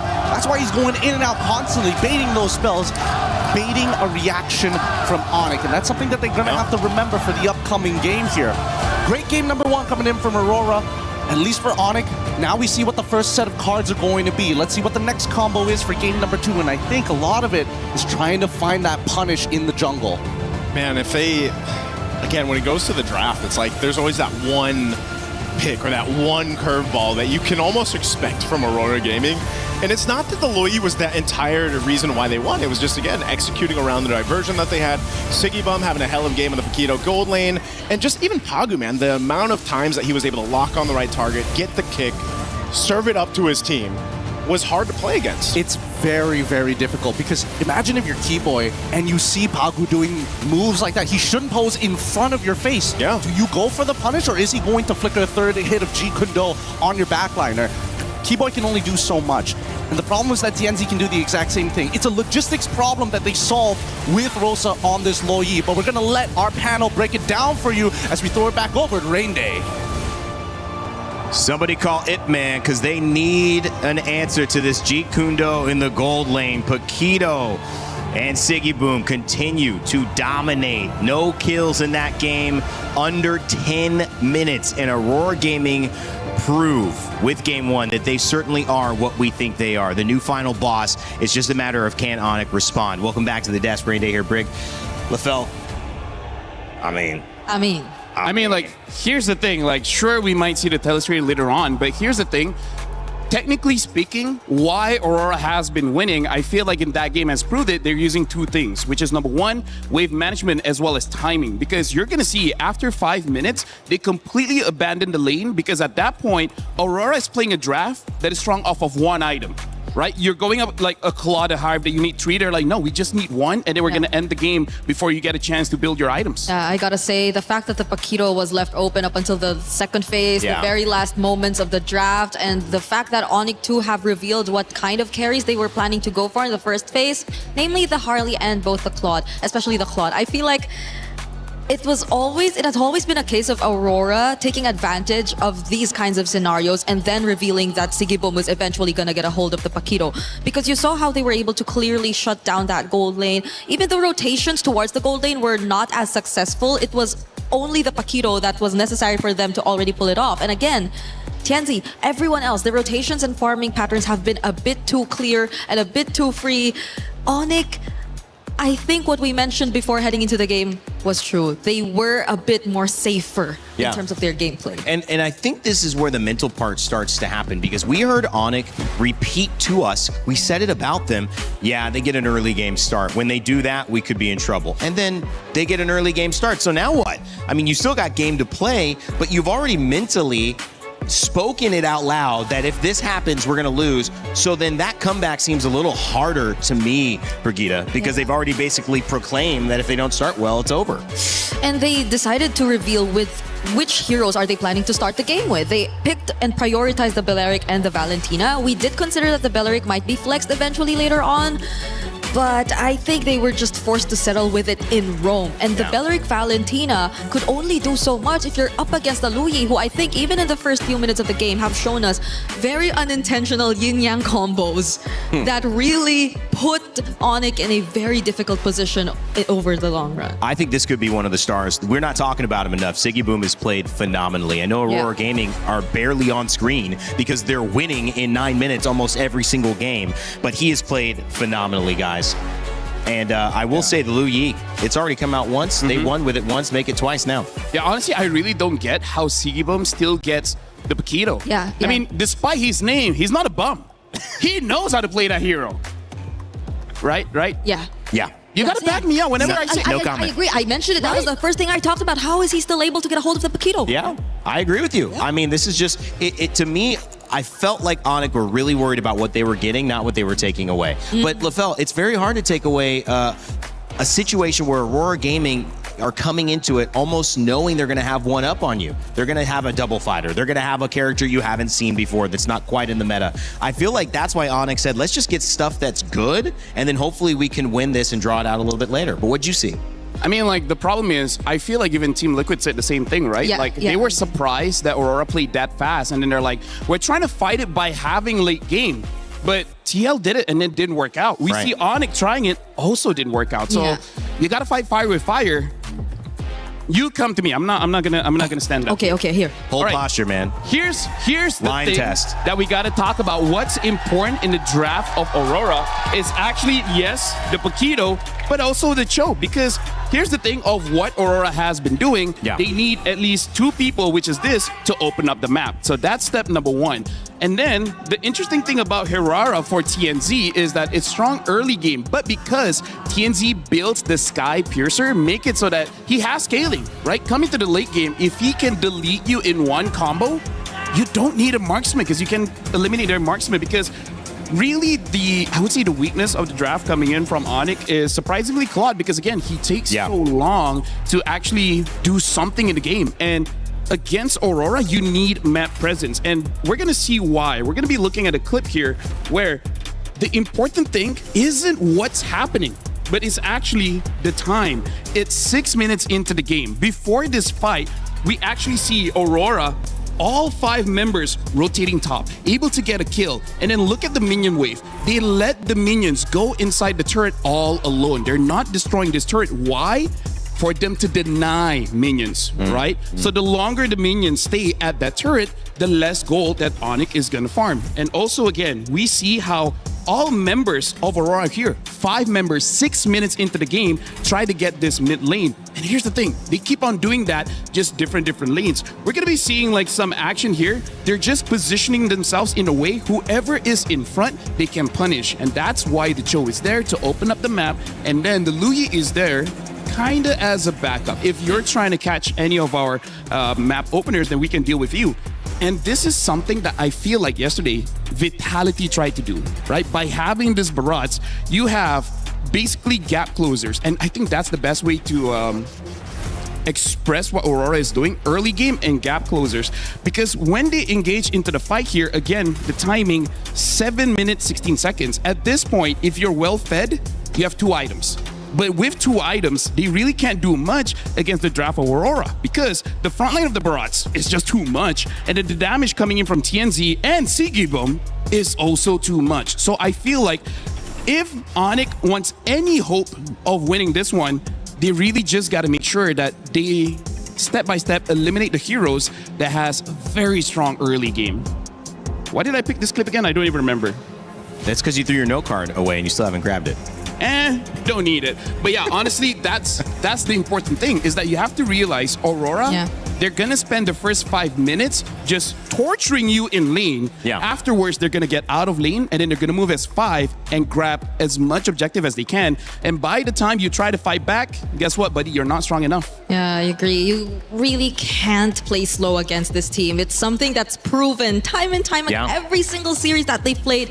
And I can't help but go back to the point which he brought up earlier because it's very similar to how TL ended up losing against them too, I agree. And it's also reflected in the picks. It's all reflected in the matchups. And I think that plays a crucial role, right? Yeah. The fact that they really went for the Claude, revealed it earlier, and even the mid duo. So it's like you've already shown Aurora how the rotations are probably going to look like, the pacing you're probably going to play with, and who you're playing for. Well, let's take a listen to what Pagu had to say earlier on because we had a chance to catch up with him before this game. Cho looked good in game 1. We'll see what he thinks coming into game number 2. We are now here with Pagu from Aurora Gaming. Pagu, welcome! Hello. What did you say to me before this interview? Watermelon? What's that about? Just testing the comms, right? So the sound is right. Where did you get watermelon from? My coach always says it. I don't know. Is it midnight? Yeah, it's all midnight. Always midnight. Always midnight. Midnight. But, you know, going into this match, I think a lot of people are talking about your jungler. Tianzi has been popping off. I think people are saying that he's #1 in the jungle position. But as a roamer, how do you support a jungler like that? So, in this meta, because it's majority assassin jungle, right? So it's important that he's being protected and he can farm safely, right? So you have to provide him vision. You need to protect his Grim camps always. So, and the blue buff majority of the games, right? So yeah, you just need to protect him at all costs, even with your life. Okay, protect him at all costs. And what happens if you fail to do that? What does Tianzi do? If I fail to do that, the game gets harder, first of all. And second of all, we have to be more aggressive to regain the green camps from enemy side. Does he get angry? In some situations. I mean, if it's our mistake, but sometimes it's normal. Just keep up the good mindset, right? The game is not done. So how do you, keep him calm and nice and so on and so forth? Is there something that's special that you do, or you just have to protect the green camps? If there's a mistake, we try not to repeat it so it doesn't happen again. Yeah, just learn from mistakes, basically. Learn from the mistakes. We really like that. We really, really do. Is there something that we don't know about Tianzi, maybe? So yeah, as you said earlier, when there's no green camps, he might make sure that next time the green camps are there. Okay, so still about the green camps. TNC and its green camps. There's something about that relationship, but that's really good insight. Thank you so much. And we're also really curious about the rest of your team. Like, what's your team like? Because I feel like in interviews, you guys are very like stoic. So who's more emotion? Like, where's the emotion come from usually from your team? Is there a certain player that's a little bit more emotive? When we're talking like about hype, I would say Lunar is like the most one. In games, when he gets the energy boost, right? If everything is working out in games. So Lunar. Lunar, when it comes to energy, Okay, right? hype, Lunar. Who's most calm? Most calm for me, I think it's either Siggy or Rosa. But personally, I think Rosa, right? As a mid laner, just work for the team, right? Listen to the calls a bit. I get the vibes. I get the vibes. What about most nervous before a match? Most nervous? It can be me, honestly, sometimes. Oh, really? I mean, with the green camps, as I said earlier. And you're more nervous because of your own teammate. If you let your teammates play, then game is good, right? If they're having good match. That's a job of a roamer, right? Just play for your team. That's true. That's true. You're a really good roamer. Is there anyone that's a little bit more like, does they tilt easy or they get upset fast? Are you gonna say me? Green camps. Green. Oh, okay. Okay. We got it. So coming to this next match, are you confident that you can win against Onyx again? Out of 0 to 10. Out of 0 to 10, I would say 7. I mean, anything can happen. Maybe the draft will be like something crazy. Who knows? But so far, if we just play our normal game, I think we got this. Okay. We'll take your word for it. But now, before we let you go, do you have a message to your teammates? Yeah, guys, just keep up the good work. Let's play normal game, no tilting. I hope our green caps are safe and everything works out. Okay. Thank you so much for this interview. It's been fun. And we're going to throw it over back to you guys. I never knew green camps were that important. I mean, you could see Pagu sweating, thinking about, he has nightmares when he doesn't get the green camps for TNZ. But at the end of the day, Aurora Gaming leave us with a sentiment that we all felt, which is if they play their game, they're going to be okay.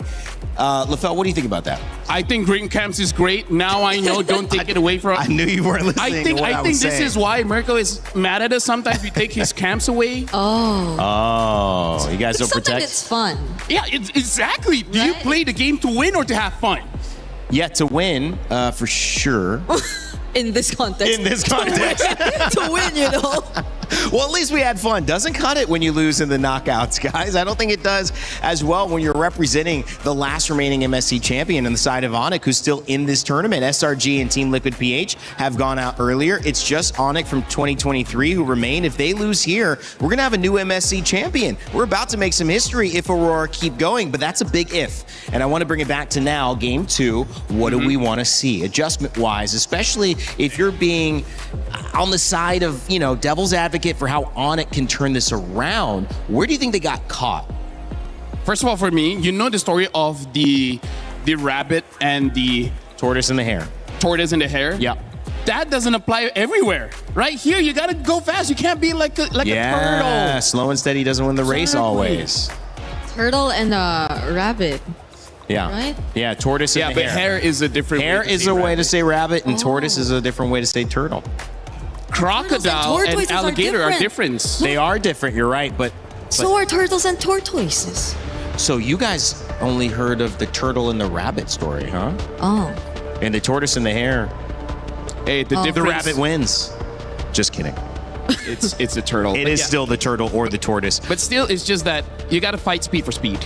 That's like the main takeaway for this one. Yeah. Because if you lose by the first 5 minutes of the game, Aurora is just the kind of team that won't make a mistake that gives you that avenue to fight back. Well, I think the problem when you get into a major tournament like this is there's a lot of people, a lot of chefs, a lot of cooks in the kitchen, and they all have an idea. You also have an identity as a team, which got you here. And if the identity that's working against you is not the identity that you know is your best way to play the game, it's difficult, Brig. I actually agree with that because I feel like Onyx still just played with their identity. They played to their strengths, but it's something that's being exploited again and again by Aurora because, again, they have so many cards up their sleeve. They have so many ways to deal with what has been considered the meta and the strengths of Onyx for the longest time. We have a special mention here from someone. Midnight. It's a dinosaur. Wow. It's a dinosaur. Oh. Speaking of dinosaurs, the Barat does seem to be quite a problem. It's just that, hey, I feel like the reason why Aurora keeps on winning, they keep on winning the side lanes, right? So stop that. Stop that. If you can't deal with the Paquito, hey, ban it out. I agree. I think Paquito should be banned. It's not like it's prioritized by Onyx in a major way. And it's obviously not only a potential flex to gold lane, which we've seen that again, but it's just too powerful. And when you combine that with the Cho and the Barats, they have two literal solo ISO ults and moments to displace members on Onyx. And that's exactly what you don't want. You want to play steady, you want to play Onyx way. And so how do you do that? You eliminate the things that can disrupt you. And I feel like we should see not just a Selena ban, guys. I feel like Cho should be banned second phase if possible, and Paquito. Or pick it up early, because again, Aurora, their draft always have good gap closers. So I feel like Onyx shouldn't be super, I would say, enthusiastic to have heroes that are long range, because somehow, some way, Aurora will find a way to close the gap. And Onyx should take advantage of this blue side, because I think both of them really favor blue side, but they banned the Barretts instead. So Atlas is up. Okay, it's still gonna be Hirara for Onyx, but as you mentioned, the Atlas, even the Belleric, and that Paquito is still open. What did they want from this? Are they trying to open up Paquito early? I mean, I feel like for Aurora, because they battled the Valentina, they should be picking up the Atlas here. Atlas +1. The +1 is going to be the big question. I feel like it's not a bad time to pick up a Paquito. Because he could... Oh, you're... Oh, the Uranus. Wait. Uranus and Belleric. Okay. That's interesting. Oh, but here's the thing. Uranus and Belleric are very high sustained heroes. So in terms of marksman, I can see the carry doing quite well here. Yeah, but are they baiting Onyx just to pick up the carry? Because if so, then they will no longer have a choice of a Paquito gold. And that's something that Aurora can eventually consider still over to their side. So Onyx have to be very particular about their choices here, because the carry really looks good, but you also don't know what other range options would come out from Aurora. You don't know what Rosa's playing in mid just yet. So they will go for it, Esmeralda. This is looking like a dead lane in the EXP, at least for the matchup. The gold ring is really what matters at this point. We also saw the Atlas picked up, and it did not work. It was Vamos trying to do a lot with the Atlas, and they're actually going to go away from it. Zushin, and then the Rafaela right back. We see you, buddy.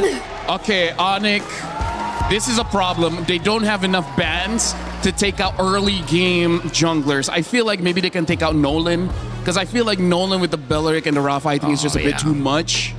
That was a very fast Rafa pick, and I feel like it's going to be good to deal with all three members of Onyx here. Just the slowdown by itself, speeding up the Uranus, he's going to stick onto them. And here's the thing, they won't have enough damage early game to potentially deal with the Uranus. Yeah, because you're already seeing the juice in. That's that.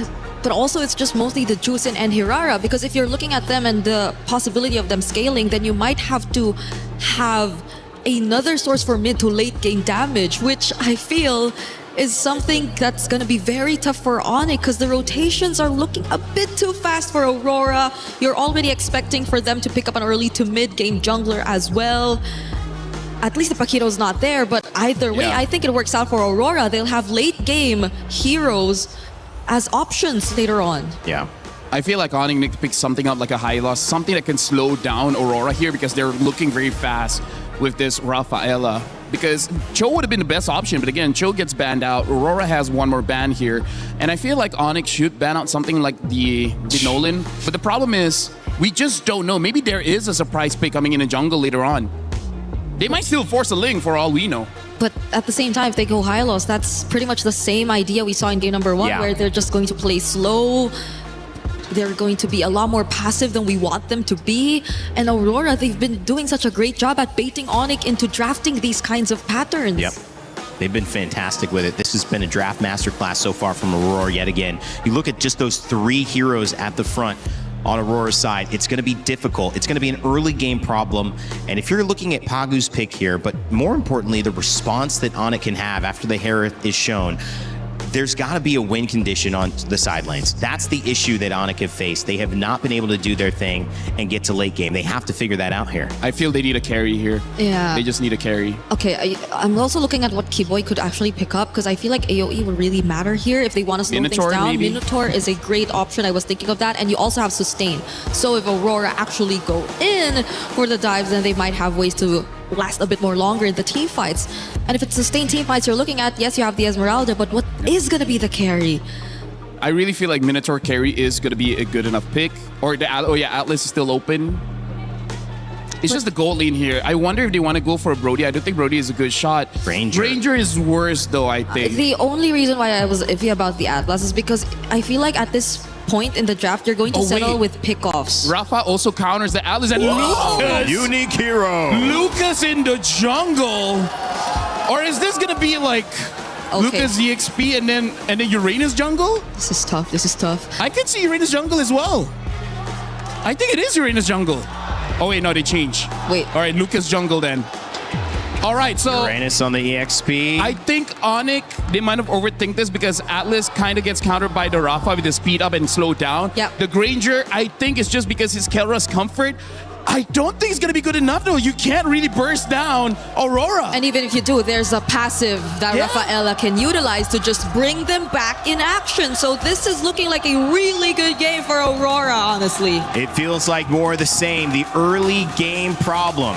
Don't know if Onyx have found a solution, but this is the time to test their theories because they are only a few games away from getting knocked out. Aurora trying to go 2-0 up here over Onyx. And the game begins. So far, the statement has been set by Aurora. Hey, we've already taken game number 1, and we're still going to be whipping out some new tech against Onyx. And look at this. Once again, we do see the Rafaela. This time paired up with 2 tanky boys, a particular Leonin who scales up very, very quickly and very, very deadly, and of course, the man himself, Lucas. Well, I love this. Again, some unique heroes come through, leave it up to Aurora Gaming and Coach Midnight to make this happen.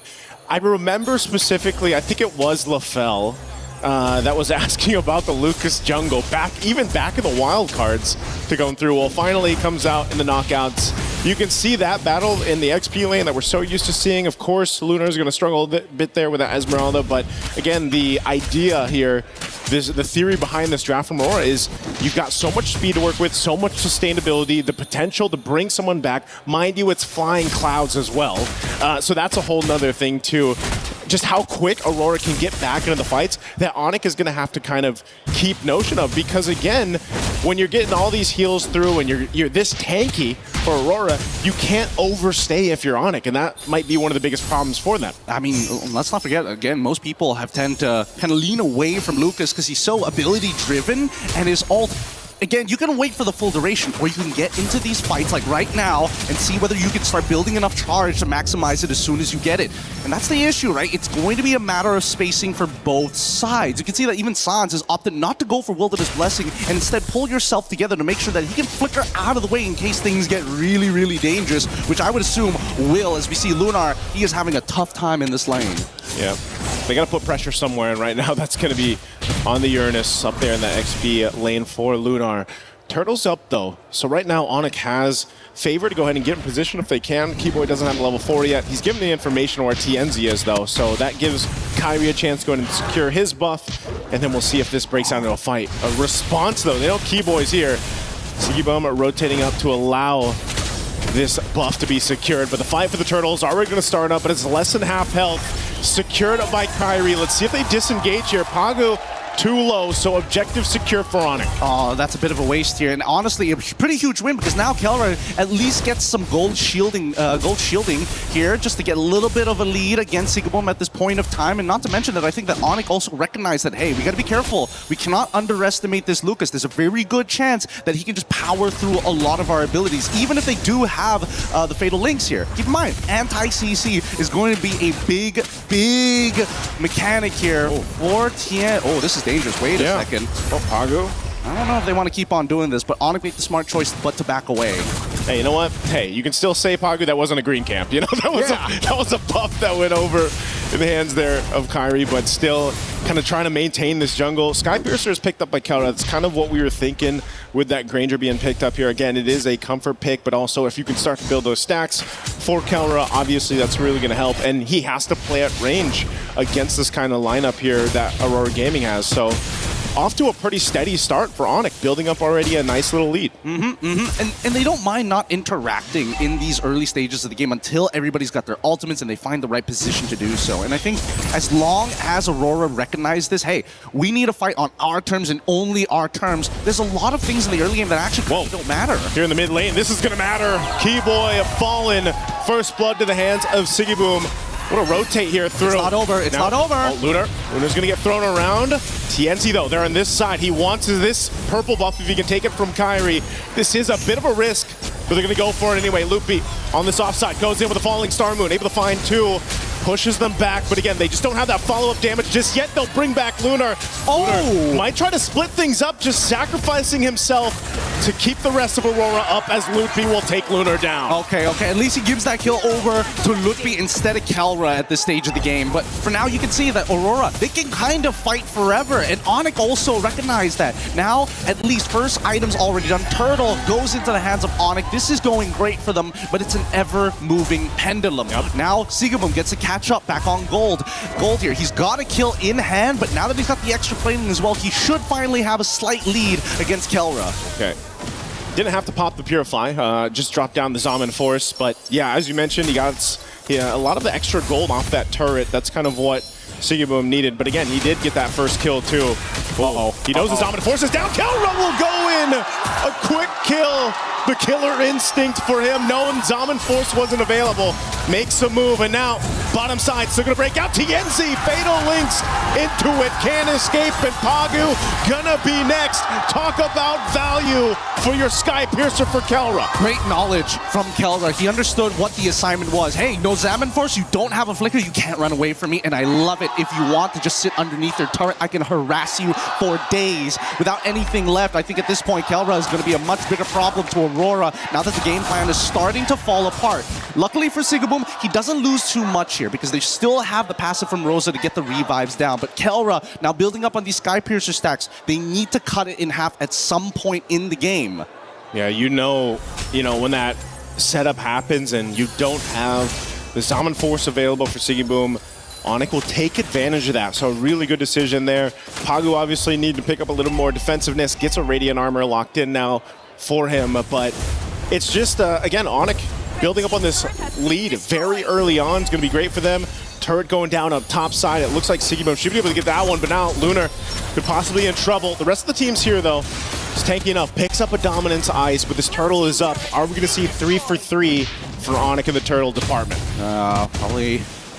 They're going to have to contest this, I suppose, but the lead isn't looking too good, and I think the real question is whether or not Kelra is going to be here for the fight, and it looks like he is. They've already taken the tier 1s on both sides, both, again, losing lanes for Aurora at this stage, considering everything that has happened.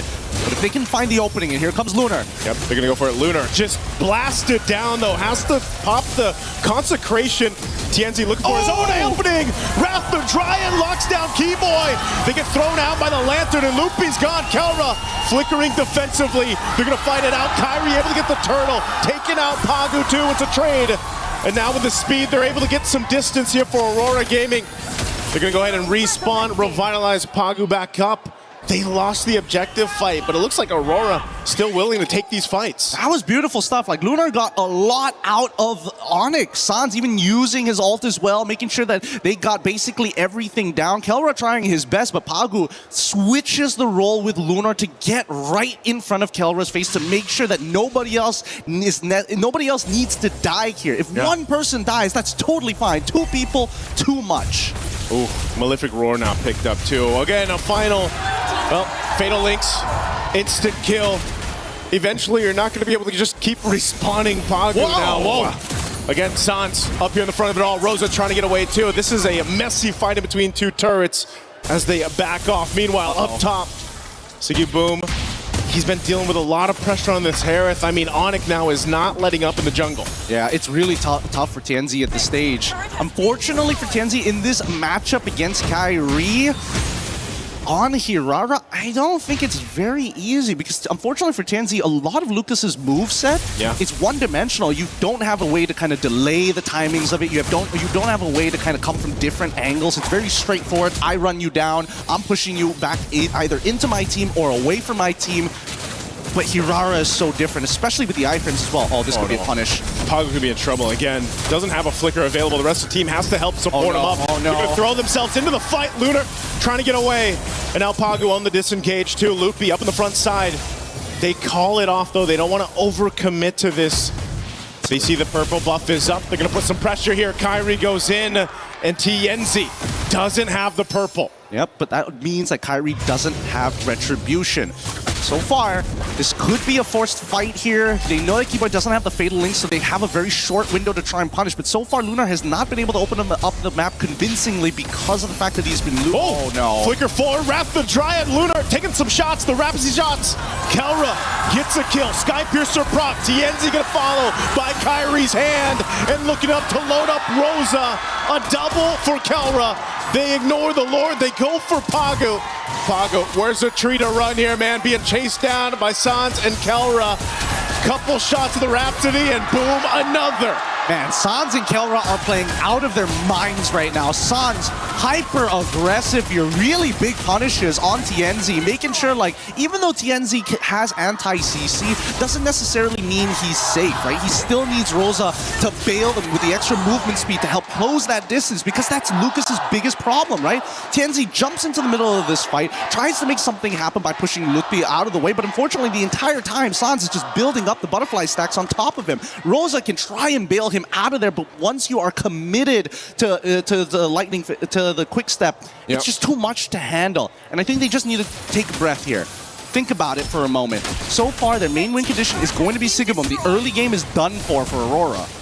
Yeah, this is tough too, because meanwhile, when all that happened, there was a great kind of split push happening with Onyx. You know, Loopy taking out that top turret, that defense shield. You can see it here in the mid too, being down. Max stacks here for Kelra. Just so much value on this Granger. It's comfort for a reason, and now they're knocking on the base turrets of Aurora Gaming as the mid turret falls. Lord makes its way down bot. Lunar, half health already. Even on this Uranus, he's gonna pop the Consecrate. All turrets are gonna be stripped out of the base of Aurora Gaming. But now with Onyx, a 10,000 gold lead. They dealt with this in game one, and now it's their turn. Keyboy looking for an opening here. Lord's gonna be worked on. Keyboy jumps on in. Final. Oh, Fatal Links comes through on 3. Still on the defense too. They got to hold it together. Kelra firing off in the backside. He's got the space to work with. Siggy Boom. All the shields in the world. They got to go heal back up. And the crystals are already going to be locked on. TNZ up on the front side. Kelra gets another. Make it a triple. Can he get the Maniac? They line it up. What a way to take game 2 for Onyx. A convincing win for Onyx. Sans, man! Gilak Sans is back! And not to mention, every side laner was winning. Kelra was winning. Lutfi won right at level 1. And I think a lot of this just boils down to, man, our laning phase kind of sucked. And what we need to fix here in the draft is to make sure one of these lanes need to win. And if it's going to be Sigaboom's lane, they better make sure that he has Flicker rather than the Purify. And that's something that you can't really control, especially since half of those spells are dedicated to this Atlas. Yeah. And, you know, just as we saw how Aurora made things work for them in game 1, especially with the draft that they brought, this one stopped in its tracks. It's nice to see the Lucas, you know, it's nice to see a new hero come to play, but it just didn't work, Gideon. You know, this was a struggle from the start to the finish.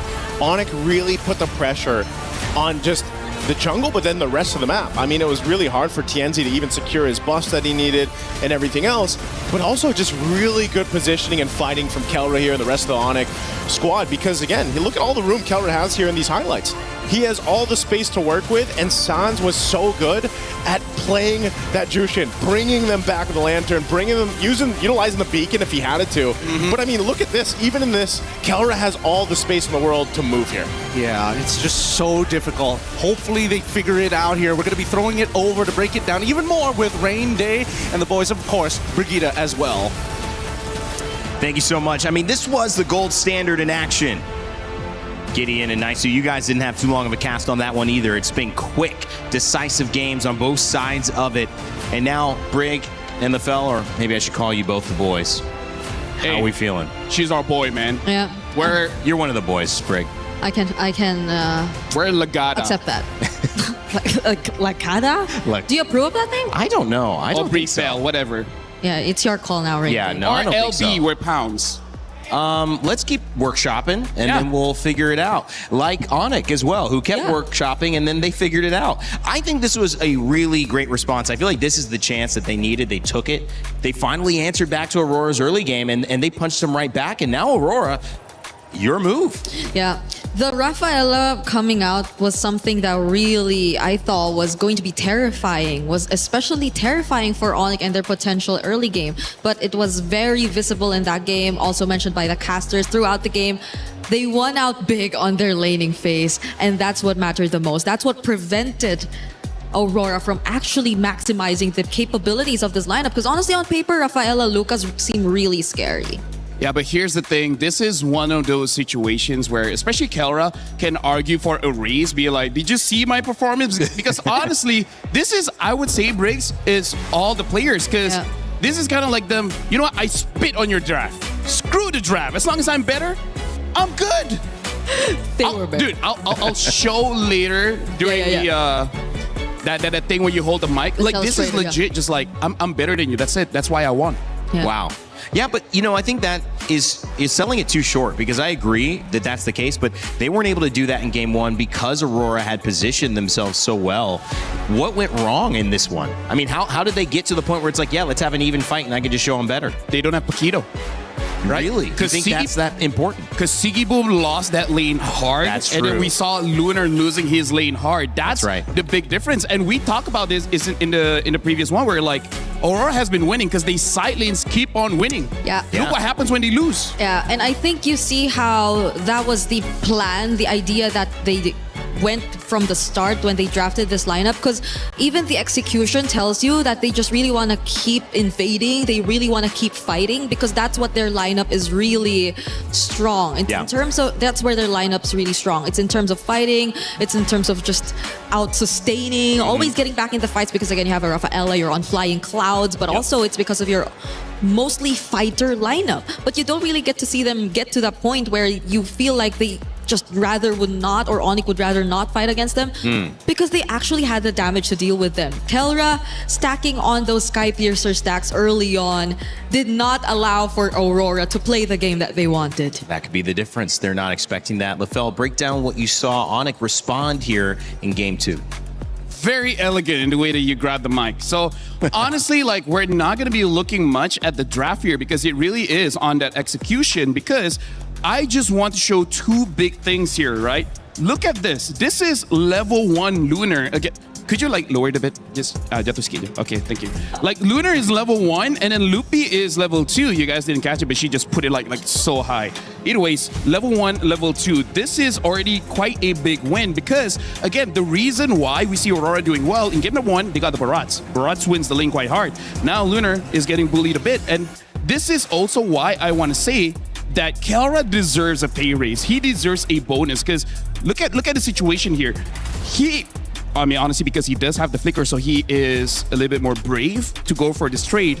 But look at this 1v1, straight up 1v1, going up against Sigiboom, and then he dies. And then look at the state of the minions as well. Even the gold card is almost dying. So there's a lot of gold on the table There's a lot of gold on the table that's being denied here by Onik. And then when we go into the team fights, just like what Gideon said, we got to look at Suns, because Suns is honestly destroying the composition of what Aurora is trying to do. And what Aurora is trying to do, all right, Aurora is trying to do is that they have 1 or 2 dedicated map openers. In this one, it's going to be Lunar. And every single time, I'm just showing you one clip, but Suns multiple times pick up the front line of the team, and then look at how all the while, Kelra in the back, he has free range to keep on hitting, because look at all the HP being brought down by the rest of Onik here.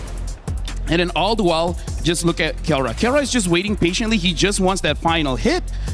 And with the Skypiercer, that's kind of all you need. Look at the positions here. Look at how Lunar is gonna get targeted, and then later on, oh, I'm colorblind. I can't see this. He gets chunked right there. Yeah, he gets chunked a lot, and this just shows that both teams here, Reindeer as well as Brigitte, they are very high octane kind of teams. Yeah. If you get a 1,000 gold lead in the early game for both Onyx as well as Aurora, it's life-changing. Yeah, I gotta say. Life-changing. You see it. Because it's both Sans and Kelra. They're very willing to just go for the front lines. It was highlighted earlier. Sans was lifting whoever just throws up front. And Kelra, being a bit too free, not afraid of trying to go for these heroes first because the damage was a bit too much. I particularly observed that during that one sequence you put there, highlight there, because I think that's where you kind of know that Onyx have already got the game.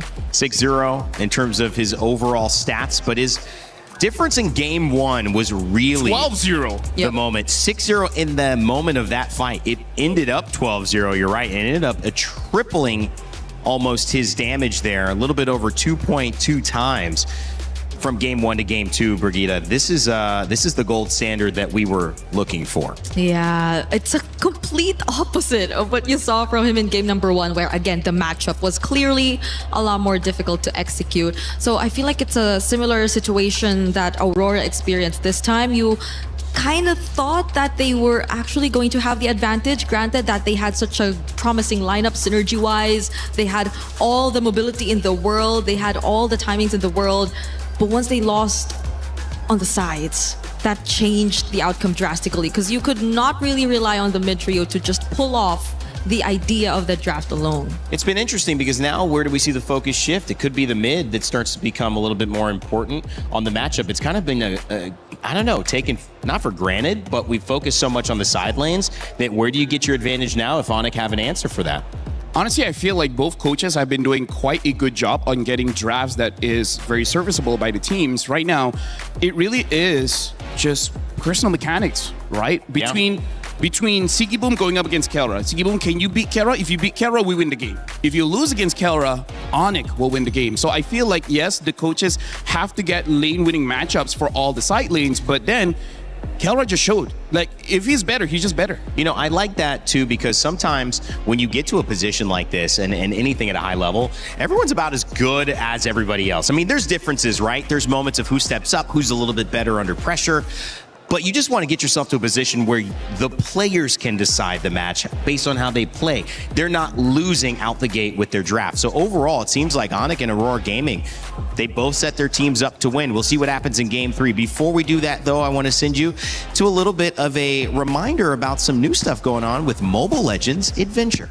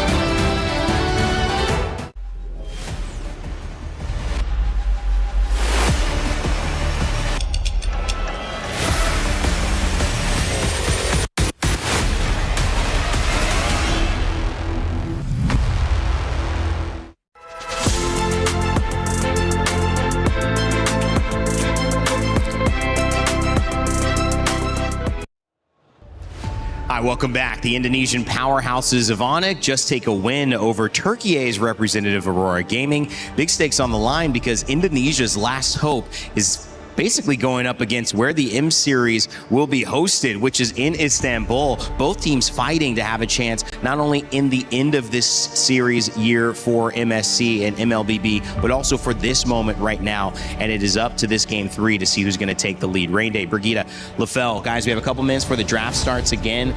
I mentioned Indonesia. I want to hit on that even harder because it's 2019 they did it. 2023 they did it.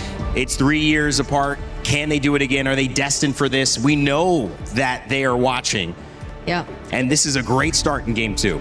And it's not just Indonesia, I feel like. ONIC as an organization and this lineup that they're looking at right now, apart from a couple changes here and there, have always been so close. They've had multiple instances in the past wherein their international runs have been great. They've made it even all the way to grand finals. I think that was also a couple years back. One of the most significant ones being, I believe, M5, where they were just one win away, literally in the grand finals, and they had a very unfortunate loss against Team Falcons, that we also have right now. So who knows? I even remember part of the draft. They have the Boxy as well as the Eve. Yeah. The Eve just have some kind of curse when it's best of 7. Oh yeah. Well, best of 5 here means that this is a decisive blow. This is basically the end of the best of 3. We know they lost to a best of 3, but it did go down to 3. This is a repeat not just of that matchup, but of how that matchup went, where there was a response from ONIC. It was Aurora who would finish it off and end up in that higher upper bracket spot. But now all's fair in love and war. We're right back. It's one game that separates who's taking the lead, except there's still another chance to respond, Lefel. So I'll question to you, what is Aurora's response here now that ONIC seem to have figured them out yet again? I feel like they try to get the Paquito as fast as possible because, again, ONIC has proven both times now, the first time that they met and then the second time, is that they can fight fire with fire. If you want to play early game, we also can play early game. They're from Indonesia. Indonesia is known as a very chaotic, very fight-heavy region. They love drafts that require no items for you to really function. So I feel like Aurora has brought back ONIC to their roots of saying that just keep on fighting. Whatever happens, happens. Just trust your mechanics. And that's what they did, and that's how they won. So going back to what you guys said in the second draft, you got to go back to your own identity. So Aurora kind of pushed them to go back to their identity, and now it works out well. But wasn't that Aurora's identity too, though? It was, I guess, maybe a bit too much of their identity. Who has the stronger identity? Okay, that's the Brigitte. Okay. Do you have a strong identity? Maybe. All right. We find out here, though, who has the stronger identity between these two. Because the Paquito is still open. We mentioned it. I honestly would rather not see it because it just gives over so much advantage. But let's see if ONIC would rather let it open. Yeah, I mean, that's the question that Aurora now are asking ONIC. Do you want to give us Paquito? And I don't know if it would be a first pick. It would be an okay first pick because you'd still wonder, is this Siggy Boom going to grab it? Or is it going to be something that Lunar plays in the EXP lane? Or could it even be something TNZ plays in the jungle? I feel like either Barats or Paquito is going to be pretty good here because, again, both win the lane, and then that's kind of like what you need, right? Step 1, win lane. Step 2, win the game. And then they have Freya, and Freya can flex between EXP and gold. Oh my, we missed this. Yeah. Yeah, because she's always banned, though. You can't blame us. We come in, they got the bans up. Okay, but Stop blaming us, Brigitte. No, I blame myself. You blame yourself? Yeah. Hey, don't. No, don't blame yourself. Okay. Girls are never wrong. Hey. Okay. Oh, wait, you're a boy. Forgot. You're part of the boys. You're part of the boys now. You're wrong. Hey. You're wrong, I see what you did there. I see what you did there, Lefel. Bellering picked up as well as Esmeralda. Paquito ignored for now. They could pick it up again. It would kind of maybe show their cards for the Freya, but it's the Barats. Oh. So that's looking like... Wait, EXP, EXP Barats and then gold lane Freya. Gold Freya. Already winning the lanes, and then now with the Eudora as well. AoE crowd control, a lot of damage, much stronger opening for Aurora here. And I feel like they don't mind the Paquito. And ONIC should not be pressured to pick it up even in this particular scenario if they really want to go for a different game plan. Because at this point, okay, they don't decide to pick it up. I feel like it's okay because right now the junglers, quite a lot has been taken out. I feel like the Ling is not going to be serviceable in this game, so they pick up the Nolan and maybe even ban out something like a Harley just to make sure that Aurora does not have the early game. Yeah, because at this point, I think they have very stable sides already, regardless of what the matchup is eventually gonna look like. So the only problems that could come out in the jungle, I agree, are maybe the Harley and Yeah. what else did... And I feel like Aurora ban out gold laners will be good enough here. Right now they ban out the Guinevere. Guinevere is also a good enabler considering that they have Eudora in the mid, making it so that she will have quite a lot of damage. And now the carry does get banned out. So yeah, I feel like Aurora, they just ban out gold laners and they should be okay. Yeah, because they're mostly going for fighters. We also don't know if that's going to be the option in the jungle even. Because we're yet to figure out what the roam is going to be. It's a Eudora, you definitely see it. But I think also the Cho is a considerable option for Aurora at this point. If you really just want to pair it up with the Eudora and whoever jungler you're going to go for. That should be what Onic is thinking. I think maybe, do we ban this out? That way we don't have a kick into a stun, into a bite, into a slam. Into everything. I mean, it's just 3 characters and they already have way too much to deal with. So Onic, Coach CW, you're gonna have to see, do we really honor their Cho and ban it out? And it's gonna be the YSS. Oh, okay. Interesting. Taken out instead. They are looking for a jungle, so that might make a lot of sense. Plus, we have seen YSS, I believe, in this matchup. Yeah, TNZ has used it before and able to get the win. Yeah. Right now, Aurora, honestly, with the bans coming up from Onic, letting go of the Harley kind of signals to me that they're still considering playing double fighters here, right? They could pick up the mid here and then just see how the options look like. In terms of the mid picks, the Vexana, I think, will do quite well against Aurora, but hey, if you want, you can even pick up a Valentina. I don't think there's a good ult to take, so that's why I still prefer the Vexana.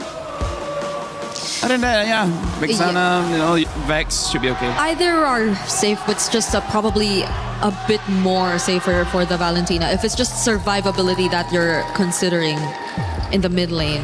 Because I feel like there are just so many angles to play around with if you're looking at Aurora's first 3 picks, but they lock in a Farsa. What the Farsa? What the Farsa indeed. Yeah. Was played pretty well earlier, I think. There's a lot of bursts here coming in from Onyx. So yeah, I think it's just like who has more firepower, right? Who has more damage, we will win. And now the Minotaur gets picked up as well as the Paquito. Is it Paquito jungle or Baraz jungle? Yeah, knowing Midnight, he might even throw Freya in the jungle. So we just don't entirely know the matchup here. It's you can't tell. I mean, I think it's gonna be Paquito jungle though. Just assume the worst possible matchup. Why? But Sicky Boom played a great Paquito. Would you really force him off that if it's in? I mean, what if Tienzi's better? Didn't think that one, huh? He could be. He could be. We do for sure know it's gonna be. I think it's gonna be Barat's EXP. Because I feel like even if you don't like win it out through the Paquito, the Freya is still gonna do a relatively decent job. Is it the Lapu gold or an Esme gold? Lapu gold! Well, again, like this is why they don't ban out the Harley, because they're like, yeah, you know what? You want to fight fire with fire? Well, we got Suns as well as Kyrie coming in with the Nolan as well as Farsa. That's a lot of burst damage. It's a lot of team fight. It's a team fight lineup. It's what the Farsa. What the Farsa. And the AoEs too. Minotaur and Belleric. Just imagine what could happen when it comes to the team fights. Siggy Boom will take the Freya in gold. Lunar will be on the Barats as well. It'll be a Paquito jungle from TNZ. Oh man, game 3 could be where things start to shift for 2 regions desperately fighting for a chance at the semifinal. The bid is on the line. Best of 5, game 3. Send it back to Naisu and Gideon. The world has demanded for bloodshed, and today we are going to get here at game number 3. This is going to be spicy because both compositions want to get into your face. They all want to do one thing and find that first blood as we jump right into it. Aurora, for those of you tuning in, is going to be on blue side, facing up against Onic on the red. Yep. I like that how they went through this draft. Whoa, Sans. Okay, concussive blast and that little jump through from Paku. Enough damage to send him back. He doesn't burn the Purify at least. At the very least. Here, but at least Pagu now gets to walk into enemy territory for free, and not to mention they're playing on their strong side. Lunar already generating a lead of his own, and Pagu takes like no damage. Whoa! Dead. Holy moly! I think, you know, That is not what I was expecting that early on. First blood. And all of that, why? Because, unfortunately for Sans, he just took too much damage. And now they're going to start pressing their lead to the opposite side. This is the early game that Aurora is most well known for. And now that TNZ is on this Paquito, and he's already level 3, he does some real damage. Oh man, they're not letting up too. Again, playing around this pressure that Aurora Gaming has already secured themselves in the first couple minutes of the game. Trying to slow down Kyrie here a bit, but I think Onyx can go ahead and kind of readjust from this. Maybe even potentially. I mean, there's still 30 seconds for that turtle to come up. They can just kind of let that go if they have to, but knowing Onyx, they probably won't just give it up for free, even despite the pressure they're feeling this early on. Yeah, absolutely not. They need to contest for this. I mean, this really depends on whether Sans actually hits level 4, right? Because he's the secondary win condition in this early game next to Kyrie. And even as we see this game progress, because of that early recall and the control we're seeing from Aurora, now Kyrie is like, man, this early game might not be in my hands. Yeah, now it's Kyrie asking for the green camp control, man. You know, trying to protect these. Right now is Aurora. Doesn't let up. They do get the retribution out, though. So I guess that is going to be the decision by Onyx, especially since Kyrie's on level 4. Let's just give up this first turtle, give it to Aurora. They've won it by just how much pressure they put on. Oh, a big slam through into the wall. Loopy gone after Daytona's welcome. Keyboy could be next here. He's just going to be zoned out. Nope, the 1-2 punch comes through and Lunar picks up a kill. The autopilot here. Let's not forget that Aurora just seems to be more well-connected overall, and it seems like Onyx, they needed to regroup, but unfortunately Lukpi just took the wrong path and did not want to commit his ult. I think moments like that gets really, really difficult for Onyx.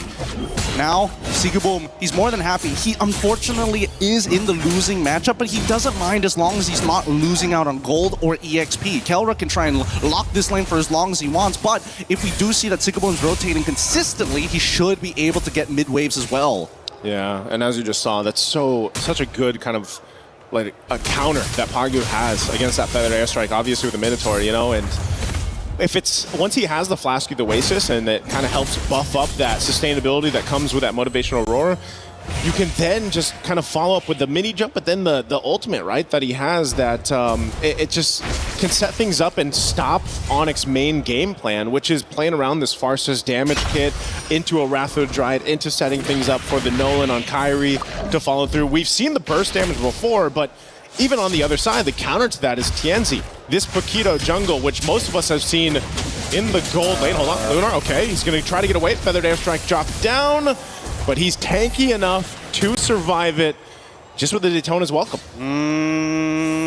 Didn't seem like the most optimal choice overall. I get it if Lunar didn't have the stacks, but once he builds up on those stacks, he's actually comparable to like 1.5 of Lapu, right? Yeah. I think that should be the ratios that should be in their head. I think they were assuming that Kyrie was going to do a little bit more damage, but he's already 2 levels down, right? He's basically the same level as Lutpi, and even Lutpi knows for a fact that he can't chunk Lunar for more than half of his HP, and even then, we're asking for a lot. Overall, this has been a really great start for Aurora as they've controlled the entire bottom side, and it's unlucky that it spawns back down to the bottom side once more. Yeah, right now, Aurora Gaming is basically just kind of coasting on through this early portion of the game. Second turtle's going to be up here, though, so we'll see if this time Onyx wants to possibly fight both mid laners, picking up the glowing wands here. Again, this Eudora been such a mainstay in the meta currently, and you see why. You know, the multiple stuns that you can kind of dish out, the damage, the poke that you can do, that burst on such a kind of low cooldown is a problem. Tienzi also picking up a Sky Piercer now on that jungle Paquito. Turtle's up. I don't think we can do this here. They're thinking about it, but he's leveled down onto TNZ, and I'm pretty sure that TNZ can just hold on to that champion stance. Okay. Flicker forward. They're going to force this fight. Kelra on Sigaboom, though. Sigaboom trying to get away. Meanwhile, Lunar's the one to fall. The team fight's going all wrong for Aurora. Sans. There's the what the Farsa. 2 kills now, double. And that's going to be a turtle for Onyx. A really nice play. A great interception coming in from Onyx here, making sure that at least they're dropping down their abilities on the right targets. Like, Lunar set it up pretty nicely. However, unless TNZ finds that trade onto Kyrie or even Sans, then it's just not worth the time. Oh, denial! Oh, goodbye. Good punish there, because I was going to say, Kyrie could not get away with that after everything Onyx did, but Mind you, that whole interaction has now stopped that gold lead that was building for Aurora Gaming. It was about 2,000. That's been pretty much dealt with. Kelra won't get this turret just yet, but he does do quite a bit of damage to it. Meanwhile, they got the bottom turret traded out, so Onyx now opening up the map a little bit here. Kelra's doing a really good job. Like, first turtle, okay, Sigabum walks out of it, you notice that he's only level 3, and that's when you know, like, okay, sure, he probably doesn't need to be there, but at the same time, you never really know what's going through Aurora's mind, especially what they're willing to risk. And I think that's the problem that Onyx has been facing these past couple of games. They're not 100% sure whether Aurora is willing to die for certain moments in these games to get a little bit more later on. But now that the Feather Airstrike has been used early, they are making the statement, you know what? As long as Sigibum doesn't scale, TNZ will eventually fall off. Yeah. And that's one of the things, too, that I guess the downside... Oh, hold on. Kelra, he wants this turret. Aurora Gaming wants Kelra. Falling Star Moon, a bit of a burst of damage. Kelra be able to survive. Is there going to be a counter punch here from Onyx? They just make sure Kelra survives. They back up. Hold on, Daytona's welcome. Right on cue. Nice. Into 2. Lunar now going to be in trouble. The burst comes through. And Kyrie will pick up a kill. I didn't know if Aurora Gaming was going to continue to fight, but they decided to go for it. They made a mistake there for sure. Kelra played it perfectly, using his Purify to ensure that they don't find the one-shot and sets it up for something more dangerous down the line. This is what I'm talking about. This is a game of boxing here. Let's look at the replay one more time, because as soon as Keyboy, this looked like a very good punish from Aurora until Lutpi says, you know what? As long as the damage dealer can actually go for their full combo, which they know that Rosa doesn't have, this should be a free pick on to Lunar. And they know for a fact that Bravest Fighter, it's on a short cooldown, so they can just drag this out and wait until Lutpi has it. Aurora trying to punish. Lunar needs the stacks. Daytona's welcome, already used. Fighting off the turret. Pagu jumping in. Minoy and Fury to knock up 3. Keyboy's gone. But a Feathered Airstrike comes down from Sans. And now, Lutpi flickering forward. Trying to zone out Tenzi. He's swinging around here. He's going to fight off Sigiboom. This is a fight all gone wrong right now for Onyx. The 1-2 from TNZ. And there's again, fighting for the turtle. Kyrie trying to find space, but Rosa comes in with the stun. Turtle secured by Aurora, and Kyrie goes down as well. Kelra could be next. Everybody's here to clean them up, and Kelra falls. It all falls apart for Onyx. Oh no. Worst case scenario for Onyx. Aurora able to find the lead back again, and worst yet, they're able to take out a majority of the members of Onyx, pulling themselves to the lead that they had before. Now, just an extra 400 gold on top of it, and TNZ is probably at his strongest at this point. Walking to take away these green camps. Don't worry, Pagu, nobody's mad at you this time, but let's look at the items, because we're at a dangerous state. They're looking to make sure that TNZ is strong enough to one-shot Slans at every point of the game, but TNZ, keep in mind, that's solely based on this Sky Piercer. Man, TNZ has done an amazing job just kind of farming up here. You know, yes, he's got 4 kills, but even with that Sky Piercer, and you see the gold lead that he's had, and a lot of that is supplemented because of the way that Aurora Gaming has played the map, you know, from the start to up to now at that 9-minute mark, which will set themselves up for a good Lord take. But Onyx has showed us that they're willing to fight. A lot of these team fights are kind of weird the way they play out, right? Because it's either going to be started up by Lunar. Oh, there's some good burst coming through. Divine Glaive was picked up recently by Rosa, but either Lunar was started up, or Onyx can kind of go ahead and choose to start things up. The downside of the Belric having the Revitalize is obviously you can't surprise anyone with that flicker combination we're used to seeing. So it's got to come from someone else, and mostly it's been from Lutpi flickering forward, trying to set up, or trying to just keep things split up in these team fights. And that's why they're so finicky with the way they play it out. And that's why I say this is like a boxing match, right? As much as you want to throw your lead hand out with a big haymaker, you also have to keep in mind that Aurora could be throwing their own haymaker. Wait a second, Keyboy! Keyboy, what's he doing?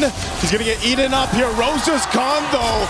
Kelra now splitting up the fight. There's a stun right on the mark. Minoy and Fury to knock him in the air. Sans in trouble though. Can't get away from Sigiboom. And now in the Valkyrie form, he's going to be splitting up Kyrie and Lutpi from the fight while Keyboy's got nowhere to go. A proc on the Sky Piercer. Looking to clean up more under the tier 2 tower. A double for TNZ. More stacks for this Paquito. And now they take down the tier 2 turret. Kelra he's tanky enough. He should be fine. He'll just clear out the waves. Yeah, he is not worried at all, but the rest of his team does not have that same grace. And Sigiboom has been playing an amazing Freya, a losing matchup, and yet watch this, right? As they were playing this fight, they recognize, hey, no feathered airstrike. They also lost the Wrath of the Dryads, and that's when they decided to throw everything. Even Sans recognizing, hey, I gotta use the Purify to get away from a flicker enraged charge coming in from Pagu, but it doesn't matter when Sigiboom has stuck on to the rest of your team, cutting you down one by one with no way to stop you. The lack of CC is going to be a huge issue. Oh, hold on. Daytona's welcome use on live cam. Kelra going to be in trouble again. And Minoan Fury not going to be in the air. Keyboy can't get away. Once again, Sigiboom leading the charge in the Valkyrie form. A big stun comes through from Loopy though. Able to stop them in their tracks, but he gets dropped back by the Rockets. But Onyx, they want to fight back. Kyrie trying to get away with Lunar. Not enough damage on the stomp there, that auto attack. Not going to be able to take out Kyrie, but man, what a fight in the jungle. This is a beautiful game here. Despite being 5.6k ahead, Aurora lose out on Sigiboom in comparison to Keyboy. An upward trade for Onyx, but the economic damage is not done just yet. Another structure falls in the favor of Aurora. Another buff taken away from Kyrie. He's struggling this game. He's 1-4-4, and every single person he wants to go for the kill has some form of damage reduction, has some form of anti-CC, or worse yet, just raw sustainability. Yep, really good play there from Onyx because of the fact that they took out Sigiboom in the last fight. They pretty much alleviate that damage that Lord push would have done. Again, you're just seeing, despite being down these thousands of gold, Onyx somehow is still able to actually go toe-to-toe in the team fight against Aurora Gaming here. And now for them, again, they have to look at what's their best angle? What's the best attack plan here for them? And especially when it comes to the jungle, because Aurora Gaming has not let up on this as they continuously try to take these buffs. Again, Daytona's welcome, throwing him into the wall. Keyboy, it's going to be, again, the focus. A feathered airstrike to follow through. And now Sigiboom on the back line. He's just everywhere. Sound's got nowhere to go. Forget the turret, forget everyone else. Aurora Gaming will just go for this fight, tossing everyone around, and they just go full-on wipeout against Sonic, and that's going to get Aurora Gaming this game under their belt, taking the series 2-1. The one extra detail is what makes Sigiboom one of the best Freyas here in this competition. When he fights, he's already looking ahead of the map thinking, you know what, I can't 1v5, but if there's just enough minions, I will be able to sustain through the damage with my Descent of the Valkyries to have the extra AoE per auto attack, which is why you're seeing go from 0 to 100, 0 to 100 every single time. A dangerous game that Onyx is playing here, and one that they need to figure out right here, right now. There's too many holes in that draft. Last time it was missing that Atlas. Now, dealing with the Freya seems to be impossible. The ideas are good, but if Kyrie can't find that early game advantage, I don't know how they're going to play. I gotta say, man, again, you know, now that it's match point here that Aurora Gaming is going into against Onyx, Lunar was a big part of this. The way he played the Barretts, the way that he was able to go ahead and lock down, sometimes it was just Keyboy, but his timings of the Daytona's welcome were just pivotal, but also Pagu. Again, this Minotaur hasn't been brought up too much, but you can just see how much crowd control comes into play for this, makes it happen. I mean, even something before this fight broke out, Sigiboom picked up the Corrosive Scythe, and this was enough to kind of, you know, slow them down a little bit so that they could follow through on this. Even going and flickering forward under that tier 2 turret just allowed them to collapse down. Almost every single fight after this looked like that. Lunar starting up, Sigiboom jumping towards the back line, putting enough pressure there, and then the follow-through where they just collapse around Onyx lineup. Let's not forget the raw amount of CC that Aurora actually has to cancel out big abilities. There's so much to talk about in this game, but we're going to leave it over to the panel to break it down for you guys here in game number 3. Rainday, what'd you think about it? Well, I loved it. I loved it because it set up another story that this MSC is bringing all of us, which is the title defense. In 2023, Onyx, the team that you see here, that organization was able to win at MSC.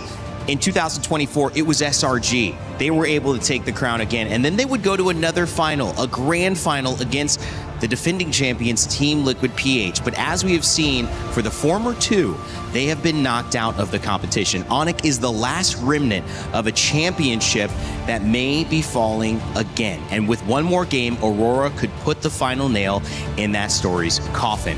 Here's a little bit more about the journey, about the stakes, and about what has happened up until this point for the champion defense of MSC.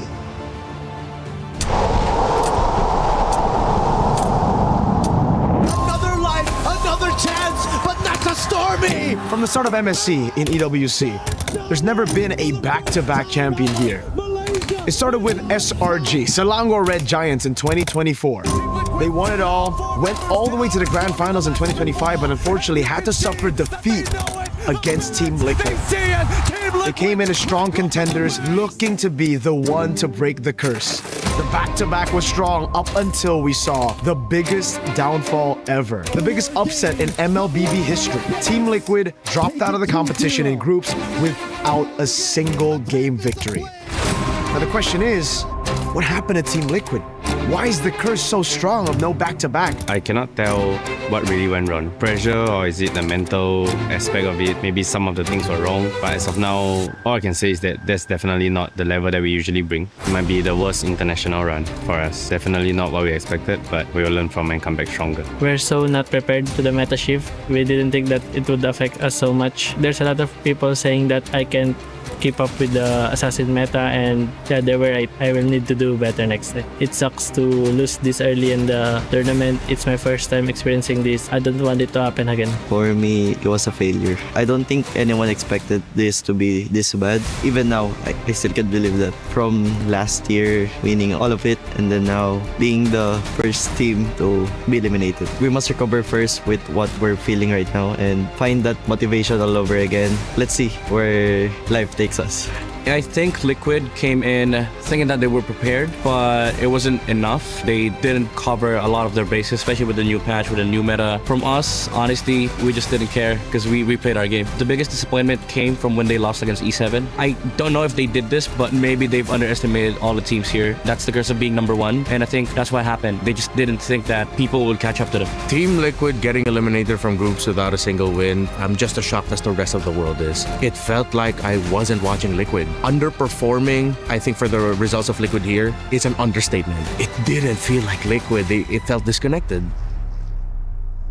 For me, Carl, I know Carl since I've been playing with him since my rookie season, which is season 6. I know him and I don't think that he would give up that easily. Yeah, I hope he would still try his best, and I really hope to meet him again in M8. The PH team got shocked in some of the pocket picks of the other teams. We are not really familiarized on that hero, so we just got us good, and I think we can still adapt if they try pocket picks again.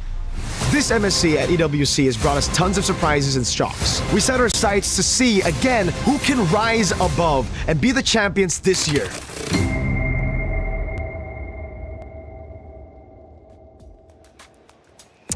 Well, it wasn't easy for the GOAT, Carl TZ, and Team Liquid PH to take that loss, but they've taken it on the chin. You heard it from Sanford, you heard it from Carl. They understand that there's more to do. They understand that they might have been in a position to look at this tournament in eyes that didn't work for whatever reason. It might have been lack of preparation. It could have also just been not being ready for that meta. It could have been mental, as Coach Aeon said as well. We won't quite know, and there's no point in going too back at it, guys, because right now, you've got Onyx in a very similar position where they have reached this final, but they're in the knockout stages, potentially one game away from going out. Yeah, one of the, again, you mentioned, few remaining remnants of a champion, MSC champion left here in this tournament. And they're currently up against Aurora, who are already at match point. So we are about to literally rewrite history here in MSC 2026 if ever the script does not flip in Onyx's favor. And the way we're seeing it right now, it's constant adaptation and Aurora being the better prepared team every single time.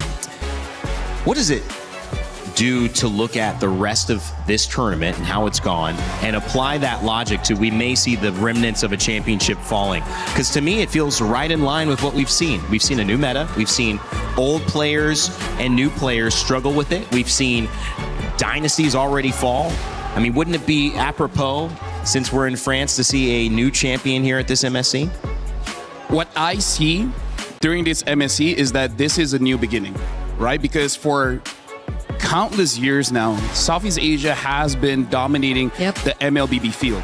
But this shows with the right tweaks of the meta, with teams getting used to the pressure that Southeast Asia usually put on tournaments, now we can see that this meta is an equal playing field. And just like what Coach Midnight said, I think it's not exclusively for TL. I feel like every single team, even if you're coming in here as the underdog, as a dark horse, you tend to underestimate your opponents. Be like, they're not that great. We can take them down. And now this just shows that MLBB is just in a state where everyone can win. And I think that's a very healthy spot for the game. Yeah, and it's very timely because it's, I think, the first time we actually held a tournament in this part of the world. Yeah. And we're finally seeing the more newer regions really stepping up and being the quote-unquote final boss now, if really Aurora gets to maintain this kind of performance, which they likely will, unless Onyx get to pull out something and definitely reset out of what happened in that game, because it was pretty fast again. And it's always been the case. It's always fast games, and I don't think you really want to go up against or go through those kinds of games, especially in crucial moments like this. They have shown a little bit of weakness, but it's the exact same. This is basically exactly how the first series went, LaFell. What did you see breaking down game 2? And then, of course, game 3 here that we just had that has put Aurora 2-1 up against Sonic. Well, first of all, we got to look at Onyx draft here. The king and queen here, Nolan as well as the Farsa. This is going to be the main damage coming in from Onyx. Now, here's the thing. Nolan pseudo gets countered by the Minotaur and as well as both of these fighters. Just because they're tanky, it's hard to take them down. And the Minotaur heals them back up. So it makes it so that Nolan's damage is nullified. So then, the biggest problem is you got to take on the queen, which is the Farsa. Farsa is honestly able to win the entire team fight by herself, creating just so much damage, and then the rest of the team, they just got to clean up. So we got to look at how Onyx won in the early game, and then what changed that made them lost, right? We're going to be looking at the first clip here. So this is going to be pretty interesting. Well, we look at the early game, this is still what Aurora and Onyx, both they want to do. And we heard from Pagu, the green caps are very important. We see here that four members of Aurora just to get this one camp. This just shows how important the jungle really is in terms of getting gold for yourself as well as denying gold from your opponent. So that's something both teams have to look out for. And then we got to look at the laning phase here. Look at how Kelra, he has won against Sigibum, but this is not the important part. We see what moves on later on because we will see Sigibum and Kelra both going to the turtle pit. And this is where I really want to bring this up. The reason why Onyx has been winning these fights is because there's a good focus on making sure that Sigibum is not part of the fight. And the one that's doing that is Kelra. Kelra is doing an amazing man-to-man defense, making it so that Sigibum is not part of the fight. So why is that significant? Well, number one is that we're going to be looking at a team fight here. And this is what we see. We see Lunar engaging into the fight, able to get Loopy, and Keyboy is there. But look at how free Sans is, right?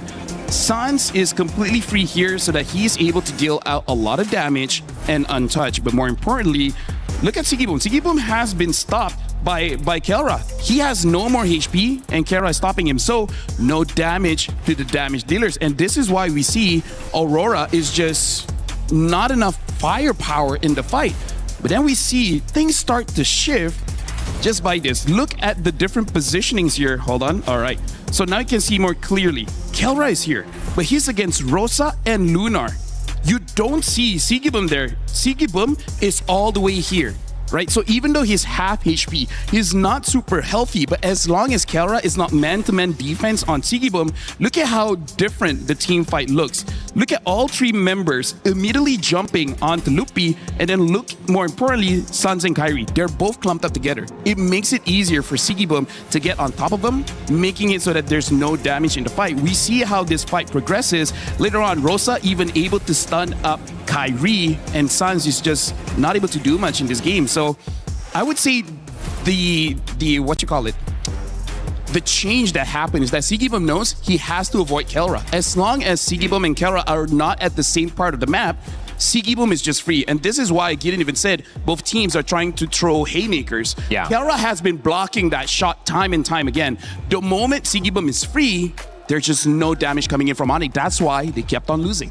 Yeah, and I feel like it was just really Aurora being the more capable of team of adjusting on the fly, because their roles, I feel, were a bit more flexible in a sense. Yeah. Because yes, Esmeralda is typically a hero you see in the EXP lane, but it was flexed into gold. But at the same time, if you look at their composition as a whole, aside from being more flexible, their roles and their jobs can be very different. Aurora, they have so much more sieging power, so you maybe could assign different people to deal with wave management at the same time.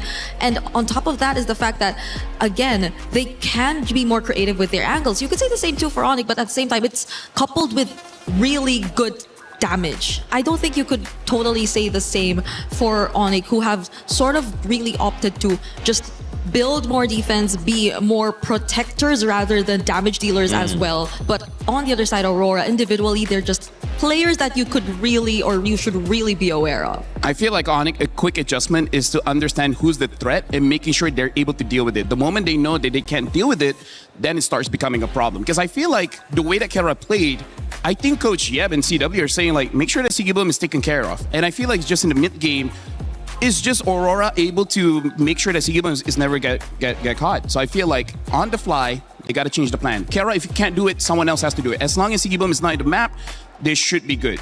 They just couldn't adjust.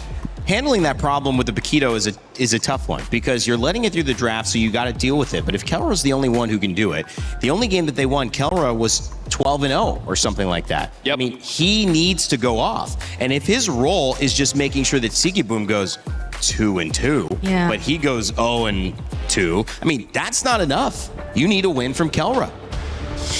I agree. It's always Go back to your ace. Yeah, it's always been the case for Onyx though. The carries have always really been Kelra, Kyrie, I think a bit of Sans here and there. Specifically in that last game, I think they really attempted for Sans to be one of the main ones, because they've shifted Kelra into a role that was not so carry of him.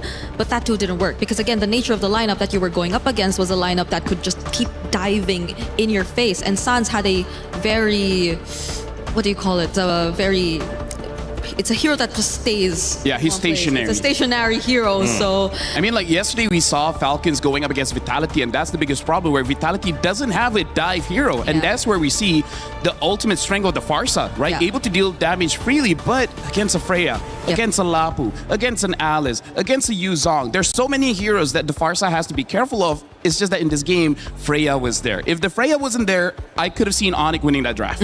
They played with it. I mean, they said, okay, here, we'll see what happens if Freya gets let through. It did not work. Freya and Paquito have been punishing, and it's not that every team is doing this. We're not seeing a Paquito gold lane every single time, but we are seeing it with Aurora, and I think Aurora should keep going for it until Onyx use one of their bans, or they come up with a way to beat it. That's a thing though. It's always been the Paquito showing up in the last pick for Aurora in blue. How do they keep getting away with this? Look, they're not banning it. Yeah, it's. But I think, I mean, that's just a lack of, in my opinion, that's a lack of respect, but it's also a lack of acknowledging what is not working, because that's definitely a through line. The other question I think I want to ask you guys as we head into it is, how do you get Freya banned, Selena and Barats as well? How do you get Kelra for sure in a winning matchup? I don't care if it's Paquito. What does he need against the Paquito if it's going to be back up again? How do you get him winning? Honestly, like Kelra is a marksman player. He's a traditional position 1 player, because again, he's the ace. He can carry. It just seems like this is not the meta for it, but I feel like you got to force it out. They've already shown that they can do it with the Granger, right? So as long as whatever hero you pick up is viable in the early game, then you're all good. Stick with it. Stick with it, maybe. And Onyx are stronger identity. Yeah. Just believe in yourself. Believe it. You can tell that we're running out of things to say up here. I mean, like, she's right, though. You got to believe in yourself. Because we saw it work the first time when they picked the Granger, a comfort pick that we did not necessarily expect, especially in that scenario. But yeah, the Paquito is still going to be open here in this matchup. But it wasn't, I think the other thing is there was pressure on the gold lane as well, which helped get the early kill. So that Granger accelerated, and that's where I think you need to look at Onyx. What has been our win condition? But the other thing that I'm excited about is we get to, oh yeah, that's what I'm talking about. Because I think even they, like, 100% is gonna get stolen. It's right? taken, so we're gonna grab it early. They get the priority. In some ways, the one thing I was saying, we haven't seen Onyx respond again. We saw them lose, then win, then lose, and this set was over. Now we get to see their response. Maybe they do have an answer ready for this. At the very least, though, it's not both the Freya and Paquito open. At least. At least Yeah. on Aurora's side. But if it's an answer to the Paquito, it's Is Melissa something that needs to come out a little bit more? I think it's an option. I think it's an option. Not a direct one. Yeah, not a direct one, but it's kind of like not the worst thing, right? Now they pick up a Zushin as well as the Uranus, and now the Eudora. I think the Eudora is, again, just to shut down Kyrie because, again, the Uranus and Zushin, they don't care too much about Eudora. That's a lot of burst damage you're already seeing from Aurora, though. And you see the vulnerable heroes from... Hey, this is how you start an avalanche. You gotta go loud. Yeah. And all of the games, well, except for the second one, that was clearly an Aurora avalanche. It's looking to be another one here if Onyx don't show us their answer in response to these heroes from Aurora just yet. The Cho's already being taken out. We don't know if they're going to resort back to their identity and just go for a Kiboy Kelra combo or hero synergy that works. But with the Cho taken out, I think that's less options for Onyx overall. Unless they pick up a carry, I don't think they can play pickoff because Kalia is still there if they want to play pickoff, but their draft doesn't really look like it's centered around that. And now even the Granger, good respect here coming in from Coach Midnight. Yeah.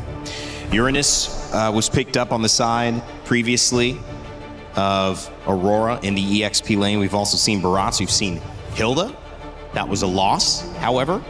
So forcing something different. The Freya also banned as well, saying, let's just see if we can get a little bit of an advantage here. The Esmeralda also banned. So a lot of the EXP answers that Aurora have gone to, not available this game. There is the Alice deal if they want a front line that can kind of engage into the fight. We haven't seen a Terizla, but it could be viable. The only problem is that Zushin. So I feel like Alice might be the safest if they just want a front line in the EXP. So if they go Alice, then that's... Oh yeah, Esme ban, yeah. So it's all the more reason for Onyx to at least pick up a source of shred or DPS. But you don't really want to claw against the Paquito anymore. Carry, you need a carry. Or Moskov. A Moskov carry is an option, but... Melissa is also not bad. Yeah, going up against Eudora, it's very awkward to pick up a mid-range marksman. Pagu on the pick, trying to figure out what's next for Aurora. They've caught Onyx by surprise. Really not too much. It's been clear what they've wanted. We expected Midnight to throw some crazy stuff out there. It's pretty much been double fighter, Paquito in the gold lane that's caused problems. And another Harith. So it's not Paquito in the gold for Aurora in this game at least. So maybe... It could be jungle or EXP. Oh, wow. And they're still flexing that opportunity. Yeah. So maybe Kelra could feel a bit better about picking up a gold lane matchup towards or into the Harith this time, regardless of how they want to play this. But Keyboy, his options in Rome have been limited as well. You need the information. There's a Eudora that's just gonna be... I feel like Hylos is going to be pretty good because you just need someone to absorb that burst, give a lot of space to the Uranus, as well as a good combination with the Zushin. Yeah. If they don't, I can see a Gatot doing okay. Because it's dangerous grass, so I think it's all the more reason for Aurora to just keep going in for the surprises. But they go for Brody Gatot. Yeah. Oh. Got a Kacha, potentially a little bit of counter engage with the ultimate if somebody gets in. Just the knock-up stun and have a chance to also move into that. So if he's caught out of position, maybe could even get aggressive with it. So the Gato might be a good idea. Right now, Onyx, it looks like they have lane-winning matchups, or at least the possibility to win that lane. And knowing Kelra, I'm not going to doubt him. I feel like he could do it. So I feel like for Onyx, they try to win the side lanes and then go off of there. Because again, that's kind of like the story this entire series. Yeah, and at least Kelra is going to have a bit more range to play around with. If you don't really want to walk up close to Aurora and get caught in by the burst damage by the Paquito and the Eudora, but the Hylos to wrap up the draft for Aurora. You like it, Brig? Yeah, it's a different hero that we're seeing on Pagu all over again, but I think it's going to help so much if it's revitalized, especially in just sustaining the overall team fights. Hylos going to be in the EXP lane here. Pagu going Belleric on the roam. So this will be an interesting matchup, guys. It's going to be game number 4. Aurora has a chance to send Onic home. This would be one for the record books as well, as we would see the Turkey A representative moving on to the semifinals with just one more game. We'll see if they can silence the crowd as we go to our casters. Thank you so much, Rain Day. Once again, history being made here today. Turkey may have their one opportunity to make history and say, you know what, this is our best finish ever, and it can only go up from here. But on the opposite side, Onic, the Sky Kings themselves, very understandably that most people will see them as the favorites, but it's tough. So far, we've seen so many good plays from either side, but Aurora keeps getting one over them just like this. But Onic, this time, now forcing Rosa to take the early recall. Yeah, little reminiscent of last game, right? But that time it was Sans that had to burn his battle spell early on, or was actually pressured enough to go back to base early on. But luckily for Rosa, no death, right? So no first blood yet, but this is kind of what we expected to see between this early game already. Now, one thing I have to question though too is this Hylos pick. We were wondering what would pop up in the XP lane given the bans and everything else. Now, is this the right thing against the Uranus? I think so far against the Uranus, it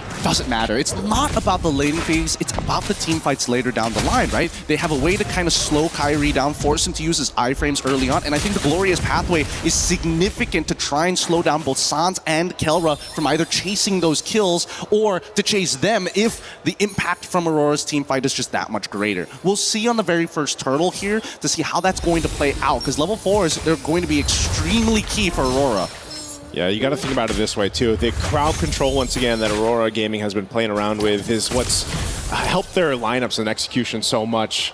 Sigaboom's going to be sent back to base here because, again, going back to the crowd control options for Aurora, you know, they've got that stun that comes with the Hylos. You mentioned with the Glorious Pathway, slowing them down too, or speeding yourself up, which can help even Rosa. Go for that stun on this Eudora.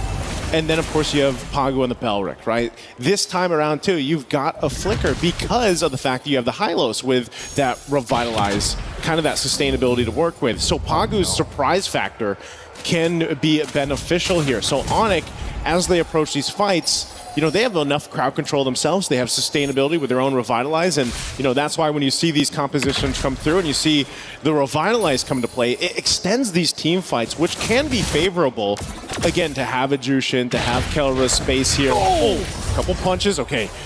Better to burn the Flicker than die there for Kelra. I totally agree, but more importantly, that just saved Sigaboom his entire laning phase. And now there's a potential angle here, but as long as Sigaboom is able to, you know, get some help to break that freeze, it makes things so much easier because he was about to get frozen out and not be able to play the laning phase at all. Down by bot side though, I'm surprised that Luna was able to get this much pressure considering that Lupe is supposed to be the one who actually kind of maintains full control overall. Like his passive into the Ring of Punishment really just kind of doesn't matter. It's just a free stacks for him. Okay. Little jump in from Kivo. I mean, they wanted to make a play on Rosa.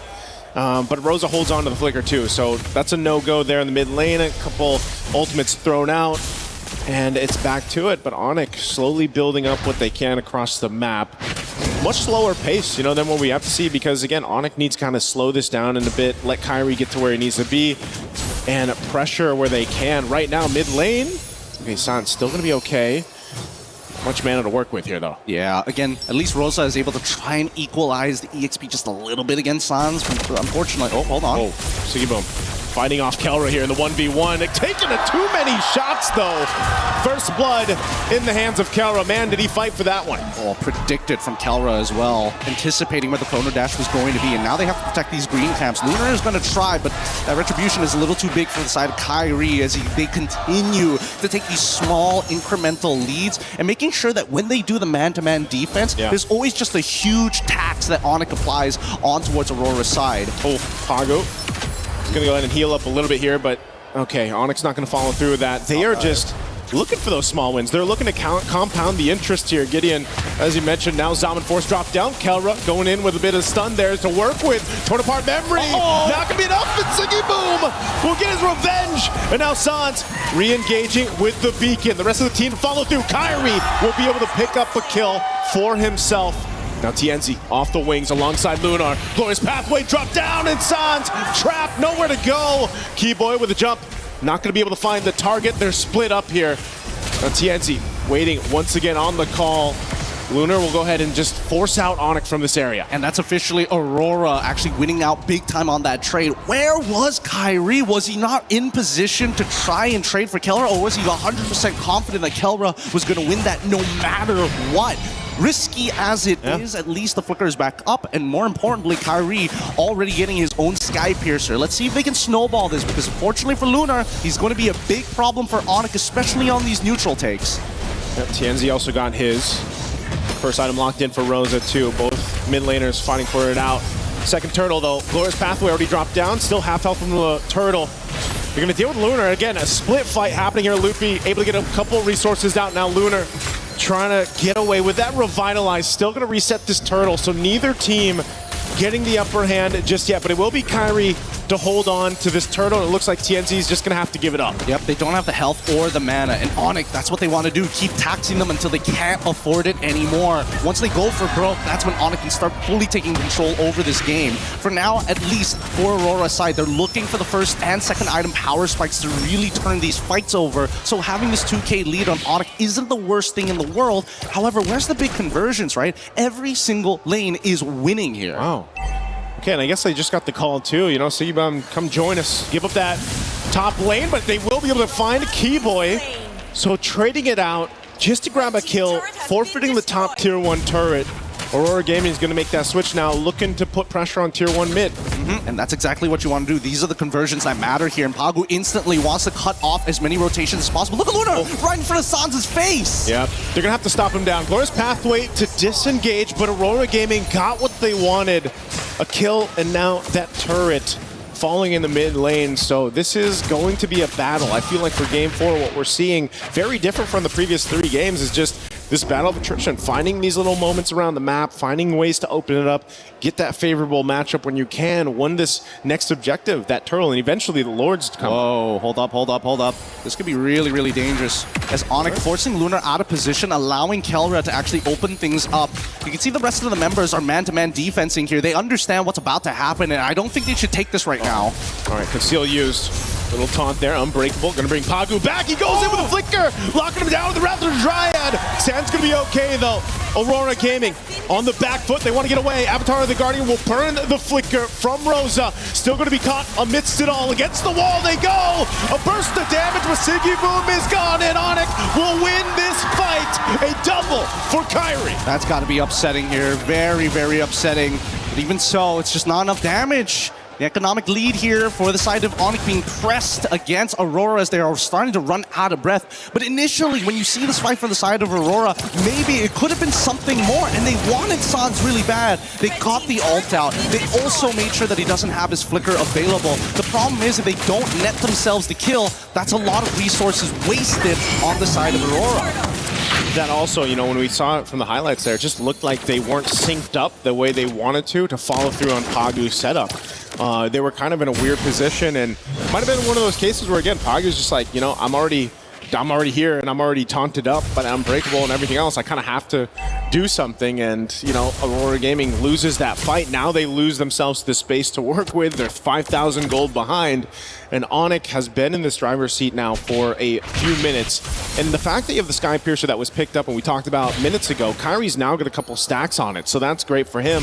And even looking at the build that Kelra has, he's going for the Rage Advantage, right? He already had that blade earlier on. That was his first item he rushed in. Then he got Malefic Gun, and Brody's already got great range advantage against a Harith. Well, now, even more so. Yep, and I think that's the really scary part, right? Because Onyx, this is a really good timing to, you know, instigate fights, and Aurora recognized that. That's why you're seeing them clump up together a lot more, because they have to work with their secondary win condition or main scaler in this particular case in Sigibum. Yeah. TNZ also understands that as much as he is the jungler, the neutral objectives are very manageable for the time being until we start getting into the Lords. So we need to see the tempo breaker here. Right now, too, Lunar, even as tanky as he is, he can feel the damage being put out. This purple buff being fought for, though, unfortunately, TNZ will not be able to secure it. Kyrie's been pretty unrelentless in this side of the jungle as he just continues to take camps. from Aurora Gaming. Interesting. I hope I saw that right. That was a Haas call purchase coming in from Kelra here. Wants to make sure that at least at the very bare minimum that he actually has some form of lifesteal. And not to mention that, Brody naturally, the way that his auto attacks work, has so much more base damage than the regular marksman, all kind of put into one because he doesn't have as many consistent auto attacks compared to them. In this case, he's going to get a decent amount of heal, so in case they try to burst him, the window has just gotten smaller for the side of Aurora. Okay, and with Lord up, Onyx with a clear advantage. They should have space control above this. They'll keep Loopy up there on the top side doing his thing for now. They don't want to overstep this. One thing's for sure is if you're up against a team like Aurora Gaming, you still got to respect what they can do, even if you have this kind of lead that Onyx has built up. But they can go ahead and play the map this way. Keep Loopy there, play around the rest of the 4 members of Onyx. And Aurora Gaming knows this. One thing too, having this dangerous grass in tow, you can make some surprise plays. We saw the attempt from Aurora, but now Lutfi being spotted out, and the rest of Aurora Gaming, they don't have much more room to work with. Conceal was already used. They're going to keep them pushed off the Lord. And the pendulum swings again. Sigaboom kind of the only person who has enough damage to deal with Lutfi. Rosa, as you can see, needs to put a little bit of work into Lutfi, start shredding the MR first, and then starts getting the empowered fork to lightning to ensure that he gets some permanent damage. But even then, Lutfi is in a phenomenal position. He's got plenty of magic resist. He's got plenty of health to work with. He's running Brave Smite as well. Oh, well, never mind. As soon as I say, Divine Glaive has already been purchased by Rosa. All right, it's locked in. Onyx might be looking to make that attempt here. It's going to reset though. Ice Queen Wand picked up too. By Sans, being dragged back. Flicker forward, not connecting the Wrath of the Dryad. Will get punished anyway.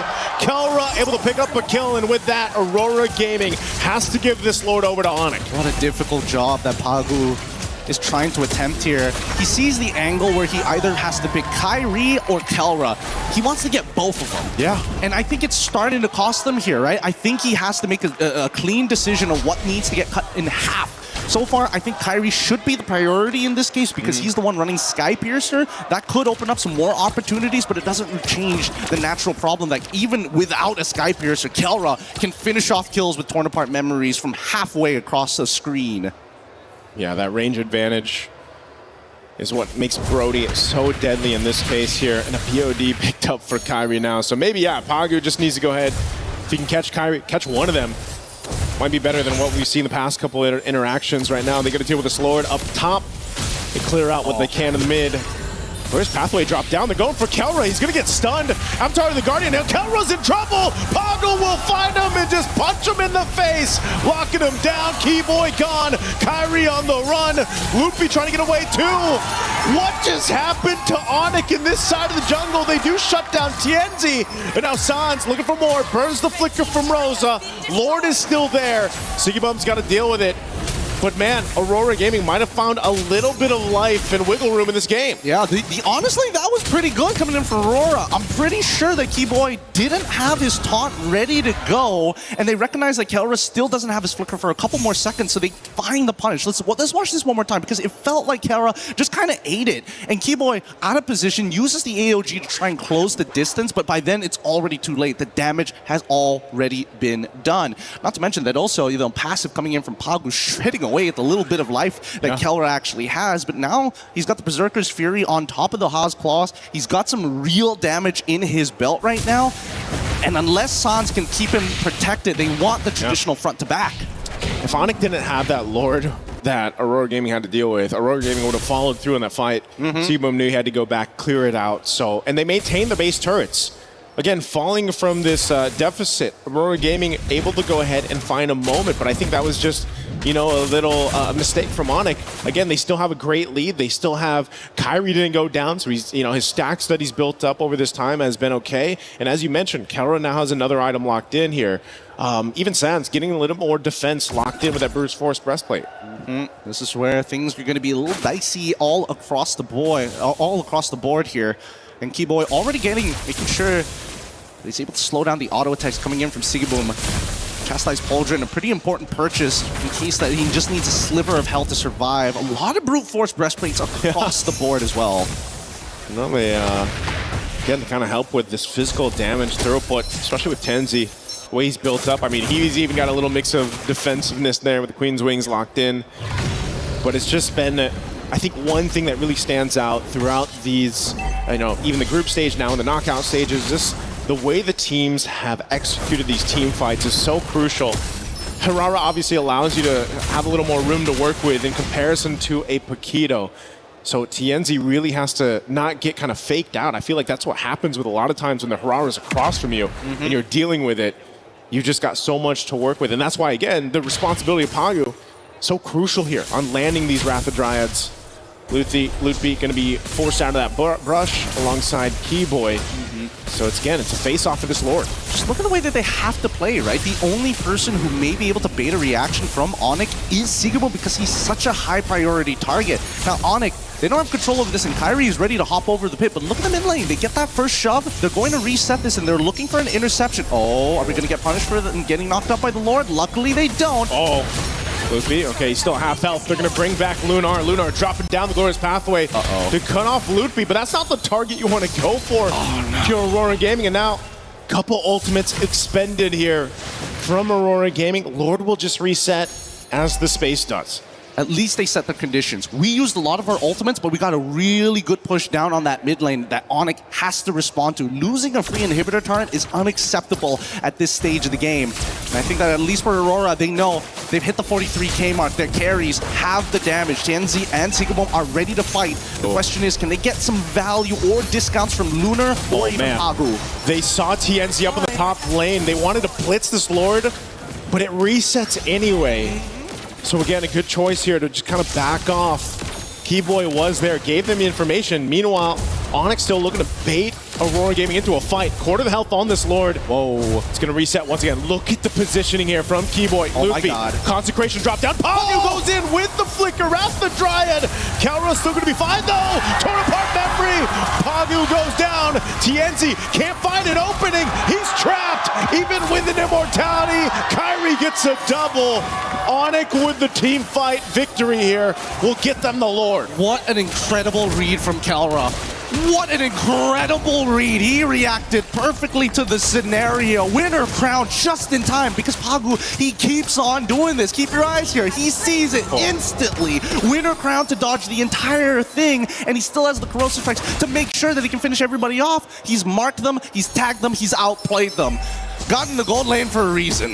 Yeah, what a move there. Again, it's a KK connection, just a different one for this. And now knocking on the mid turret. They're going to go ahead. Force it down. Whoa, Keyboy taking a lot of damage here. He wants to get away. Does with the Avatar of the Guardian defensively with a sliver of health. He'll regen it back up. They still have the Lord making its way here. So Onyx can go ahead and walk this into at least a base turret, potentially knocking down two. Aurora Gaming wanting to hold on. Oh, some really scary stuff. Really, really scary stuff. And you can see that Aurora, unfortunately without the Glorious Pathway, it's a lot harder for them to go on the chase. For Onyx, they can naturally do it, right? They have many different ways of using iframes and immobilizing, trading with one another, the push and pull from Keyboy alongside with Kyrie to maintain their presence. Keyboy, he wants it, but they're not going to give him that option just yet. Oh my God. Rosa, look at the damage. Rosa's going to have to be careful here, half health. But again, I think Aurora Gaming is going to be happy with that defense. They keep up two base turrets. Onyx gets one. They play the discipline route, and they'll back off for now. Again, they don't want to push it too far in. Even with, again, with this kind of lead, the composition, they can't get caught in a bad state here under these base turrets. So happy with one. Still have plenty of time for that next Lord to come up here. But looking at the items again, now that you've already seen the Winter Crowns come to play, the Immortalities, you're going to see some item swaps up to this point. Dom-Ice already complete as well, making sure there's some kind of anti-heal and anti-shield. Oh, wait. Interception angle potentially here. He's going to get Unbreakable taunted. Should be able to get away. Good coverage there, though, by Aurora Gaming. Again, you can see they have to play together here. They're most likely going to get poked down, half health or so. Pagu finally gets an immortality, though. Oh, man, Kyrie. Man, Hirara is such a busted hero. So many cooldowns. It's like, it feels like she's got 6 abilities sometimes, but... She's not Suyo. Yeah, she's not Suyo. Even though she has more abilities than Suyo at level 2 compared to level 3, no big deal here. I can't wait for 4 abilities at level 1. Eventually we're going to get there. But the scary thing about it is that Kyrie understands that he's allowed to actually take the first move. Because until we see the trigger being pulled by Lunar, they know that Aurora ain't really in it. Their hearts aren't in it to go for the all-out fight without that condition. And as long as Kyrie has iframes to play with, he can do this all day, all night. Yeah, it almost feels like Aurora Gaming's it's still used. Glorious Pathway, they're going right for Kelra, okay. They get an Avatar of the Guardian out, plus the Flicker. Burnt from Kelra. 10 seconds for this Lord to come up. I would say that's value for Aurora. That's a lot of value, actually. Wait, I want to see what Onic is going to do after this, right? Because now that Kelra doesn't have his Flicker, Winter Crown is going to get purchased here. Let's see if they correct the waves, because unless they can correct the waves, bot side is on a slow push, mid is neutral, top side is getting corrected by Aurora. And I think that Onic, despite having a 6.9k lead, I don't know if Kelra has enough money to go for an item swap after that. Yeah, this might be one of those cases where, again, you just delay this as much as you can here. If they can. Okay. Lutfi having to use his ult. And Kyrie still dancing around. Yeah, they're not going to do much about this. And I think that Aurora recognized that, you know what? As long as Kelra ain't showing himself and he doesn't have that Flicker, it's not that big of a deal. Take away our purple. We don't care about this. Look at that top side. It's already shoving in bot side as well. Kirara shows up and now Aurora takes the space. Oh! Rosa goes in with a Flicker, but Sans able to react in time. That setup not going to follow through. Now Lunar, unbreakable taunted. He's going to take a shot. Here, couple marks. They have to back off, though. This isn't the fight they wanted. Avatar of the Guardian not going to connect, but it's Pagu. Immortality pop. This should be a kill for Onyx. He goes in with the Flicker. Wrath the Dryad drops down. Kyrie gets a kill, but Sigibone fires back. With a crown already used. They're in it for now. TNZ, Immortality. They're going to chase him down. He has nowhere to go.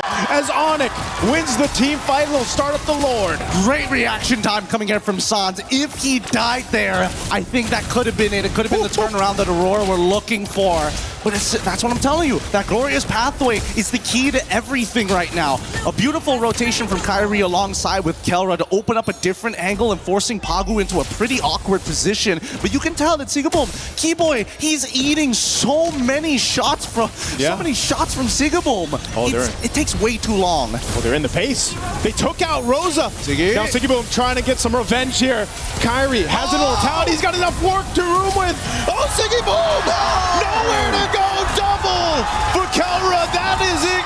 It's going to take us to a game of 5 in this matchup with Onyx in Aurora Gaming. Are you not entertained? We finally get a full series here in our playoffs. Great job as Onyx pulls it back to match point 2-2. These teams are so equally matched in so many different ways. The slightest advantages in the drafts is a make it or break it. And I think Rosa is probably thinking to herself, man, if only I didn't have to recall at level 1. This could have been different.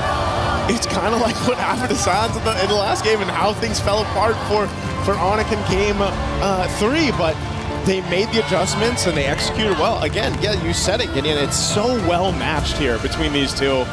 I mean, both teams have really surprised us, especially I think everybody when Aurora Gaming came through, swinging through, the group stages. But Onyx themselves have adapted so well, not just in the draft, but in the execution here. There's plays and highlights across the board with this lineup as we look at the highlights here from STC. It was just from start to finish. I mean, this is also our longest game throughout the series, I believe. Yes. The 20-plus minute mark here. But talk about the team fighting prowess from both these teams. Oh, so much. There's so much to kind of cover here, and especially with Kelra's overall performance, you would imagine that at some point, Kelra would have started to struggling against the frontliners of Pagu alongside with Lunar, but their eyes are not targeted towards Kelra sometimes. Sometimes, when you're fighting these neutral objectives, you're looking at the enemy jungle, and moments where they finally put their attention on Kelra is when he doesn't have that Flicker. Step 1, get his battle spell out. Step number 2, can we also catch Kyrie in these moments? And if we can, that's fine. Let's just take out Kelra, guaranteed. Oh, again, there were so many good plays like this. That Winter Crown usage from Kelra, able to go ahead and cap out the torn apart memory. Just the coverage that he had, too, from Keyboy and Sans. I mean, Keyboy's job alone was so difficult. I mean, it wasn't like he was landing all these Avatar of the Guardians, but he was still providing space for Kyrie and Kelleran to move around with. You know, Loopy was doing the same thing, just not as flashy, obviously, on the Uranus, but still providing so much value for these team fights. But Loopy is literally the border of their territory. Wherever Loopy is, they cannot walk past him. And that's so frustrating because Sans can cover so many different angles at once. Well, I don't want to go further into this. I got to save it over for our panel as we throw it back to Rain Day. What do you think about this game? Well, what else can you think when a crowd erupts here in Paris because Onyx have tied up our series, our first full-length best-of-5, and what better teams to have it with? Aurora Gaming, potentially the new boss. Onyx says, wait, don't forget about us. Indonesia's last hope now has tied it. One game will decide who goes forward and if Onyx will have a chance to defend their 2023 championship, or if we will see MSC with a new champion crown later on. Rain Day back with Brig and LaFell. Guys, that was something worth talking about because that was our longest game. That was also a game that saw so many moments that still could have shifted towards Aurora, but Onyx finally tied it up. Brig, I said I would have loved to see what would have happened if we got another game in that best of 3. Onyx seemed to have an answer. Every time Aurora strikes back, they strike them again. Yeah, I wonder if Onyx have ever played the game where you just have to like catch these falling sticks and collect all of them. At least like all of them, like there were That's a good question. Because like the reaction times that they had in this game were ridiculous. You saw the highlights, you saw that one Winter Crown play from Kelra, and buy and sells everywhere from both of these teams. Now, honestly, that's a very good point because that's the point that I was gonna make because Onyx is known as the Sky Kings, and the reason why they got that moniker before is because of their incredible reaction time, right? We've seen multiple clips coming in from Sans where an engage came out of nowhere, right? In the bush, and he was able to react to it. And I gotta say, this is where all 5 members of Onyx understanding that we were selected to be a part of Onyx because of our reaction time, and they utilized that to the fullest against Aurora here. So talk about going back to your identity. They just go back to their unfair advantage that they were born with. And the Gatakacha also kind of opened things up towards the end. I think they gave themselves enough engage and counter-engage there alongside the Uranus to open things up for Zushin. The Harara looked better, and Kyrie was getting some big moments. Brig, you felt like you wanted to answer on that as well. And Kelra also on the Brody, it worked. It's comfort on top of the fact that they just really stuck with their strengths. And it's something we've been asking for them, and now you see it to its fullest potential, brought to us by Onyx here through their sheer gameplay. I loved how they individually were able to really shine in terms of what you really want to see from them.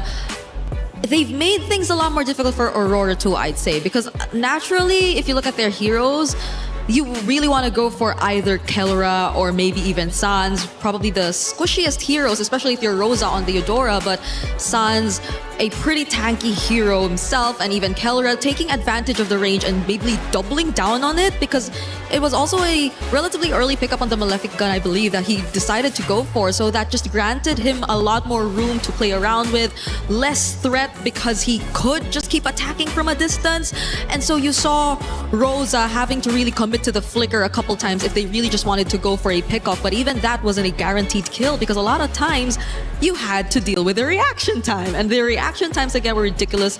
They always had a way to come back from these attempts that Aurora wanted to do, and man, Onyx fans, they're all happy. They've, as you mentioned, erupted here after we got to secure Game 5. It was a really fun moment to be in this building. It reminded me yesterday of Team Falcons PH taking the win. Those fans erupted as well. We had vitality in them going back and forth here at the Lenovo Legion Gauntlet. But when it comes to Onyx, there's just something special about the way that this team is operated. And I feel really strongly that both teams now, there is no advantage in the draft that they're giving away. There is a difference. There are strengths and weaknesses, but it feels like both teams have been able to play, and it is coming down to those mechanical things, those small moments, LaFell, and moments that Gideon and Nice were trying to focus on. You were watching as well on stage. What did you focus on that helped Onyx tie this back up? Well, honestly, this is going to be very technical, but Onyx really utilized the map alongside with their unfair advantage of having incredible reaction time, because we'll be seeing clips later on of how Onyx, they decide where they fight. And they fight around the river, which is an open space where they try to bait out Pagu, right? Like, we're going to be looking at a telestrator here because looking at the draft, there's really not a lot to discuss here because this is not simply just about the draft, but really how you utilize it, right? So the draft is just showing up here, but this is something that we see Onyx has been doing over and over again. We're going to be playing this clip here. We're going to look at Pagu, flicker, and then initiate. But look at every positioning coming in from Onyx. Yeah. 1, 2, 3, 4, 5. Look at how spread they are. And they've been doing this the entire game because going up against Aurora, Midnight as the coach probably taught them the Ube strat, which is the ultimate bonding experience, which basically means you're clumping up together. You know? Someone is going to start a fight and then everyone follows up. So how do you stop that? Don't clump up.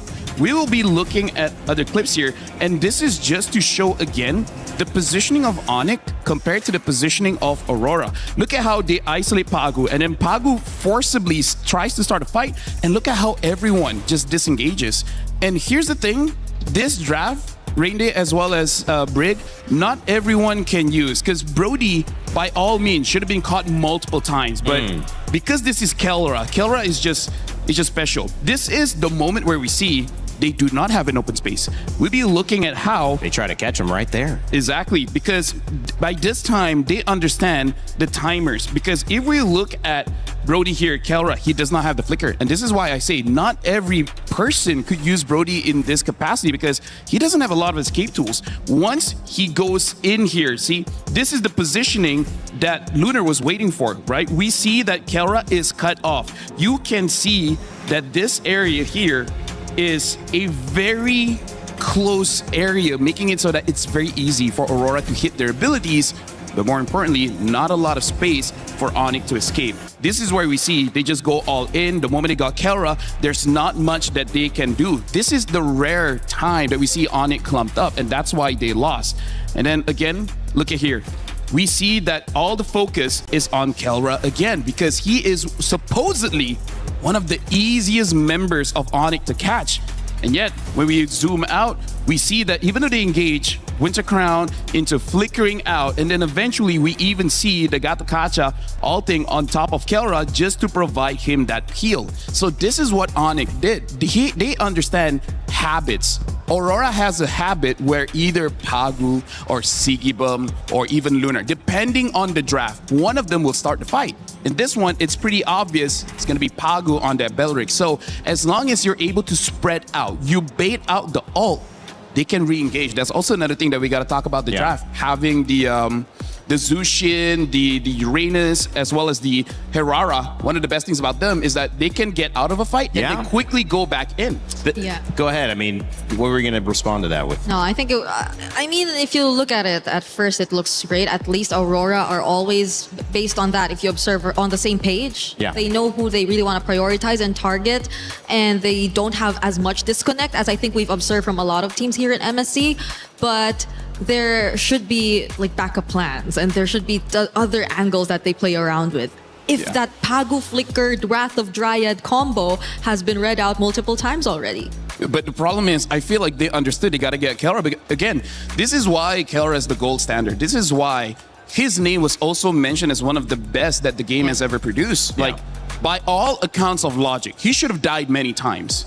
Right? That's how you become champions, right? You got to define the logic. You got to define the expectation. Just because my character dictates I can't do it, if I'm using this character, I'll find a way. That's how you become bigger than the draft and bigger than the character, the hero, the game itself. You become somebody that obviously deserves these superstar fans as well. But speaking of superstars, we've got the junglers going head-to-head. It is an amazing day to witness some matchups that you cannot get anywhere else. TNZ and Kyrie, we talked about them.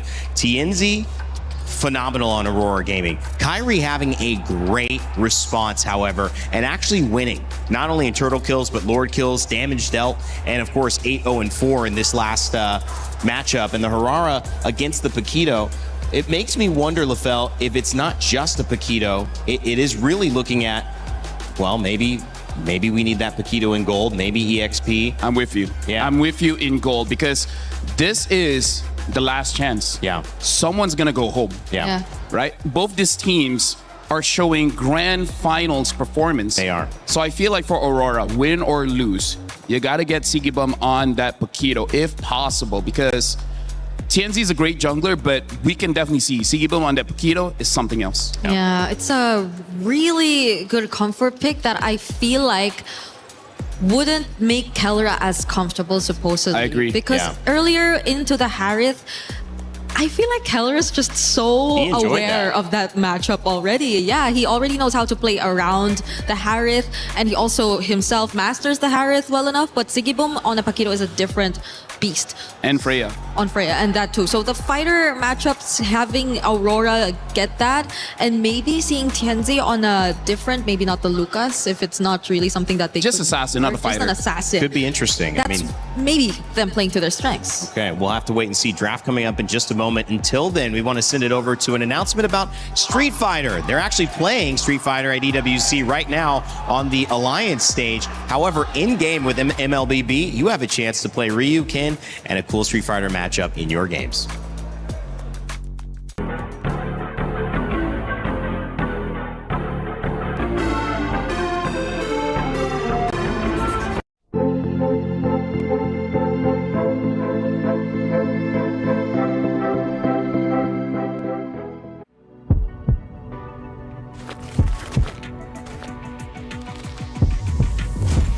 Round one.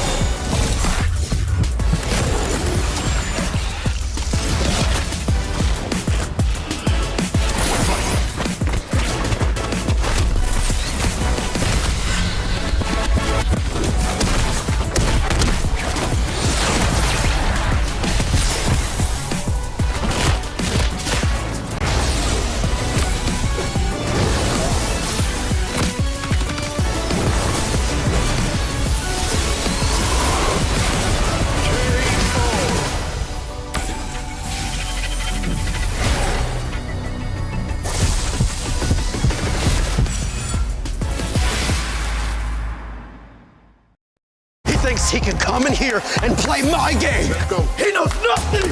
Let's go! Tyler Wine, you're done. Raw energy. Half a puff and blow the house down. Play is in our DNA. Whenever we let it out, it becomes our superpower. Now imagine an entire city being built to supercharge it. Kadir City, powered by Play. Well, above the clouds, there's Onyx. You could hear the chants coming out, and you could see the fans just resetting. Befel? Yeah, we can hear the atas langit ada Onyx. We're here. Onyx. They feel it happening. Di atas langit ada Onyx. Here's the thing. I feel like for both teams, in terms of the draft, they got to stick to their guns. Yep. Kelra has to stick with the marksman. Sigibum has to stick with the fighter. And then the small adjustment might be too risky, which is what Aurora has been doing is trying to target Kelra. Yeah. But time and time again, Kelra has been outplaying them.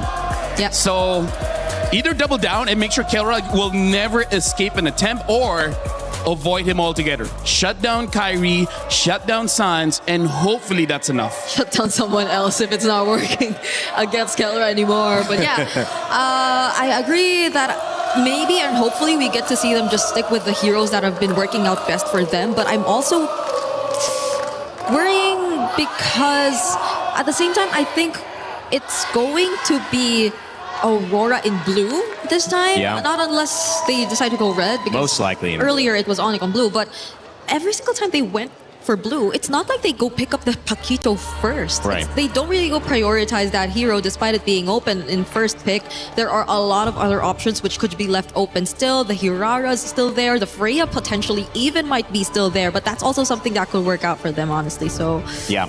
I think the sides are really going to be important. There you go. Aurora does go to blue and the Paquito is still open. So that's a question mark for all of us right now.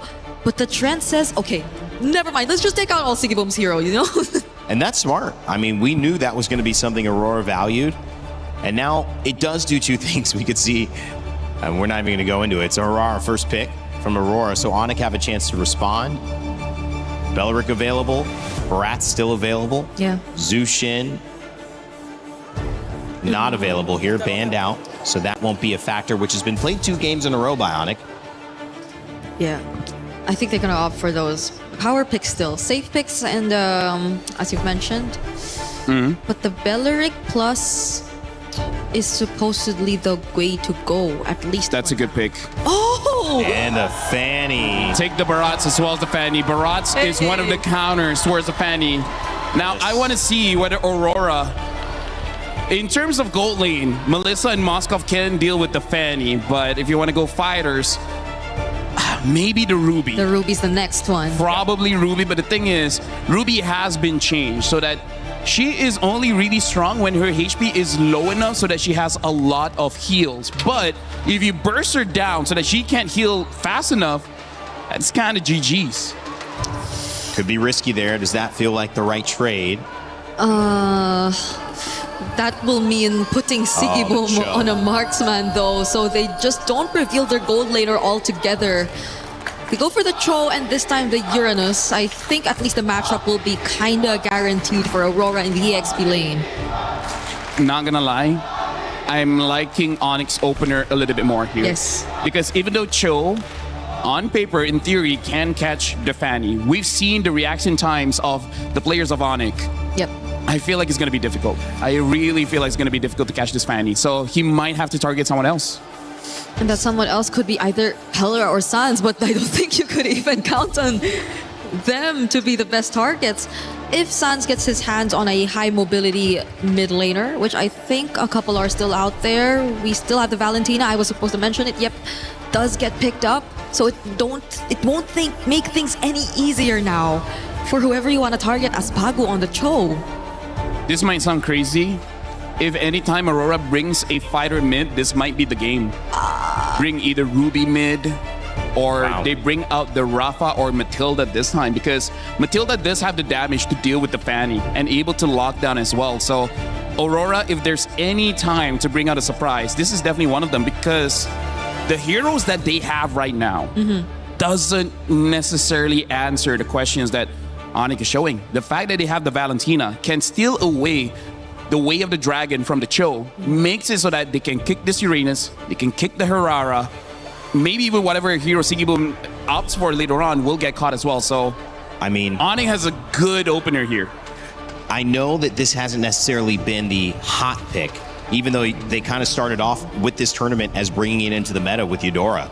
I feel like a kick into a stun is pretty guaranteed if you're trying to isolate this fight. We saw the Fanny with Arrow 404 earlier series, Team Vamos. He was fantastic, but they still lost that game because they basically made the fight about everything but the Fanny until the Fanny showed up. And so if you can isolate someone very important with that show, capitalize on it. We know Aurora likes that. Maybe there's an answer there, and they just deal with the Fanny whenever she shows up. That can be.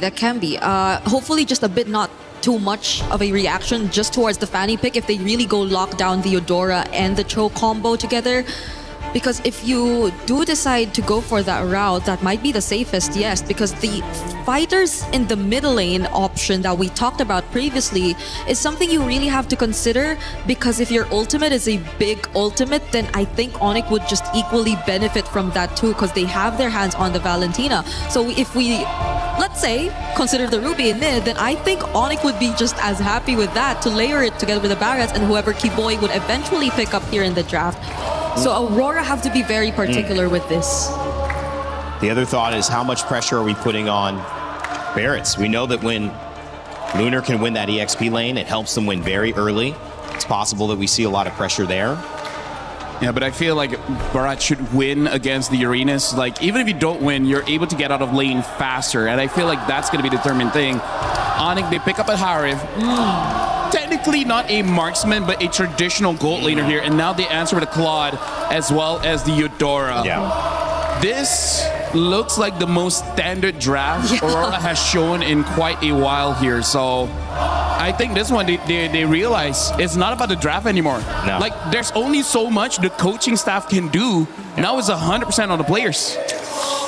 Gotta make sure the execution goes smooth for Aurora this time, going for a very standard draft. But for Kiboy in Rome, Gato is good. I like the counter. Yeah, God, it can be. Minotaur's banned. Atlas banned. Belleric still available, right? That could also be an option. Honestly, yeah, Belleric can still be an option because for now, I feel like for Onyx, almost any pick in the roam can really help them out here. And there you go. They pick up the Belleric. Also kind of good going up against the Claude, Uranus, Cho. So who do they want to pick up? Who does this Cho work against on the side of Onyx? Who's the priority? No one. No one. So that's if you can catch Fanny, great, but wow, I don't know about that. At best, probably just disrupt. Because Yeah. Onyx will just go all in the team fights. Who are you leaning towards, guys? Final game. I'm leaning towards Onyx. I have to go for Onyx. Onyx. Wow. Indonesian champions in 2023 trying to go back and win in the semifinal. Aurora trying to prove that they deserve to be on the main stage. It's one game away that decides it. A best of 5 turned into a best of 1. Aurora Gaming versus Onyx. Turkey versus Indonesia. Let's send it back over to our casters, Gideon and Naisu, for game 5 at MSC. Two teams walked into this arena at the Esports World Cup thinking that they could make some life-changing money. Now they put it all on the line as both teams have pushed it to match point. A single mistake, a single good play could be the difference between a lot of cash here. But now let's jump right into this game as the Land of Dawn has already blessed us with a beautiful series. And even this draft, Gideon, for game 5 brings us, I feel like, back to the fundamentals, you know, for the most part. Even if you look at Aurora Gaming lineup, our panel talked about it, there's no more things surprising yourself in the draft. It's pretty standard. There's only so much that the coaching staff can do. It comes down to the execution. Onyx on the same foot, pick up some of their best heroes across the lanes here. Again, to see potentially Kyrie on this Fanny and Kaura having the Harith here, there's something that can be said for the movements, the way they move around the map alone can set things in pace.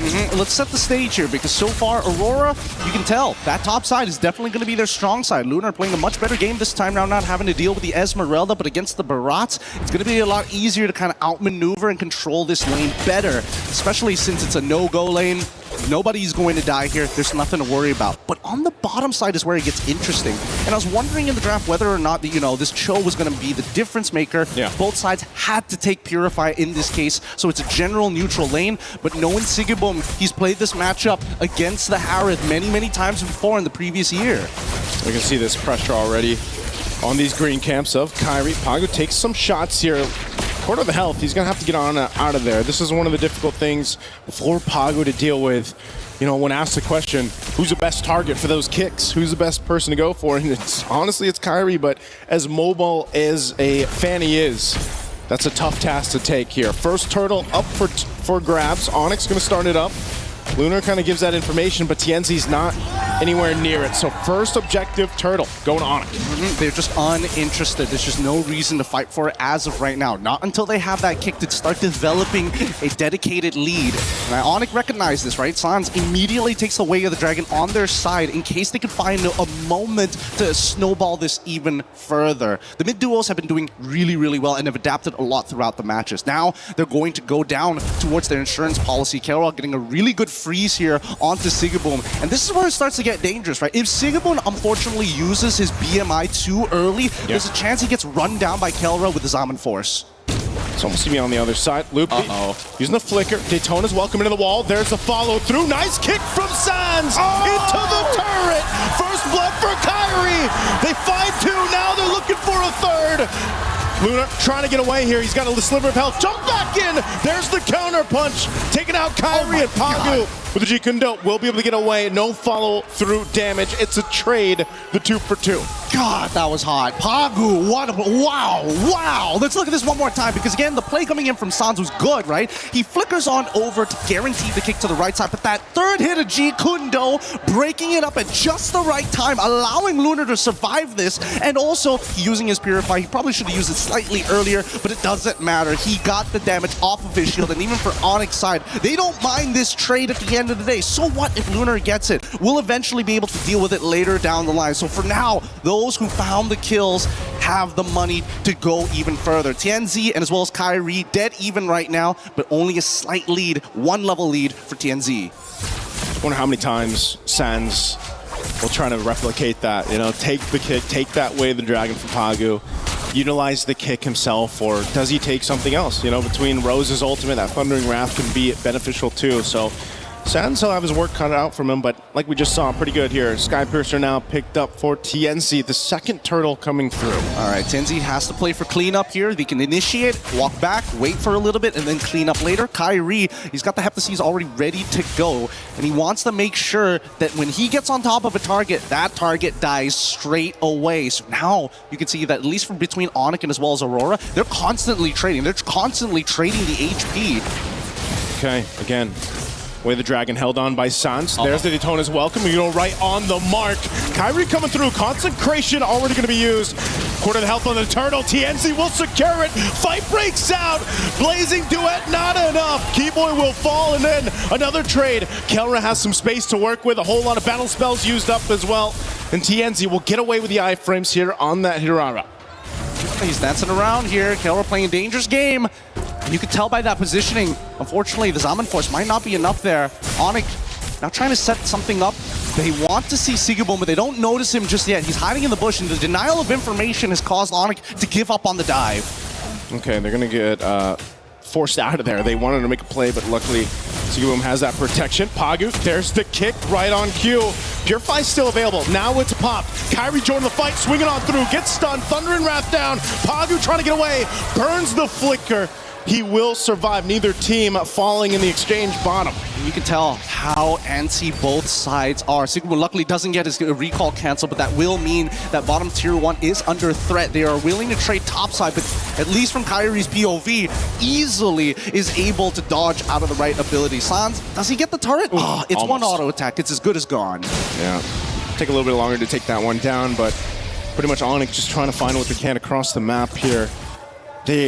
It's really neck and neck in Game 5 so far, Gideon. Again, this is exactly how you want this series to pan out here. Neither team really pulling the switch just yet.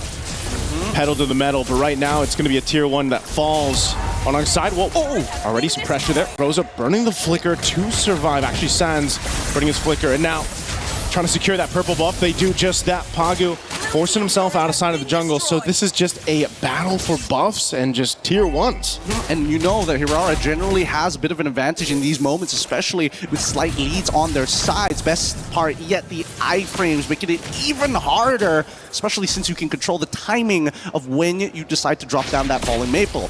In the meantime, though, as we can see Aurora alongside with Onyx contesting for the space at this point. The main contestant is having control over this mid lane. If we see TNZ make a mistake here, luckily he doesn't walk into the lane, goes for the Lethal Wanderer instead and lets Sigabum actually absorb this wave. Onyx miss out that opportunity. Okay, waiting patiently here too. Last turtle of the game. 1 for 1 across both sides for this objective. Onyx will play it a little bit slow. Keyboy waiting, he's got a flicker available. Conceal going to be used. You're going to force the fight for this third turtle anyway. They get stunned in their tracks. Kyrie jumping through, takes the turtle away. Daytona's welcome. Into the wall he goes, and Rosa's gone. Now Pagu, nowhere to run either as he's collapsed down by Onyx. They got the objective and the kills. That was a hot play coming in from Onyx. It felt calculated beginning to end. The timing of Keyboy utilizing his Wrath of the Dryades, not to mention just an amazing flicker Detona's welcome right onto Rose's face. Nothing they could do at that point. They reached, they grabbed, and they caught the ball out of the air from Aurora. Let's look at this replay one more time, because as Kyrie makes this play, it catches afterwards, but it catches just enough. With Rosa already down and TNZ having no combo points to actually go into his iframes, literally nothing you could do there. And that's the thing too, the fact that it's broken walls and you have this fanny, you can utilize a little extra opening on these turtle pits or eventually the Lord pits, something that you can do here. So Kyrie can kind of just swing on through into those fights, following through the Wrath of Dryade. They're going to do it again onto the tier 2, already forcing the fight, and Sigabum is gone! Where did he go? And Lunar to follow, a double for Kyrie. And now TNZ went into the rest, Wrath of Dryade, puts the taunt, loads him up! Triple kill for Kyrie! Making a possible maniac on the fanny! Woo! A statement being made by Onyx right now as they're looking going to crack open. Bottom side tier 2, and they've evened out this score. 3.2k lead in their hands. Things are getting extremely dangerous for Aurora. SigaBoom, he's got to be careful here. That BMI is literally his only lifeline. Just watch, as soon as the BMI drops, you see that Kelra said, hell no, we dive in this. We're sending the goon squad to take him out. And they line this up so well for the whole team, but for Kyrie just to make those plays again on this Fanny. How do you keep track of them? I mean, we've asked the question all darn MSC. How do you keep track of Aurora? Well, when you put the Fanny in the hands of someone like Kyrie or any of these specialists, this is what you have to deal with too. It feels like its own iframes. It's tough. It's really tough. Kyrie has been playing a really strong game here. Those cables have been ultra accurate at dodging some key abilities from the side of Aurora. Even Lunar, I think he can't be that frontline that they're hoping that he can be right now. He hasn't won his lane hard enough. And with the 8 extra assists, well, technically 5 extra assists that Lutfi has been able to gain for himself and to chastise Baldrin, he is so thick. Luckily, Lunar is able to get one of his own. This Lord is being started up here, holding it at half health. Onyx with a clear lead. They have control of this. They might be able to just go ahead and secure this. It looks like they are going to do just that as Tienzia is up top. They have the information, and Onyx will play around now with this first Lord secured. Mitrio has been playing a phenomenal game here for the side of Onyx. And unfortunately, for the side of Aurora, they've missed their window to develop their snowball even further. With the Maniac being given over to Onyx's side, resetting them from all that early game pressure that they were applying. Now they have to hope that SigaBoom gets the right items at the right time here, because Tienzi can only do so much. He's so close to finishing the Golden Staff. So close here. Lord slowly approaching that bottom side. Again, with this kind of lead, SigaBoom just needs more time. He just doesn't have enough firepower here. And if they take out Rosa, so much damage of this profile for Aurora Gaming is expended. And they slowly walk this one in. This Lord coming down to this bottom side. Keyboy popping the conceal, looking for a potential flicker play. Lord's going to go ahead and charge into the base turret. They already pop off some damage, trying to keep them at bay, and Lunar has to disengage. They just want to clear out this Lord. They want to hold on to these base turrets. Kelra jumping in with his Almond Force, pushing him off the turret just to secure it. And now Onyx will go ahead and call it off. They look for more space turrets. Up top, Kyrie. Tienzi holding it in bay. They hold on to 2 base turrets for now. Onyx right now just aren't falling for any of the typical tricks. They're going to lose another shielding here. Yeah, that's pretty much everything. Onyx have set this up for a final push with the next Lord. If they can... wait, do they have the ults? They do! Charge in. Loopy jumping in, and they still the Wrath of Dry. They're going to force the fight anyway. Loopy gone, and SigaBoom too. Kyrie still going. They're cut off from each other. Pagu trying to get away. Kelra, a couple shots, still has the shield. They're so low though. Aurora Gaming might want to punish. They're still falling through. Tienzi has mobility, but they will rely on the conceal to get away. And Sans, he's ready to intercept every single time. Onyx, they are well connected right now.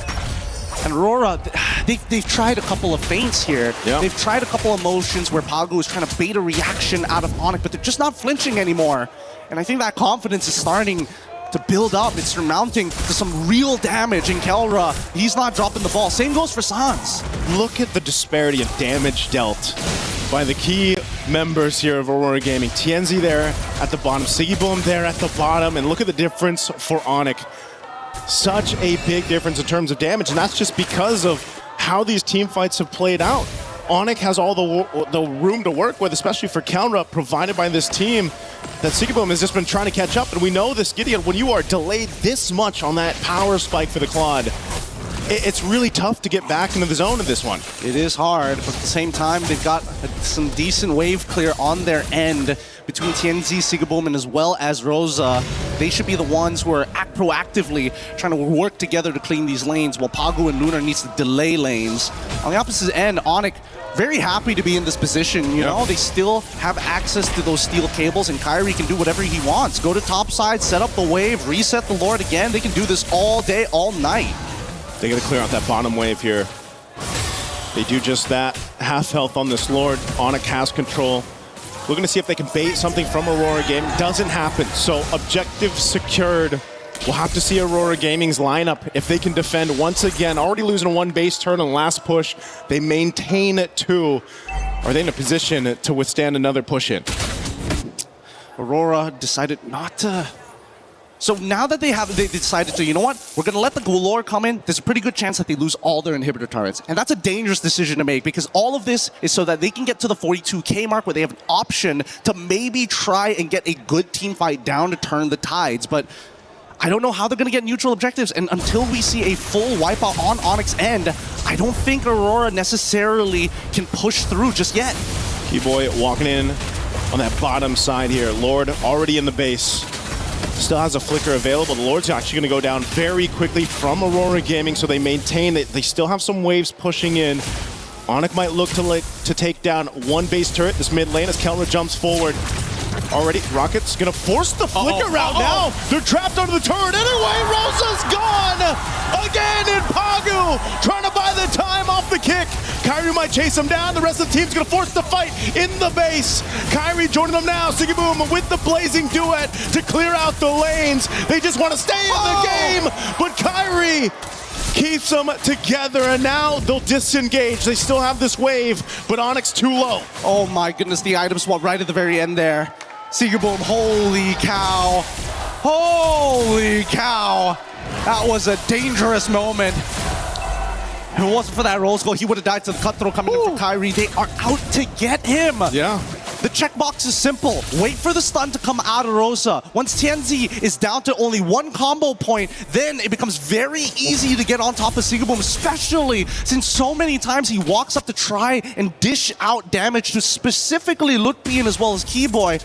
I think that's where you see a lot of the vision starts to narrow down. He's got to open the mind back up here. He's got to look for different angles. His main concern really is going to be Kelra and Kyrie. Once those go down, there's a good opportunity that Aurora can win the fight afterwards. Win a crown purchase from Kelra to make a play of his own here, but I'm trying to figure it out. Can Rosa actually find a good opportunity to stun someone? Because Kyrie never shows.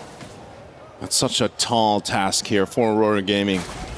Playing on the back foot the past 10 plus minutes, or essentially this whole game.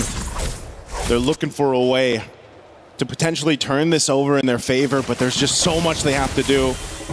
They're gonna go ahead and scout out. I think the main point of contention is, do they actually try to contest this Lord when it comes up?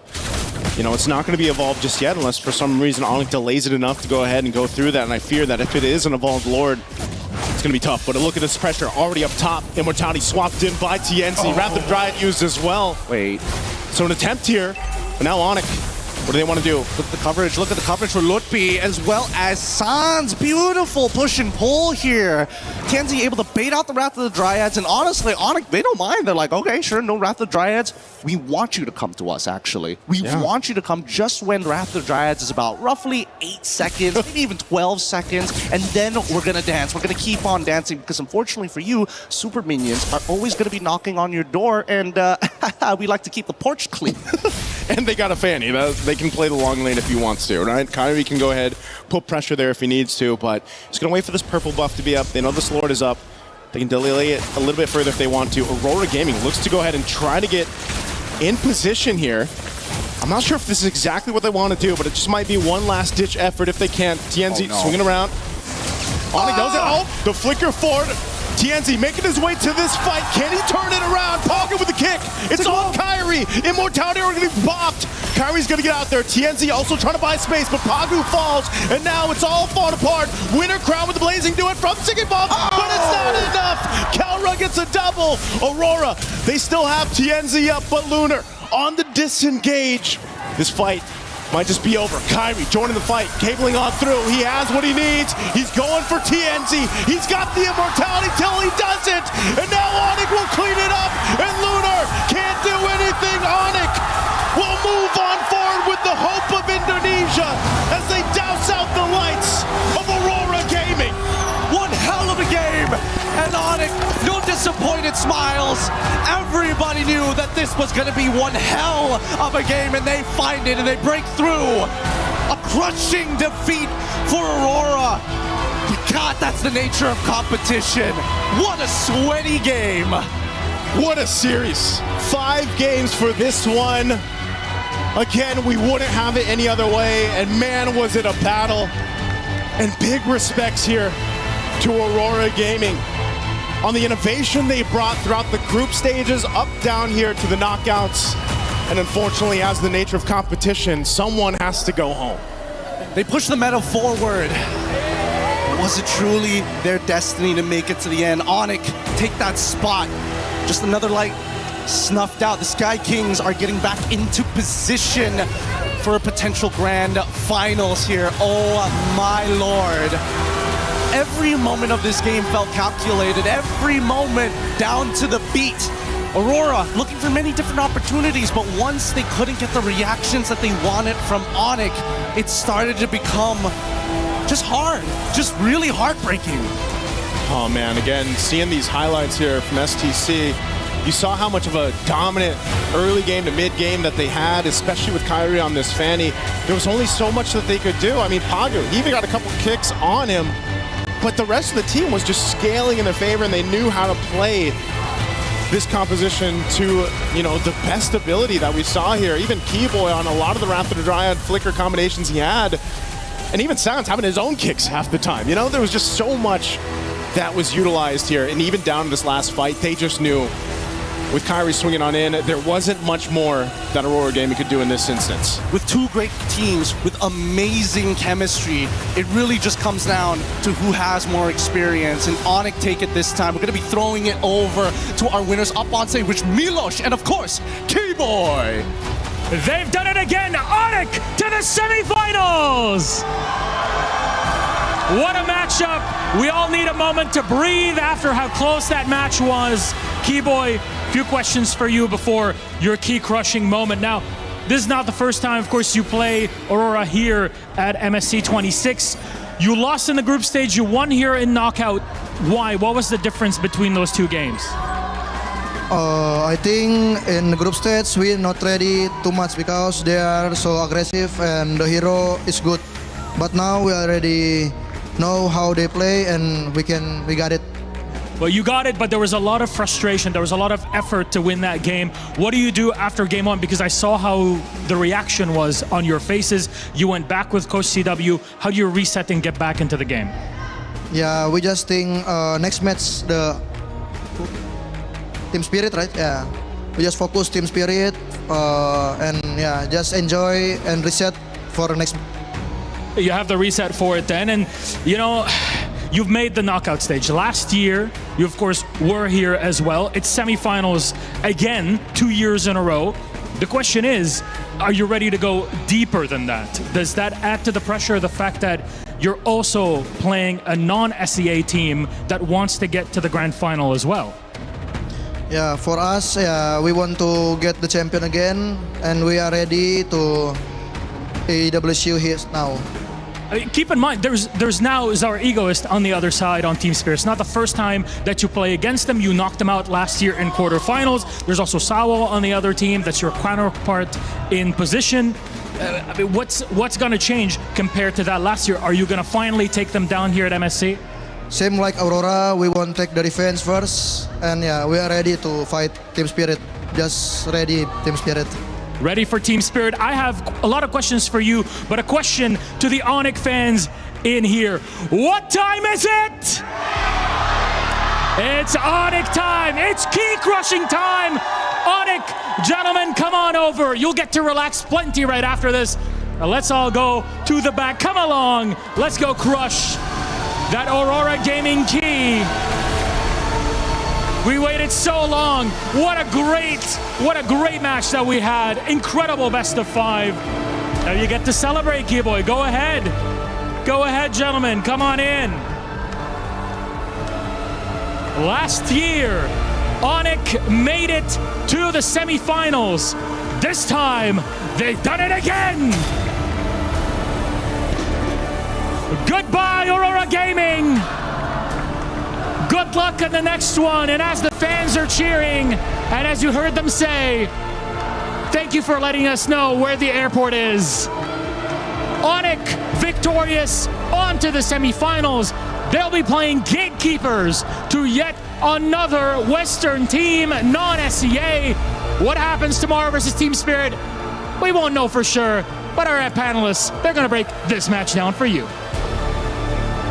The gold standard crushes the golden key of Aurora Gaming and sends them home one last time. As MSC continues, our semifinals are booked. And speaking of tickets booked, Aurora Gaming, yes, we'll have to get those tickets booked for the airport. It's tough to say.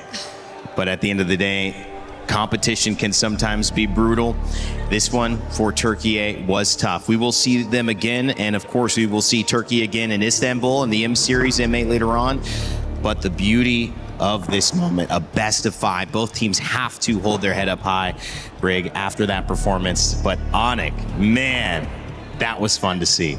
Yeah, I was just talking to LaFell, like, this is the only match that made me post again on my social media account. And that's just the beauty of this full best of 5 series that we really got to see between Onic and Aurora.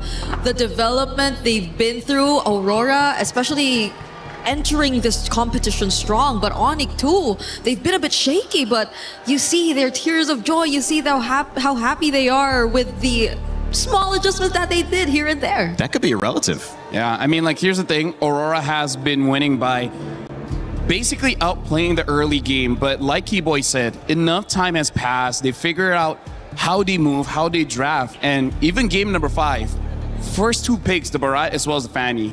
I look at Brig look at me, and I'm like, this might be GG. And we definitely saw, even at the end, you asked us, like, who's going to win this one? It's like, this on draft, Onic won hard for that one. So yeah, this is probably a heavy loss for Aurora because, again, they were set up to win the entire thing. But then at the end, Onic just outdrafted them. So this is a pretty heavy loss. And the only thing I can hope for is that moving forward in this MSC, I hope we get to see more matches like that. Yeah. Other games is like, we outdraft you and then we win everything. I don't want that anymore. I feel like at this point we should have all full series. Yeah, because it feels so much more heavy because you see the attempt and the effort to really shut down certain players and heroes on Onyx's side. You had a Cho, you had a Eudora, but even you asked us the question before entering the game of, who do you really try to target? Who do you try to go for? And we couldn't even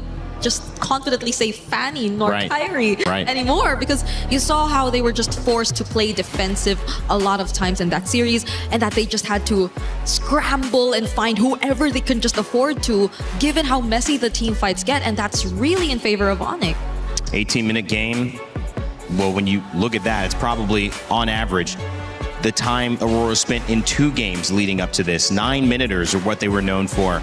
And now, kind of shocked. Definitely a favorite coming into this. But against Onic, it was tough to call them a favorite. And the little things, that was the theme of today, make a big difference. And the fandom, the fan bases, not just from Team Spirit, but also for Onic, might have been that little thing, that little bit of confidence in an even match. No, it's 100%. I mean, like today, the team with the better crowd won the game. Yeah. And yes, both teams are amazing, but yeah, sometimes that extra support, just to give you that self-confidence that even Brig was saying, like, you just got to have more self-confidence in this matchup. And then who had that just ends up winning it all. Believe in yourself, and I think Onic did. Eventually, I mean, in the beginning, there was a bit of a test to try and go out of comfort. You saw that? I mean, here's the thing. It's rare that we see Onic being this happy because most of the time when they win, it's a stomp. This is one of the rare times they had to really fight for it. And I feel like this is refreshing for them as players. Like, now there's actual competition. We have to try hard this time. And they didn't have answers that were guaranteed. We said it came down to those moments mechanically from so many of the players, buying and selling, winner crowns, little things that made the big difference. And it was sometimes a Cho pick or a Barat's pick or a counter to one of those ISO choices, sometimes an ultimate, sometimes a flicker. That would be the difference. Yeah. I want to... That's got to be somebody's something. Yeah, their wife and husband. Their husband and wife. Yes, that's Coach Yet's. Which one is which, Brig? Which one's the husband? Which one's the wife? How do you know so much about their relationship? We're friends. Yeah. Okay. Mr. Denver Miranda. Yeah. Okay, there we go. Can't forget about that last sequence too. Keller was just looking at the fans. You were talking about the fans, and he was just telling them to keep the energy. Just keep going, continue, and go cheer It was a moment that you saw how Kellra was very locked in and how satisfied he was after winning that game. Same for Keyboy, and they were just right next to each other. And the entire crowd too. I could see like a lot of the members of the Onyx crowd just probably being very anxious about what's going to happen, and probably like they're not as capable of saying anything anymore because the fight was just that close. So congratulations to Onyx for really putting on such a great show, and Aurora, it's been so close. I Man. feel like they've gained at least... I feel sad for them. Yeah, I feel like they've Yeah. gained at least thousands more fans. Oh, yeah. Like after this tournament. And they gained prestige because I think coming into this tournament, they certainly set the tone. The Eudora, for the first few days, the group stages, the way that they introduced the Rafaela, the Selena, which was banned out every single game, by the way, was not able to be used by Rosa, set the tone of MSC. They have left their mark, and it feels weird that they only top 8. It feels like a top 4, maybe top 3 team. But Aurora is out, and we had a chance to catch up with Midnight in an exit interview on how he's feeling. We are now backstage with Coach Midnight. Very valiant effort. Nice try, Coach. What do you think happened in that whole match? I think Onyx played a good game. They were really prepared coming into knockouts, and yeah, that's just it. You know, when they catch up, they're a good team. Was that something that you weren't expecting? We expected that it would be a tough series, but we knew that we could win. But I guess, you know, we just lost. So did you think it was them just being the better team today? Or was it some errors on your part? Was it maybe draft, execution, something along those lines? Yeah, there were a couple of like mistakes from our side, even drafts. Like we tried to be creative and we pushed the boundaries of the meta, but I feel like Onyx synergy was just, you know, very hard to break considering that they played together for a long time. So, yeah. I mean, you made waves around MSC, so many crazy picks, so many things happening throughout. But at the end, did you think that that was just not enough? Did you think the meta was a little bit pushed in a certain way? I'd say it could still be pushed more, but again, this is where you see like the difference between top teams and other teams. The synergy is just at a different level. Even though we played a close game against Onyx, I just feel like, you know, they just performed better as a team today. Okay, so they performed better as a team. The synergy was a little bit too difficult. But Coach, what are you going to tell your players after this? I mean, that's just the nature of the competition, you know, and the job's not done. We still have a lot of tournaments to look forward to, even M8, and I feel like we're in a very good place right now for the team, for the players. So yeah, we just move on with life and look for the next thing. How is everyone handling the loss? Very normal that, you know, everyone's disappointed a bit. You know, it's a bit sad, but it's just what it is. It is what it is. So we're assuming that you are going to be staying with Aurora after this. You mentioned the other tournaments that you're focused on. Yeah. Yes. Okay, we're very excited. We're very excited what you guys can do because it was only this MSC and then you were able to do this and you're able to come this far. So Coach, do you have any message to anyone out there who supported you from day one? To all the Aurora fans out there, I know there's also a lot of Filipino fans, Turkish fans everywhere. Thank you so much for the support, and I hope you give all the support that my players need for our upcoming tournaments because we're not done. It was an amazing journey. Thank you so much for your participation. We are excited to see what you guys have in store for the next, because now we are going to throw it over back to you guys. Well, the day certainly set the tone for what you can expect over our next 2 days, because we've got our semifinals booked. Team Spirit will move on as well as Onyx, and we will see them match up tomorrow. Actually, may not be tomorrow. We might see Falcons PH and Yangon tomorrow. Actually, we'll see everybody tomorrow. We'll see everybody tomorrow. Yeah. All right, here we go. Here's the answer to my question. Team Falcons PH, Yangon Galacticos will be first. Team Spirit and Onyx will be after that. You know both of those games are going to go crazy with the fans. You do not want to miss it. 12 CEST starting time as well. There's one big name in there, Team Falcons PH, from the club championship perspective. I do want to dive into what that means. Now look at these guys. They're looking good. I just got to say, they look like they just won a best of 5. They look like they just won a best of 5 and told me to be quiet. I didn't do nothing. Wasn't me. All right. Speaking of implications, the club championship is on the line. We got a quick update with our own Chris Tunn and Glitter Explosion.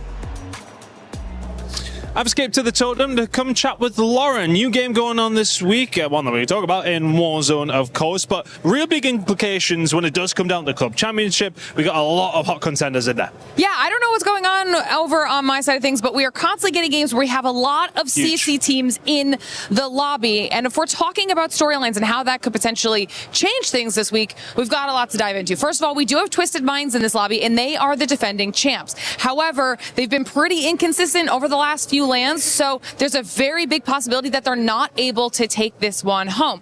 But then if we're talking about hometown advantage, this is where things start to get a little bit crazy, because we do have Gentlemates here, and we saw how insane it was the first couple weeks when they were here and local, and I think that hometown advantage might be big for them. And as well, I mean, Paris and France in general loves Call of Duty titles. All the time we see them really show up for it. I remember those Gentlemates fans being loud in Riyadh, never mind when we were in Paris. Exactly, so it could be even crazier. Hopefully it gives them a little bit of a boost, but then finally, we of course have Falcons, the team that needs the win for CC, and this actually could be the game they get it in. They've got Hisoka, the best player in the world in Warzone, and they are definitely a favorite to win the whole thing. Yeah, it should be really interesting. I think especially when it does come down to Falcons, faltered last year, didn't play to their potential, but this is a big opportunity for them to get the win on the board. Lauren, I'll be checking in with her the next few days. We've only got a couple more days, but I'll be getting as much as I can out of you by the time we finish things up. Thank you very much, Lauren, guys. Talking some Call of Duty. Those both know what they're doing. Big shout out to Lauren as well. Been fun. Haven't seen her since week 1 of Apex, but she's been doing a great job alongside Chris, keeping us updated. Here are your club championship rankings, powered by Aramco. Thank you, Aramco, for setting us up with this. Nodus and Seer still in the lead. These will potentially change a lot. Obviously, Street Fighter's got some great representatives going on. We've got Falcons still alive here. You see, they were actually at, I think it was 1,200. They've jumped up a couple hundred points. They're still in 6th place, but looking at the way that Vitality is no longer in this, Aurora Gaming just went out. They were hoping to get some more points from this. Team Falcons got to be happy that they have a chance to move up this leaderboard with tomorrow's game. That'll be the last, the first game actually that we see tomorrow, guys. So that'll be exciting. Brig, LaFell, as we see Hugs, Kiboy hugging a most likely partner there, dear friend, sister. Not sister, I think. Somebody that he loves. Maybe not. Maybe not. Okay, I think that's... You can't... I don't know. I mean, I guess you can kiss your sister like that. You sure can. Shout out to my sister as well. She just had a baby. So congratulations. New Rainer in the family. Shout out to the gender Robert, that can Brooks. Dish out babies. Huh? Yeah, dishing out babies. MLB, that's what it stands for. Right? Yeah. ML babies. ML babies. MLB babies. Yeah. A new league coming out. Get them ready. I think it's too early for phones, though, by the way, guys. Final thoughts, Brig, LaFell. It's been fun hanging with you on the second half of the day. I just hope we don't have the same pattern of our first series being a 3-0, because I don't think Falcons Spirit should end in a 3-0. I hope we all get game 5 tomorrow. We're at the final stretch. It doesn't get easier after this, because at this point, all the teams, they're at max potential. So hopefully every single team is able to show off all of their efforts for months going into this point, because just a few days from the grand finals. Indonesia is still alive. You've got Philippines still alive. Is it Myanmar or Malaysia? I'm sorry, Yangon. Myanmar for Yangon Galastico. You've got Europe still alive. You've got Indonesia. You got the Philippines. You got everybody ready to throw down MLBB. It's looking like a heavyweight fight from all of us here at the desk on the production side, of course the EFG side, and the Esports World Cup side. Thank you for watching. And you MLBB fans, you know where to find us tomorrow. We'll be live for the semifinals. My name's been Rain Day, and as always, remember to never give up, never stop gaming, and we will see you all for the semis.